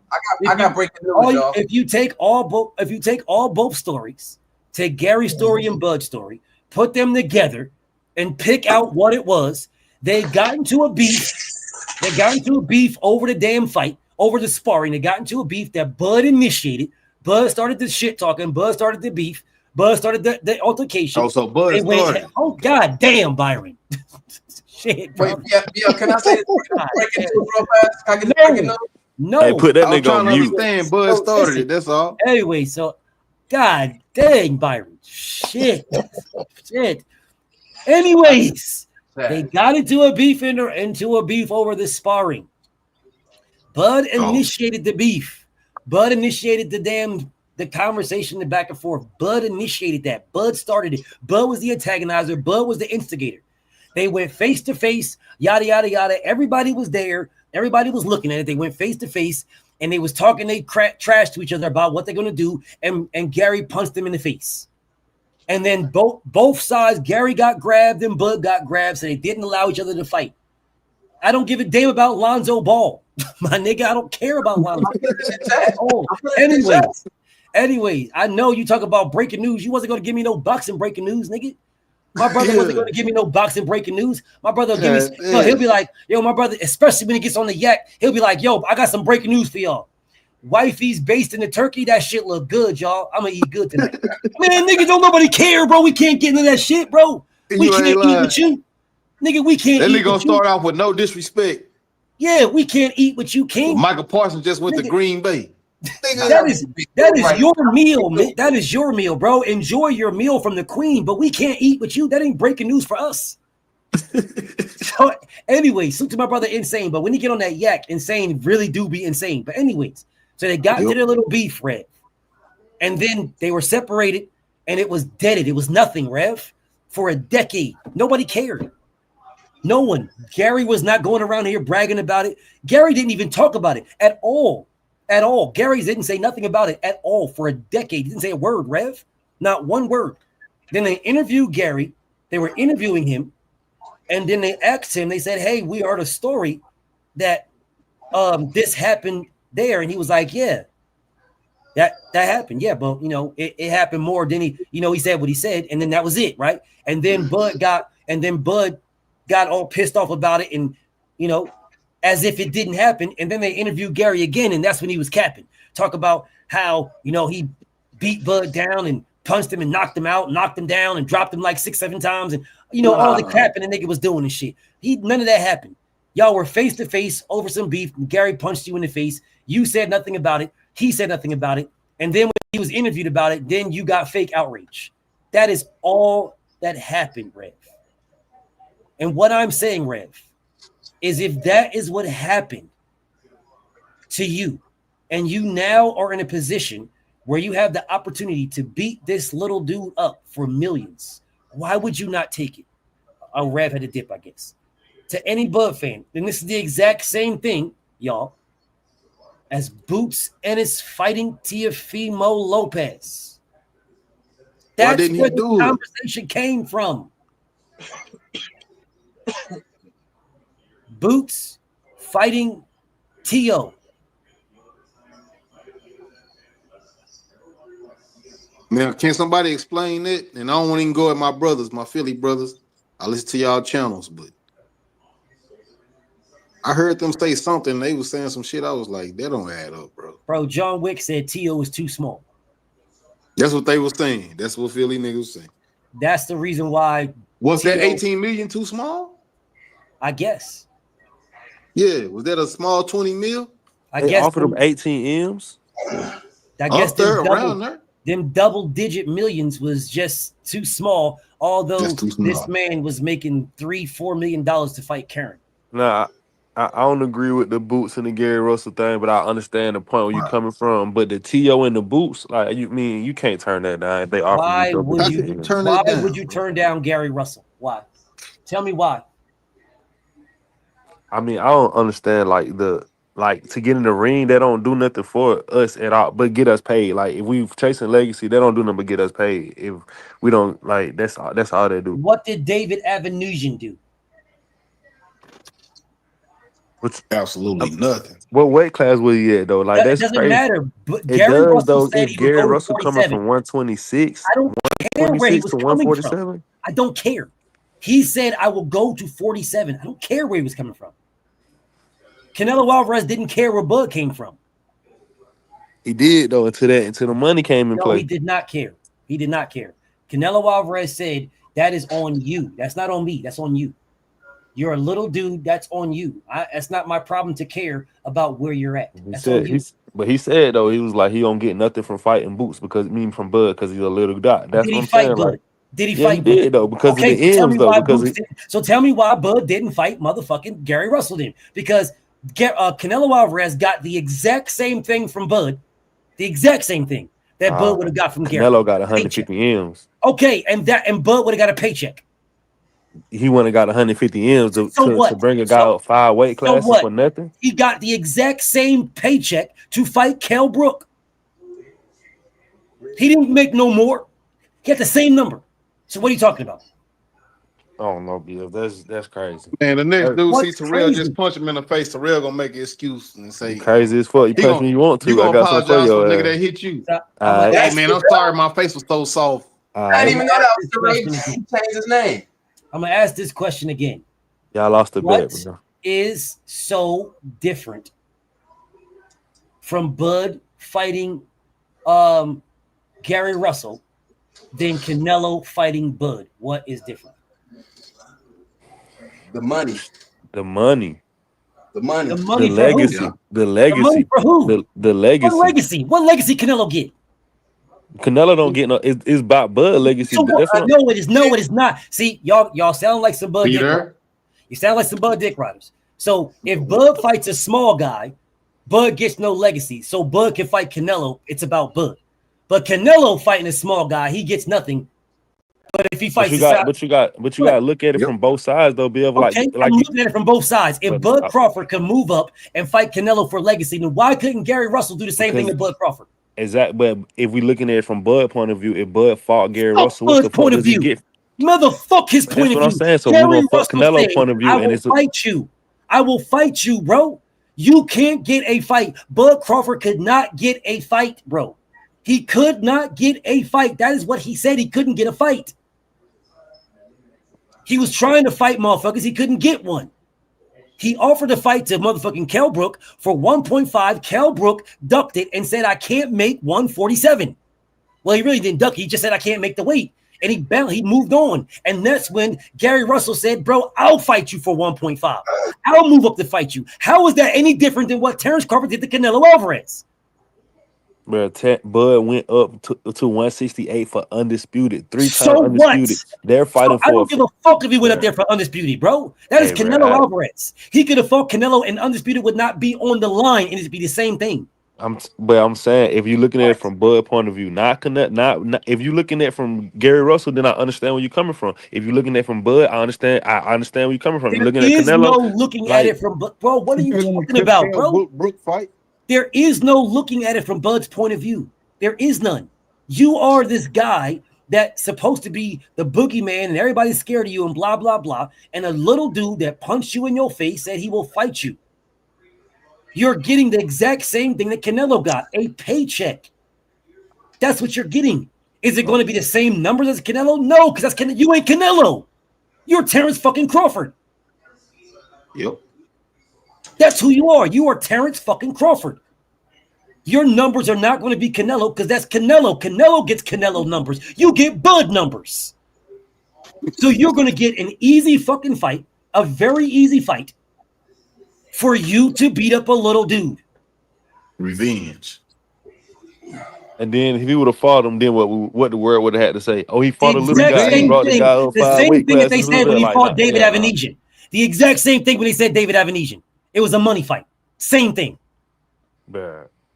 We would have said the same thing he did to Hank Lundy. What is the difference, bro? What's the difference? What's the difference? I can't argue on that one, Bia. Ain't no argument there, bro. I'm asking, what's the difference? It's a difference. Like I mean, I get where you're coming from, but I don't What is agree. the difference? Don't I care don't about agree me. with the fight, Don't bro. give a damn about me. I'm asking you, what is the difference? Between the Avenesia and the Gary Russell. What is the difference? Period. The Avenesian fight was a money fight. Nobody was asking for that.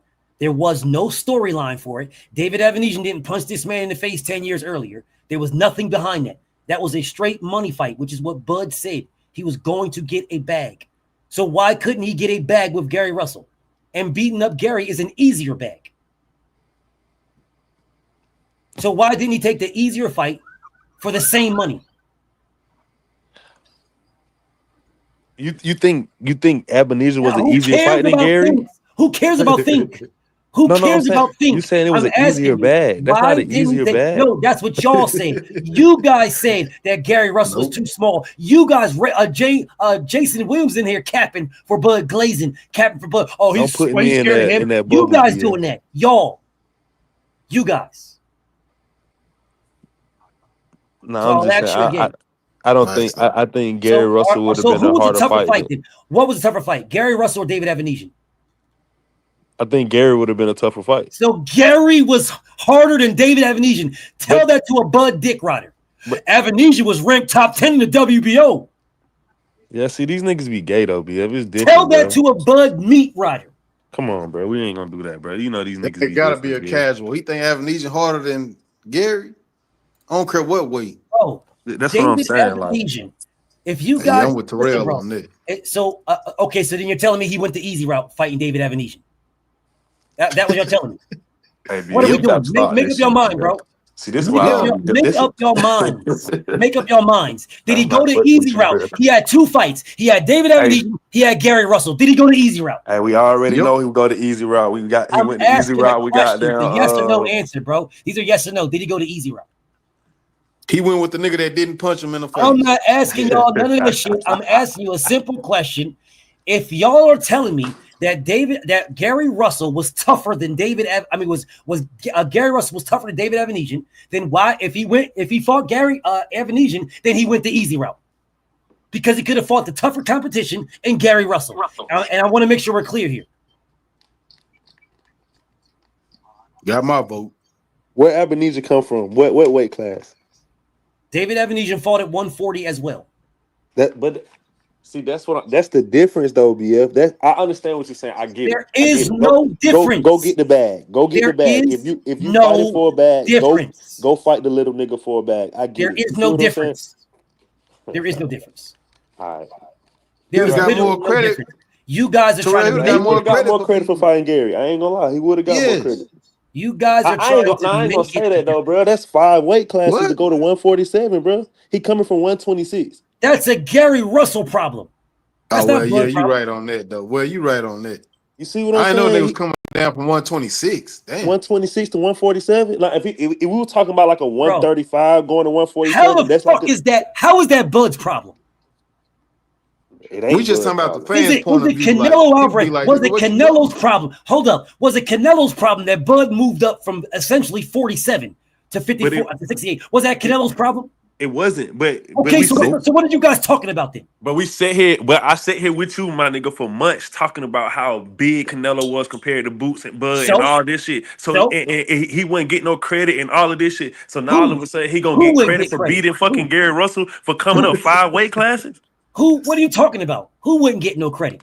Canelo. For what? Canelo for fighting Bud? Yeah. But that did Bud punch Canelo in the face? Hey, you're right. Did he punch him in the face? At any time? That's the part that I'm missing. At any time in Canelo's life, did Bud just walk up on him, look him in the face, and punch him in his face? Did Bud do that at any time in his life? I agree on that. That's the part that I'm missing, though. Like I can't disagree with that. You feel what I'm saying? So if Bud never did that, then I can't disagree with that. Are we talking about? Like I can't disagree. That's the part that I'm missing. Like the punch in the face part. That would initiate it. Like if it was just him bringing him up from 126, it'd been different. But the fact that he punched him in the face, they brought it up, and then all of that started. Now, you know what I'm saying? Like I can't, bro. I can't disagree. I don't know what's going on with Bud fans. I don't know what's going on with y'all. But let's slow it down again. Just like Jaron Ennis did not ask Teofimo Lopez or Devin Haney to move up to 147 to get a fight with him. He never asked him, not one time. Never. Terrence Crawford never told Gary Russell to come to 47 to fight him. Never. Not one time. It was Gary, just like it was Devin and Tio, that said, I will go to 47 to fight Boots and Bud.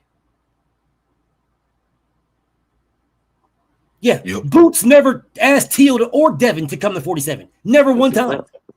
No, I agree.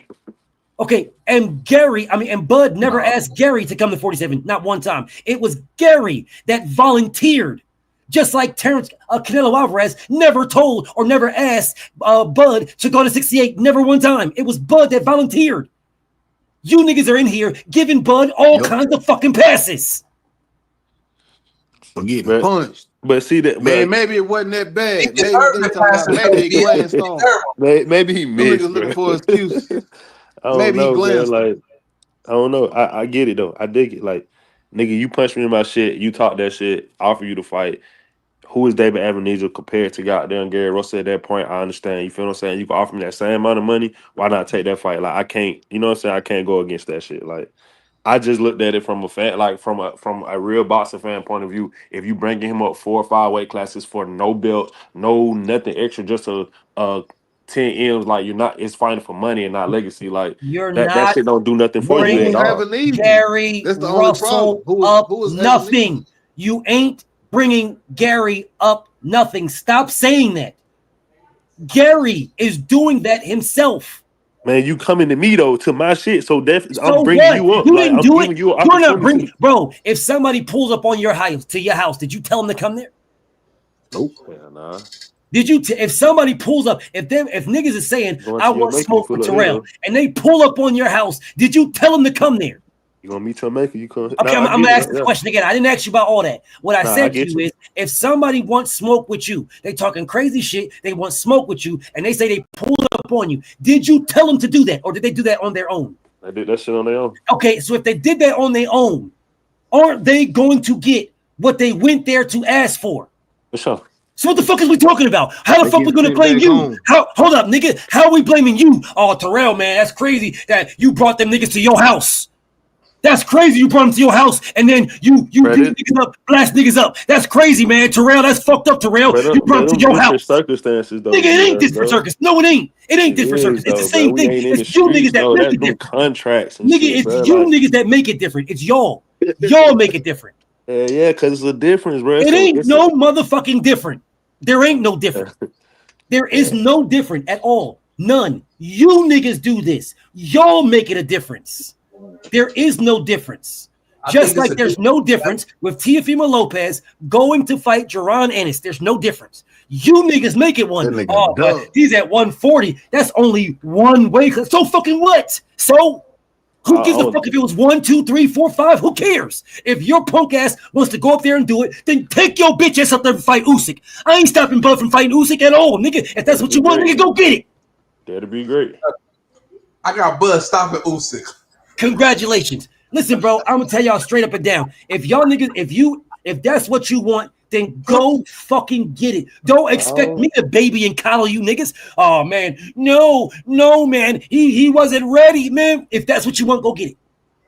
And when you get knocked the fuck out, that's on you. That's on you. You niggas sound like y'all niggas is scared of Gary Russell. No, man, Bud shouldn't fight Gary, man. No, he shouldn't because Gary, no. You niggas out here capping. Byron, don't these niggas sound scared of a Gary, bro? Bro, I know how duck talk sound, bro. But maybe it wasn't a hard ass hit. Maybe it didn't hurt Bud. Maybe he did it with his left hand. Maybe it was just a jab. That nigga punched that nigga, dog. At least he didn't knock out my tooth. At least he didn't knock me down. Yeah, if you at least my ask that mama wasn't there. instigating ass nigga that question, bro. You know he was Yo, waiting on man. that moment. Hey Byron, listen, bro. You didn't get a black eye from it. So because my eye didn't get black, I'm good. I was able to go to the club that night. I still got my chain on, BL. Hold on, BL. Take my chain from me. I still got all my money in my pocket. Hold on. Nigga punched the shit out you, dog. The whole thing was a lie to help Gary Russell's career. So he used Bud name and they had an agreement. Oh yeah, it was a lie. Then why did Bud agree with the lie? Why Bud agree with it? Because it was an agreement between both of them. Man, knock it off. These niggas crazy, bro. Man, knock Y'all it off. niggas crazy, bro. Man, knock it off. Anyway. No, I mean it sounds bad because we everybody think Bud the bully. Hey, sometimes the bully get punched in the face, bro. Hey, stay. Your girl wasn't there to see you get hit, so it don't count. They don't count. As long as y'all hit me in front of my bitch. That shit don't count, bro. Yo, I didn't get punched in front of my girl. That shit don't count. Just don't punch me in front of my old lady. We You know what I'm cool. saying? My girl wasn't there. She didn't see nothing. My mama wasn't there. My mama wasn't there. Or your daddy. I can tell her whatever I want to You tell can't her. let your- You know what I'm saying? So My don't little boy nobody wasn't there to know. see me. So we good. We good. I'm still You know a what I'm saying? superhero to my little boy. My little boy wasn't there to see me. Facts. Yeah, you can't let them people be disappointed in you, dog. But other than that, Gary Russell punched that nigga. I don't care if it was a jab, an uppercut. I don't know what he hit Y'all that nigga niggas with. crazy. And y'all out here capping for this man. And y'all capping for this man. I get Check it, this though. out. Y'all capping for this man all while telling Gary Russell to fight Teofimo Lopez. and I'll Devin. tell you Devin Haney. It don't matter. Gary and Both what Gary at? came from the same damn weight class, nigga. They both came from the same weight class, the 35. Where Gary at now? No, Gary at 135 now. Gary is at 135 right now. Yeah, both them niggas, Devin and T.O. both came from 135. Both of them. They both came to 35, and they both went to 147. They wanted to fight Boots. So knock that shit off about oh man, well, he didn't do it, but Boots ducked now. Boots did duck. Boots ducked for sure. Him to fight him. Bills pay the bills. Man, that shit, I don't know, bro. It be. Hey, you can't keep I can't keep talking to a nigga like you. This sounds like some motherfucking hate right here, bro. This literally sounds like. So what John Wick said earlier about Boots hate, that's what you niggas sound like. You niggas sound like some Boots hate right now. I'm just talking. I'm just clowning. I'm enjoying. We sound like Boots, like we hating on Boots. Not you, but no, that's what he said. Insane and Insane and Terrell sound like there's some Boots hate right now. Well, I ain't hating on Boots. Hating on Boots about what, bro? Because y'all are out here protecting Bud from doing the exact same thing that Boots did. And he did it before Boots did it. Bro, I wanted Bud to fight Boots. I didn't agree with Bud saying that Boots said anything about that. I never said anything about Bud rematch. I didn't say nothing about Bud versus Boots. So what you saying? I said Bud Crawford got punched in his face.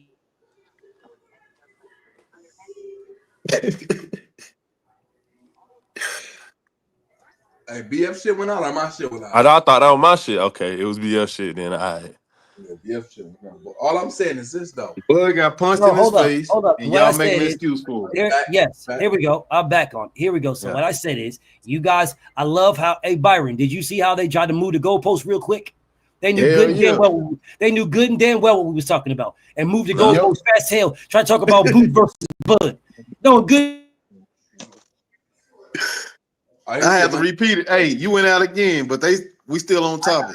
Bud got punched in the face. I'm saying, how am I hating on Boots? He seen that man at Tank fights. He seen that man at the Zone fight. I don't have no Boots hate though. That's what I'm trying to figure out where the Boots hate come from though. I don't have no hate for Boots at all. Like y'all trying to make excuses, bro. I think Boots need to get busy though. Like I think Boots deserve the same criticism we give Tank. Like I really do. Them niggas don't. You know what I'm saying? Like Facts. No, that nigga deserve worse criticism, bro. Who?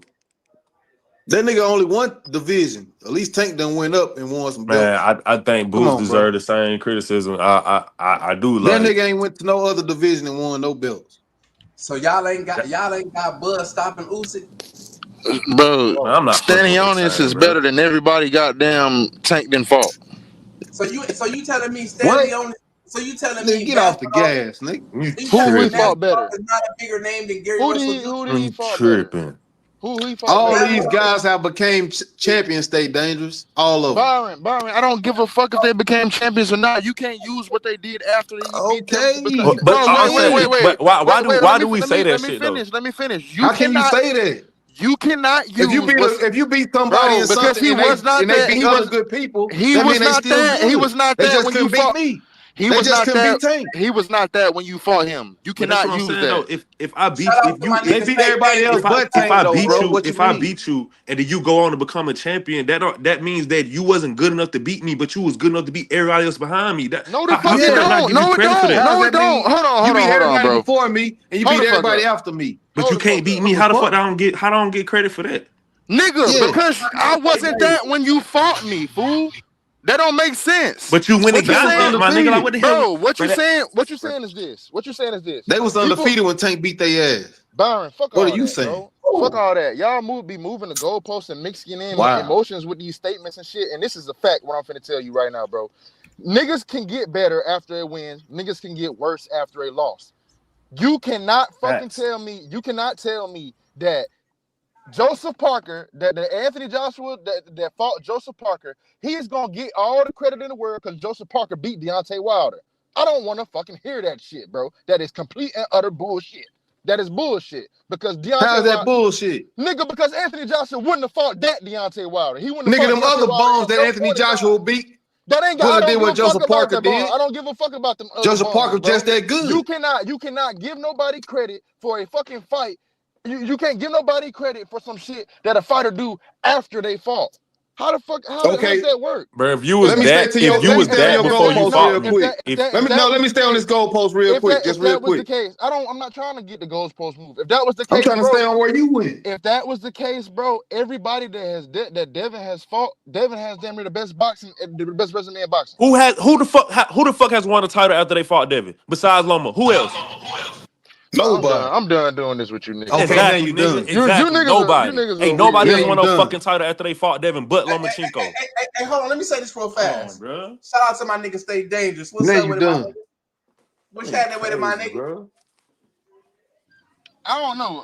BF up here talking to a bunch of weird ass niggas. That's what it sounds like, bro. Man, Hold on, y'all my nigga. niggas Hey, I'm crazy, saying, I don't know what the Same fuck's going language. on, bro. When niggas losing the I'm argument, they start using What same happened? What language. happened? No, Like, it that's ain't what I'm saying. He talking about Byron. Devin got the best resume. You bring it up. Who has he beat? Bro, Who? can't What the none of hell they y'all, done? bro. Who good I'm after gonna be they? real. I'm gonna Yeah. be real. You talking about losing the argument? Can't none of you niggas fuck with me in the debate, bro. Like Bro, we insane talking about if right it is to now. be. What I'm Like, talking Bro, I come done about, on, bro. already bro. cooked you in What like I'm 2 talking. debates, Stay Dang. What I'm telling you is this, bro. Just because you have a rebuttal, don't mean the rebuttal make fucking sense, and don't mean you cooking, nigga. What I Okay. told you is an actual motherfucking fact. Man, you know I And don't what I listen Everybody to just the said across was the a debate. damn fact bro. as I was well. No, What telling I it's your just not. said is a opinion. fact as No, well. it's not. Everybody got an Who has opinion. won a title after How they the fuck fought is Devin you? besides Lomachenko? How is you finna give somebody credit for bro? Bro, You you beat just He a can't told less. say me You nothing. beat a if that lesser was the He case, version. can't Devin would say have the nothing. best resume. And I said, Did who has JoJo won a title Diaz win? after Did Devin? And you Linares win a said championship nothing. afterwards? Did Cambosis win a championship afterwards? Who won a Come, championship after they fought Devin? Can you name one? You moving the goalpost, you weird ass nigga.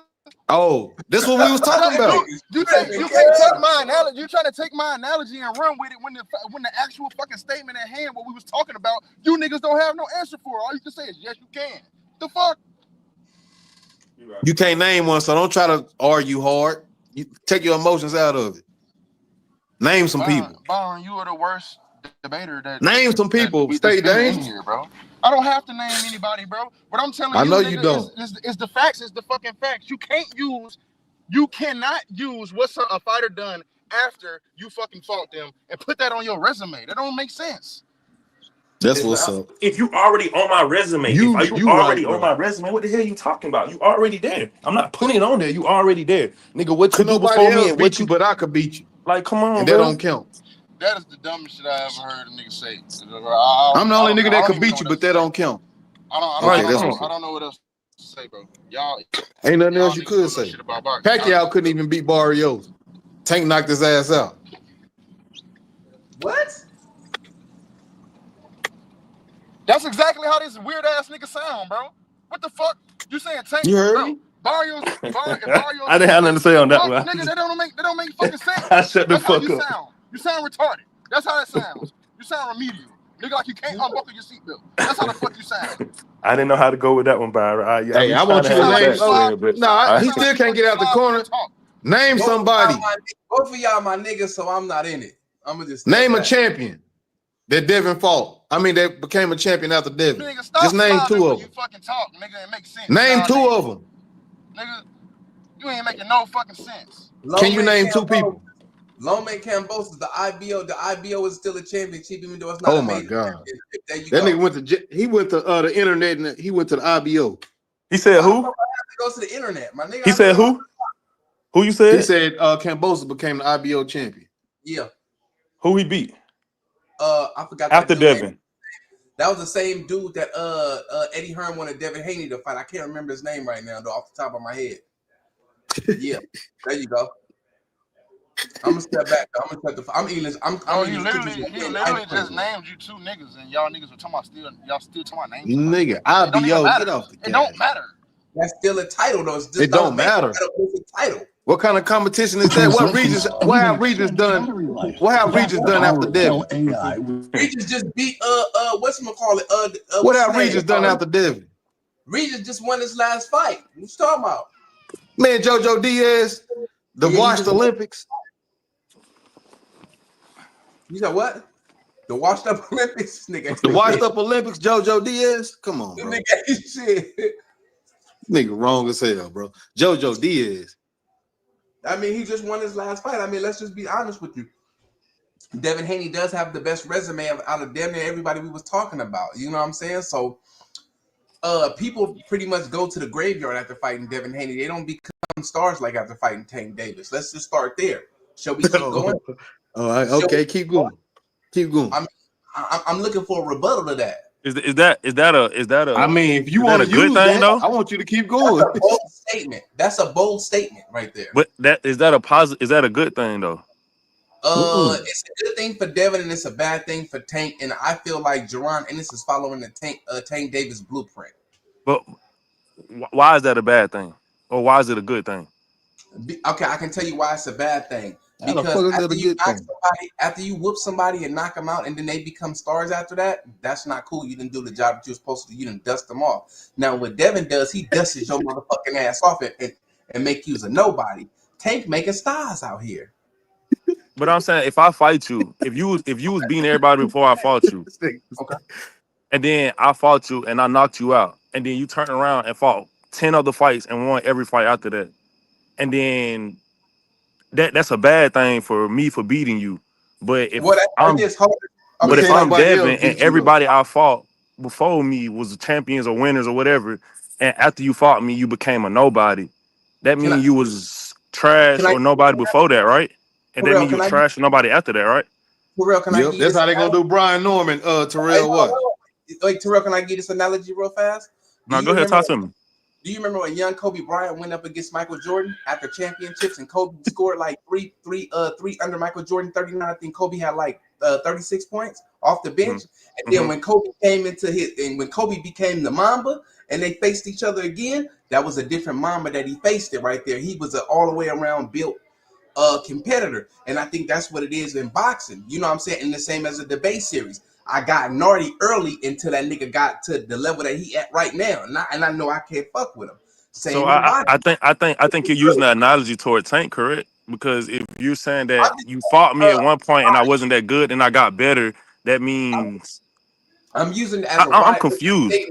I'm using it as a wide open statement of if you're talking about if you beat a motherfucker early and then they beat 10 dudes after that, you got me early. I wasn't the same boxer that I am now. I ain't the same basketball player. Okay, that makes sense. That makes sense. Into the league. Nah, I get that. You beat them. Them niggas got better. You say what? I dig it though. What happened to the niggas that got worse after you beat them? Them niggas got better, so that means that they still had heart. He fought niggas with no heart. Who got better? Barrios, Pitbull, Romero. Pitbull. I watched Pitbull get his ass beat, and I just watched Barrio go fucking 12 rounds, which he lost to Manny Pacquiao. And that nigga's 56. Okay, but they all became champions after that. Now, can y'all name two? I just did. Loma. Man, bro, IBO champion. Okay. It's still a champion. All right, you're right. Okay. All right. You keep asking me the same thing, and I answer. Okay. Are we going? I mean, did I lay it out? You got it. Pretty cool. You got it. Okay, there we go.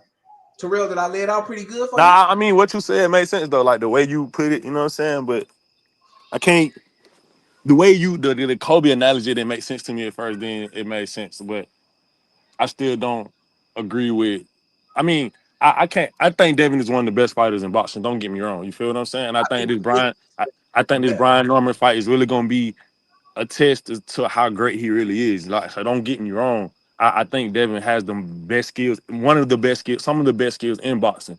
But I just, when you start talking about the opponents, you know what I'm saying? Like Regis, like he beat the shit out of Regis. Like, and Regis wasn't the nigga that everybody thought he was. Like even with Kambosos, like that Kambosos fight, nobody had Kambosos winning that fight. Nobody. Okay. The only reason people had Kambosos win that fight because Devin was so fucking young and he had to go to Australia to do that. That's the only reason. Any disadvantage other than that, no reasons to pick Kambosos. Exactly. Okay, that's what I'm saying. Well, let me ask you guys a question. Let me ask you all a question. Name the last fight or any fight the Tank was an underdog in. Would that be the Gamboa fight? Pedraza, maybe. Not an underdog. Pedraza, maybe. Not an underdog with Pedraza. I don't think.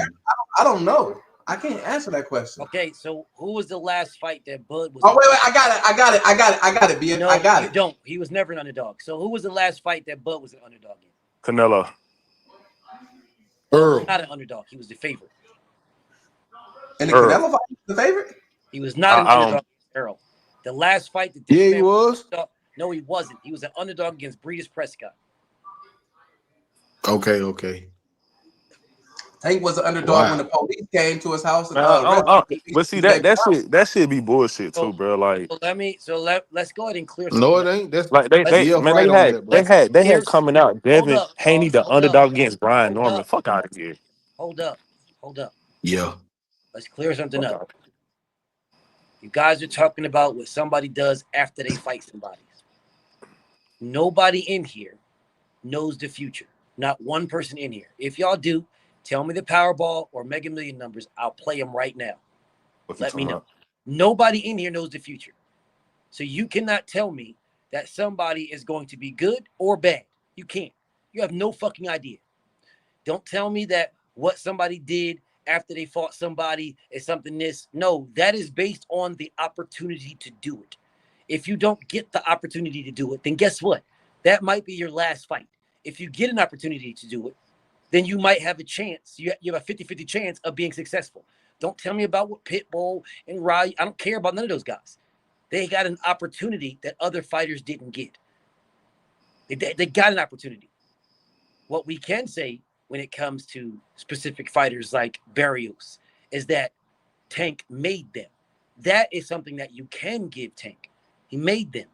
Fighting Tank made them. Now you were unknown before you fought Tank. Now you're known after Tank. So now fighting you is how do I beat you? How good do I beat you because Tank fought you? You can give him that because we're not giving him anything. That's what he done. That is Tank's accomplishment. And any fighter, if given an opportunity to compete after a loss, which is why I keep showing y'all motherfucking Clinton Mitchell, and Bernard Hopkins, what Bernard Hopkins did after a fucking loss. Yeah, there's a reason for that. Okay? You are as good as you are on that night. Anybody can beat anybody. It's not about the fact that you can beat them or you can't beat them. It's what did you do when given the opportunity to do it?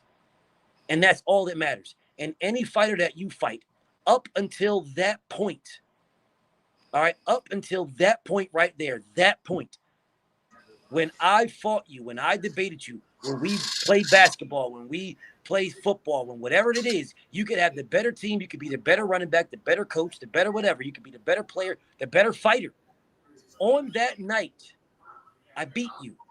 I am better than you. Now, what you did after that, congratulations. You could go on to lose every fucking fight for the next 20 fights. But when you fought me, you was undefeated. You had fought two champions. You went the distance with two champions. They were both debatable. You were looked at as one of those top guys, and I beat you. Now, what you did after that, that's your problem. That ain't got nothing to do with me. It's what stops with me is what I did when we fought. That's what stops with me. What you did after me is a talking point and nothing more. It's just a talking point. That's it. Bro, Terrence Crawford annihilated Errol Spence. Errol Spence could come back and go on an absolute tear. He could beat everybody at 154. Everybody. He could get on you. He could look like a monster, destroying everybody. He could literally go on a knockout streak at 154. He could stop everybody at 54. What are we going to say then? Oh, this is the new Errol Spence. The Bud wouldn't beat this Errol, but he beat that Errol Spence. He beat that one. And you all already know it's man down over here. You cannot put what somebody does in the future and put that on your resume. No, you cannot. What you can put on your resume is everything they did up until we fought.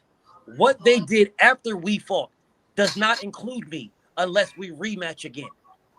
If we rematch After you did all these things, like if Canelo Alvarez and Manny Pacquiao rematch, or Canelo Alvarez and Floyd Mayweather rematch, or someone if they rematch there, like if Canelo Alvarez and Bivol rematch, and Canelo Alvarez goes in there and annihilates Bivol,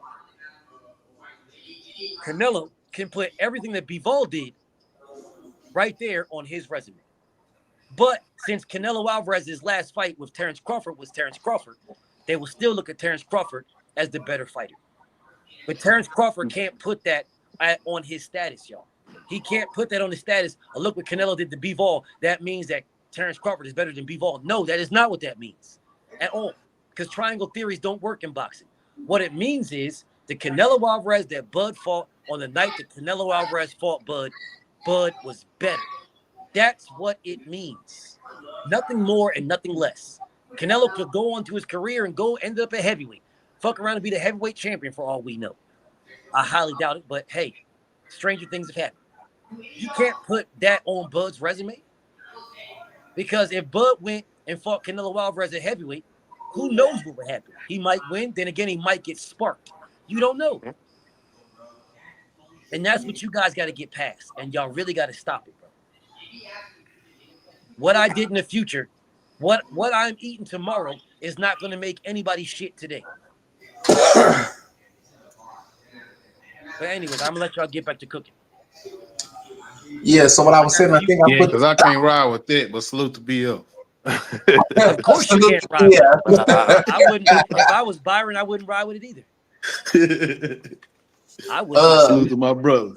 I fuck with BL. My thing is this though, you know what I'm saying? I think I put the best analogies down. You know what I'm saying? I think it made more sense. No, you don't. So you didn't like the Kobe Bryant analogy? Hold on, Byron. Stop, Byron. Come on, brother. We better than that, Byron. I did not like the Kobe Bryant analogy. Can you tell me what you didn't like about it? So you put out Kobe Bryant, which is basketball, not boxing. Right. Nobody in there is punching each other in the face. So that's number one. Because okay, that's cool. He did not fight everybody in every single basketball game. So you ask one person that, and you're saying then what you're saying is Kobe Bryant should be 1-0. All right, that's what's up. So what about the rest of his career then? No conversation. Okay, then I'll tell you why it doesn't equal up. The reason why it doesn't equal up because one, we're not fighting each other. Because nowhere at all would Kobe Bryant beat Charles Oakley ever. So it said you could just scrap that out your mind right there. All right, you can just remove that out your mind right there. I use it as an analogy as when Kobe was young coming off the bench and Jordan was the guy.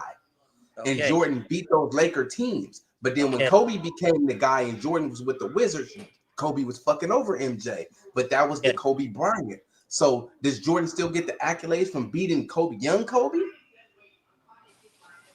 Does he still get those accolades? Because no, because Kobe wasn't Kobe Bean Bryant yet. He wasn't he absolutely gets the accolade for beating young Kobe. Did Kobe get on the court? Did they go head up? Yes. Then he beat him, right? He did beat him. And he dropped like 39 on him. On his young ass. Okay, well then there you Kobe go. dropped 36 off the bench. So congratulations. So you lost. Oh no. Congratulations. I wouldn't give a damn if Kobe Bryant went in there and dropped 81. You lost. Take that L with you. Thanks. See, that's the reason why those analogies don't work, because basketball is a team sport. It is not an individual sport. Kobe Bryant can go in there and drop 90. Rest in peace to Bean. He can drop 90 and lose by 10. Yeah, well, you will be going home with that L. It's a team sport. It's not an individual sport. It's a team sport. Boxing is an individual sport. Your coach can't fight for you. Your manager and trainer can't fight for you. You get in the ring mano a mano by yourself. Dang. You take your blows and you give them. Mm-hmm. Okay, so no, it's not the same. So Kobe once said they told Kobe there's no I in team, but Kobe said, nigga, I am I.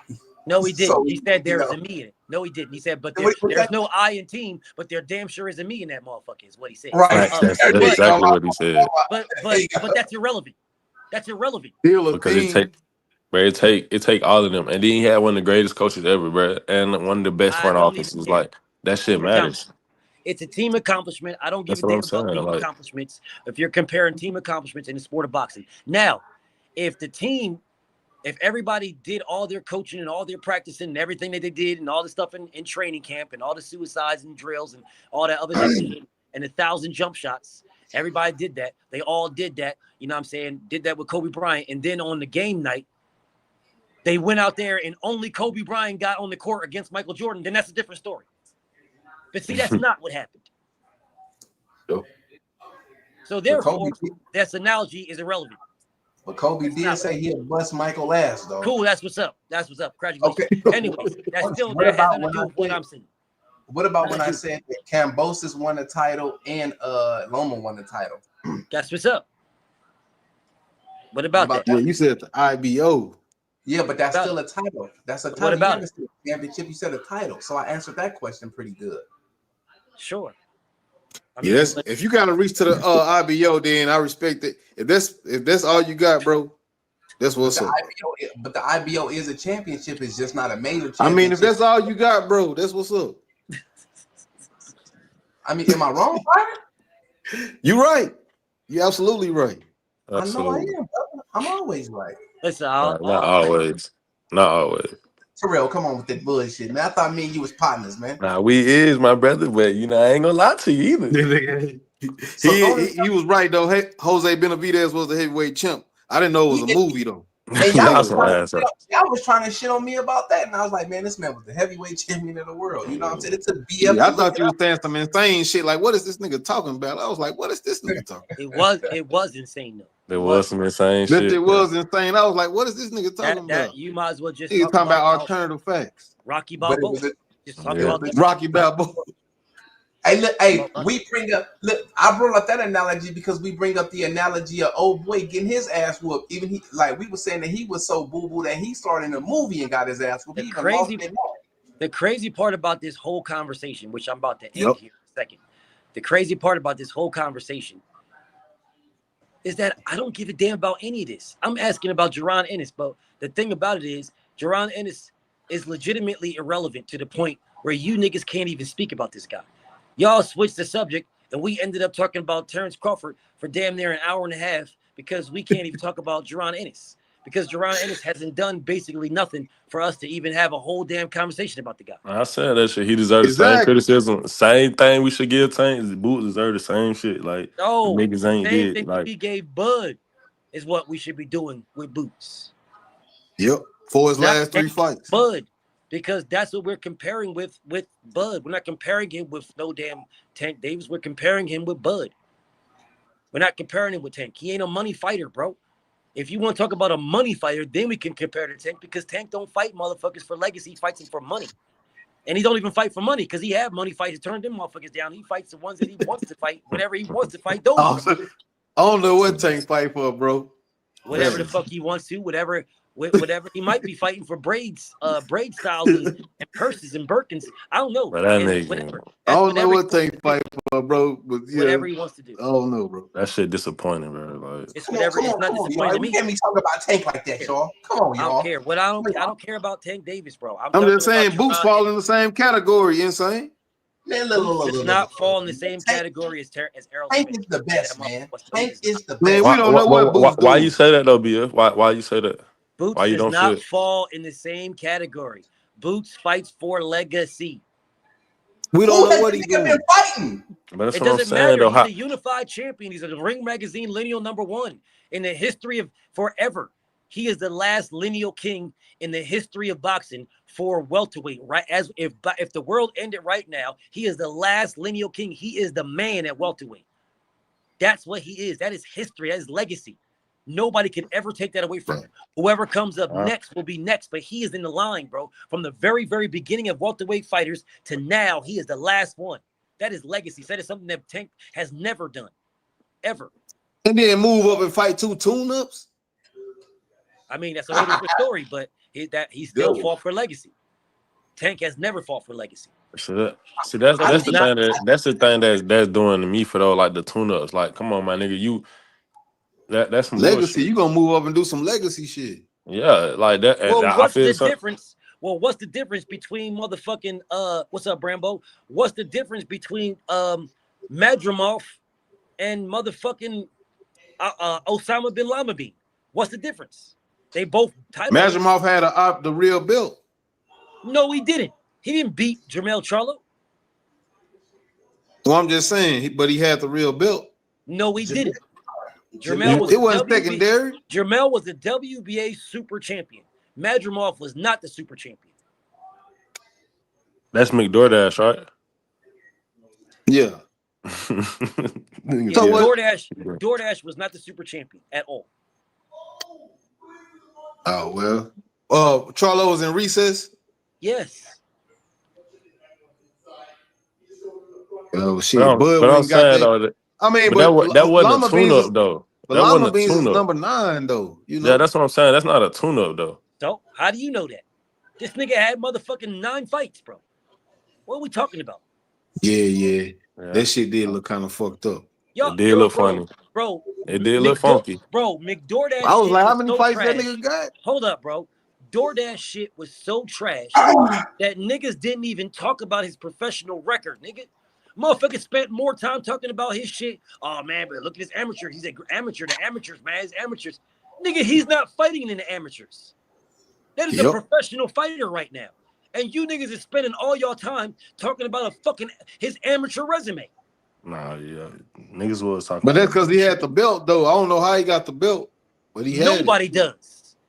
Lima Bean, bro, Lima Bean has more fights. He has more fights than Madrimov. And y'all praise Madrimov.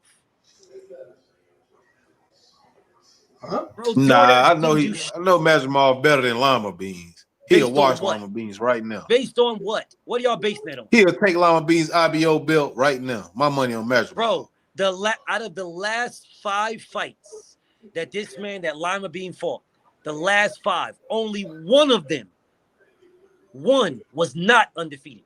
4 of the last 5 fights he fought were undefeated fighters. Word. And he is 4-1. What are we talking about, bro? Man, this boots Ennis. This ain't this type of shit. But bro, if you go over to DoorDash's shit, right? If you take a peek at DoorDash shit, and it's not difficult to look at DoorDash shit. Matter of fact, I'm about to look. You at only it got like a 1 page. You got like 11, 12 fights. Just that first page, you ain't even got to go down. Just click on the first page where his face at. His whole record is right under his face. Byron, he got more fights than you though. What you mean? How you know that? Niggas, I know that. You might want to put that yak down, my brother. Israel Madrimov. If you want to compare Madrimov to Osama bin Laden, right? Israel Madrimov is 10-2-1 with 7 knockouts. Lima Bean is 14-1 with 10 knockouts. Lima Bean 14-1. 14-1 with 10 knockouts. Lima Bean has a 71% knockout ratio. DoorDash has a 70% knockout ratio. So Lima Bean is a harder puncher. And Lima Bean's last 5 fights, they're all of them except for one was undefeated. And the one guy that wasn't undefeated, he only had 1 loss. So he fought 4 guys that was undefeated and 1 guy that was 14-1. He beat all of them except for one, where he went the distance. All right, he went the distance with one of these guys. He went the distance with him. He lost him by decision on his scorecards, but he beat the other 3. And then so he lost by decision. So by decision, yes. All right. Then if you compare that to DoorDash and his last 5. Man, his last 2 trump all that BF. Bud and Virgil. I don't give a damn about we talk about his last 2 or nothing. We talk about his last 5. And his last 5, this man is 2-2-1. The two names who are anybody he lost to. He won against Korbanov which is who he won the motherfucking WBA title from, Korbanov, who wasn't the champion at all. That's in a his good very one. next fight, and then his very next fight, he lost to Bud in his very next fight, right? He fought another guy who was 16-3, and then he got a draw with Michael Sura after he knocked this nigga out. So you knocked him out in the 9th round, and then you fought him again and got a draw. There was literally no reason to rematch this guy. You was winning on all 3 scorecards in the first fight, and then you knocked his ass out in the 9th round, and then you rematched him and got a draw. And probably robbed that man. He probably lost. And those are the fights that you had. Those are DoorDash's fights compared to Osama bin Laden. Those are DoorDash. I'm gonna go with DoorDash. You could go. That's cool. Shoot to my homie Kamal. I say if Mel passes on, I'm just saying Bud and Virgil at a WBA. If Mel passes on him, well, if Mel passes on Abbas, then Mel is not going to be the WBA champion in recess. He will lose that status, so he cannot pass on Abbas. So what he have to do? He got to fight his mandatory. Who? Mel? He's got to fight Abbas. Yeah. No. Mel. Yes. Okay. Mel got to fight because if Mel don't fight, didn't Mel put out the AI where he was biting everybody? I mean, he was the lion was biting everybody. That don't matter. He got to fight Abbas. If he does not fight, I'm Abbas, just saying he put that out there, right? Yeah. Did, but he didn't put out Abbas, and he didn't put out Tellus because Tellus was a champion at that time. Yeah, it was Tellus then. Yeah. I'm just saying I want to know if he was still trying to stay at 154. Big C, knock it off, Big C. Knock it off. He could have fought Tim Tszyu, bro. Knock it off. Knock it off. Tim Tszyu was trash, though. So? He wasn't trash then. He was not looked at as trash. Tim Tszyu was looked at as the boogeyman. So is Fondora the boogeyman now? Your goalpost moves is not even good. Yeah. No, I'm asking a question. I'm asking a for real question. I really want to know. But that's why I said I didn't say you wasn't. I said your goalpost moves ain't good. My brother, that was pretty obvious and saying you didn't even use the same name or nothing. You just went right to Fondora. No, because I'm asking a real question. I'm asking a real question. You didn't even move it around or nothing. You just went straight to Fondora like, oh. Yeah, that's what I was saying. I know I'm asking a real question. Not even good, bro. No, I'm not trying to move the goalposts. I'm asking a real legitimate question, like for real. Like no bullshit. Well, no, we just said background been a boogeyman for like 5 hours. We know the boogeyman, background the boogeyman. Nigga, background. Man, what is this nigga talking about? That's who the back rub, nigga. Back ram and who? Mick back rub. He the boogeyman. He is the boogeyman. Oh, y'all saying the dude name? Oh, I'm tripping. The IBF champion. And he been the boogeyman. Yeah. Okay. All right, I get it. All right. Okay. Anyways, y'all, I'm gonna wrap this one up, man. We got our debate tomorrow. We're gonna do the 54-pound again. We're gonna cook on that, see if we can get ourselves an undisputed king from the guys that we got right now. We're gonna cook on that. I'm gonna see y'all tomorrow, man. We're gonna get to it. Hopefully, my brother. All right, salute. And I just want to say, insane. Hey, yeah. Shout out to them Raiders. Shout out to the Raiders, man. Shout out to Terrell, BF, and Byron. All right, y'all. All right, salute to y'all, bro. Up tomorrow, yo. We're gonna cook tomorrow, man. Bet. All right, then. Peace, family.